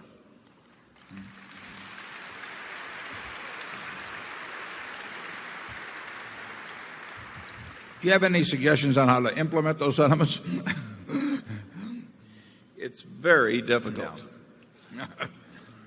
Charlie has always said that envy strikes him as the silliest of the seven deadly sins, because when you're envious of somebody, you feel worse and they don't feel they feel fine. In fact, maybe they even feel better because you're envious. So it's such a counterproductive type of thing. So we rule out envy as part of your repertoire. And gluttony, I mean, that has some upside to it. I mean, maybe temporary, may have some side effects, but there's something to gluttony. And so lust, of course, I'll let Charlie speak to. Number 11. Hello, I'm Clement Lowe from Toronto, Canada. I would like to thank you for the wonderful meeting. And I think I've learned a lot more here in a few hours than many, many more hours during university days. My question is, you have invested in drug companies such as Johnson & Johnson and Sanofi. How do you evaluate the pipeline of these companies and know if their competitive advantage is indeed enduring? Well, that's a good question. And unlike many businesses, when we invest in something like pharma, we don't know the answer on the pipeline, and it'll be a different pipeline anyway 5 years from now. So we don't know whether Pfizer or Merck, or you name it, Johnson & Johnson, we don't know which of those will come up with a blockbuster commercial drug 3 or 4 years from now, and we don't try to assess it. What we do feel is if we have a group of those companies bought at reasonable prices, that overall pharma will do well. Maybe not quite as well as they have in the past, but they're doing something enormously important. They're doing something that should offer chances for decent profits over time. And we do not pick one by one. I could not tell you what's the number one potential in the pipeline of a J&J or Sanofi or whatever, which one you want to name. So I think in that area, actually a group approach makes sense, which is not the way we would go at the banks or something of that sort. I do think if you buy pharma stocks at a reasonable multiple, a group of them, you'll probably do okay 5 or 10 years from now. I would not know how to pick the specific winner. Charlie? Well, you speak from a position where you have a monopoly of our joint knowledge about pharmacology.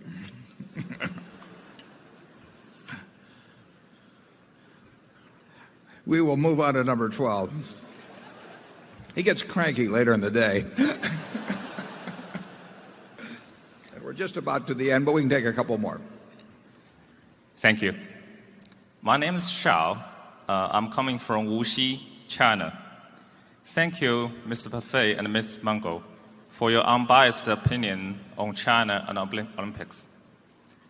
To support your observation, we have a group of chairmen and CEOs from Chinese public companies to come to Omaha and try to learn from the best of how public companies should be run.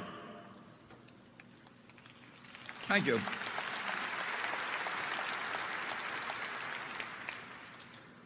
Quick question. We observed that you made a quick trade on PetroChina, not a typical buy and hold approach you do on investment. Our question is, when it comes to selling PetroChina, what comes to your mind? And what suggestions you may have to these group of executives? There are positive forces in China, and we welcome everyone to Olympics. Thank you. And I met Dr. Gao from the China Investment Corp here a few months ago. I was very impressed by him. I had lunch with him here in Omaha. The PetroChina decision, just as we made it to buy it at a valuation overall of 35 or to 40 billion when we thought it was worth 100 billion, when oil was at $70 a barrel, roughly 75. I figured the value was about 275 or 300 billion, and we could sell it at that price. And we no longer felt it was undervalued compared to other oil companies, so we sold our stock. Now, incidentally, right after we sold it, it went up dramatically because, as you know, they issued A shares in China, and it became very popular. And at one time, PetroChina became the most valuable company in the world measured by market value, which would have come as an enormous surprise to investors 7 or 8 years early. So they've done a terrific job. And if it went down to a price that we thought was a discount, significant discount to its valuation, we would buy PetroChina again. In terms of, I'm not so sure we don't have a lot to learn from the Chinese in terms of business currently, more than they have to learn from us. I'm not sure I would want some of our practices to spread to China. It's a remarkable society, what's going on there now, and I did go to Dalian not long ago, and I must have traveled for 45 minutes from the center of town out to our plant there, and I just saw really hundreds of plants, factories that have developed in recent years. It's the economy is the Chinese people are starting to realize their potential. I mean, what it amounted to is you had for centuries you had people of lots of ability, but a system that did not unleash their potential. And now it's starting to be unleashed, and that's why you're getting very substantial GDP growth per capita, and I think it'll continue. I would just look for the best practices in American industry as you see them and copy them, and I would discard the rest. And I think it's how you learn about human behavior. If you look at an effective individual, you try to figure out why they're effective. Why is Don Keogh or why are Tom Murphy, why are they so effective? Why do people want to be around them? Why are they leaders? Why do people love them? And you see certain human qualities, and you should copy those qualities. And when you see some guy that should have everything going for him and everybody in town hates him, you want to make sure you don't have any of those qualities. Well, I would do the same thing in terms of looking at businesses in this country and try and look for what I admire and emulate it, and make sure that try very hard not to let the things that you find over here that are distasteful to you creep into your own system. Charlie? Well, I hope you'll go back to China and tell them that you met at least one fellow that really approves the Confucius emphasis on reverence for elderly males.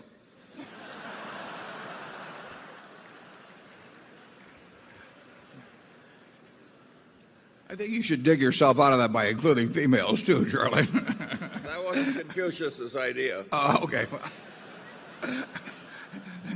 No reason why you can't modify it. Okay, we'll have one more, and then we'll take a break and come back for the business meeting in a few minutes. Number one.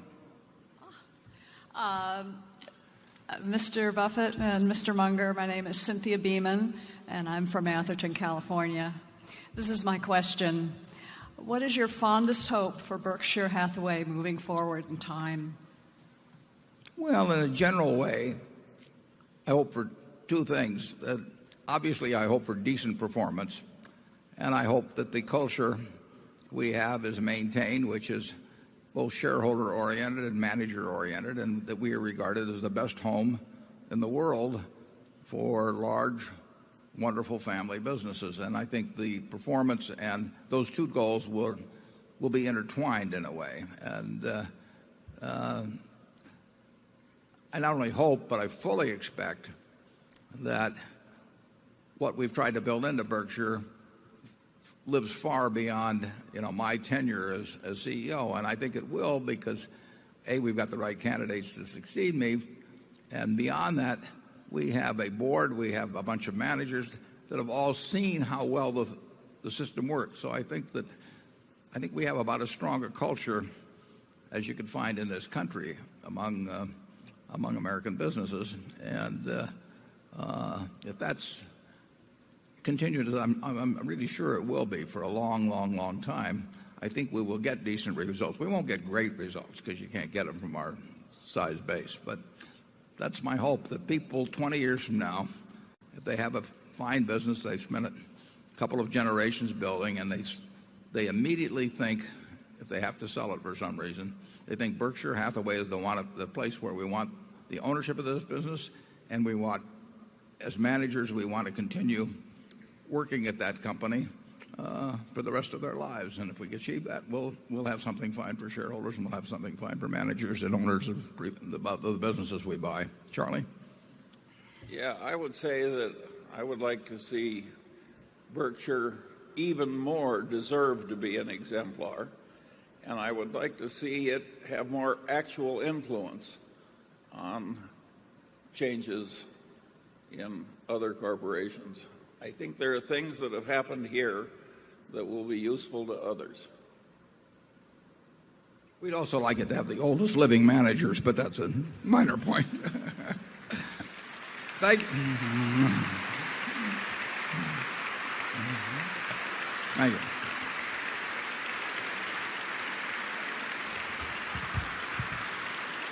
Thank you. Thank you. Yeah. Thank you.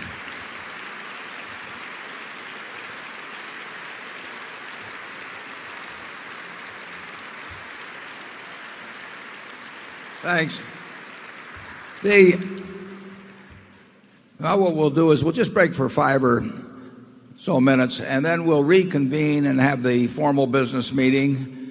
After that, at 4 o'clock, for the international visitors, those from outside of North America, Charlie and I will meet with them personally. And I thank you all for coming. I hope you come back next year and bring your friends. Thank you.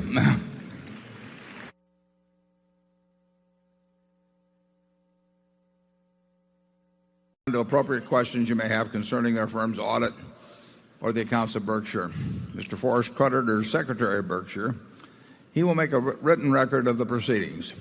Ms. Becky Amick has been appointed Inspector of Elections at this meeting. She will certify to the count of votes cast in the election for directors.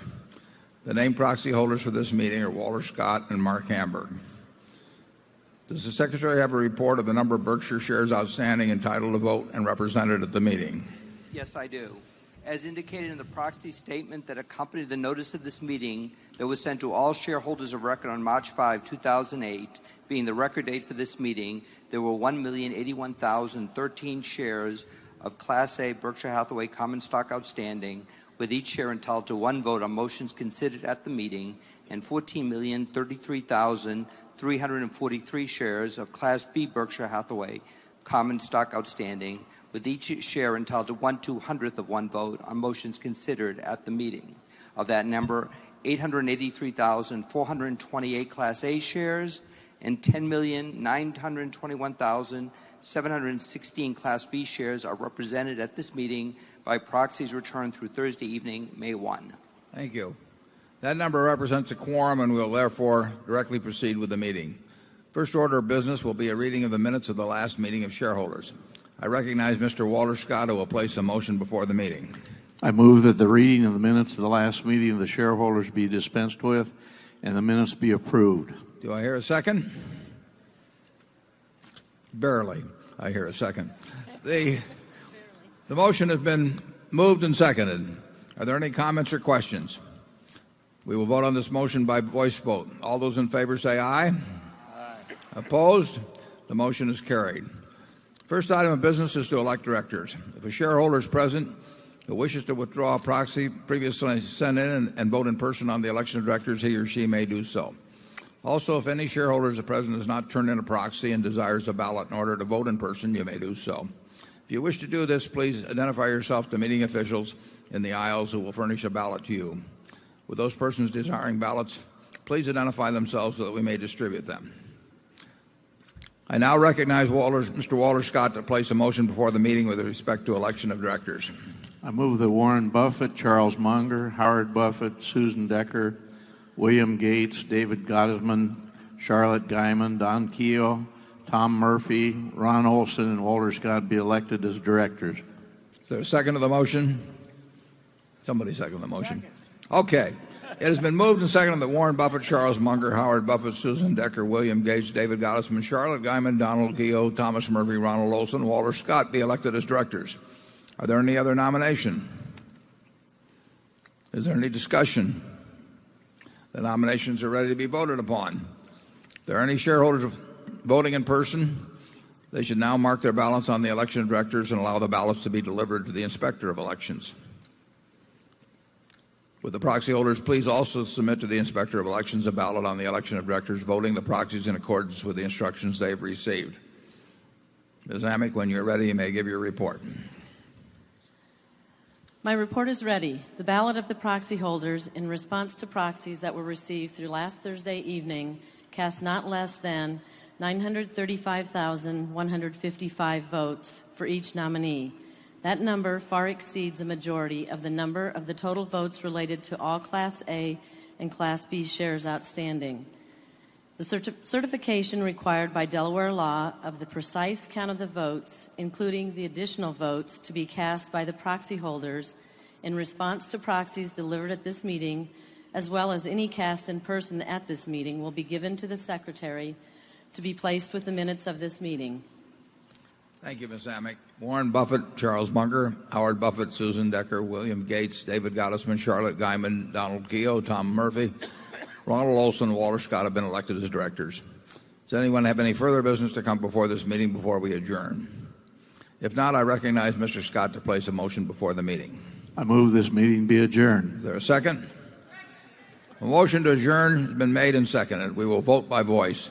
Is there any discussion? If not, all in favor say aye. All opposed say no. The meeting is adjourned. Thank you.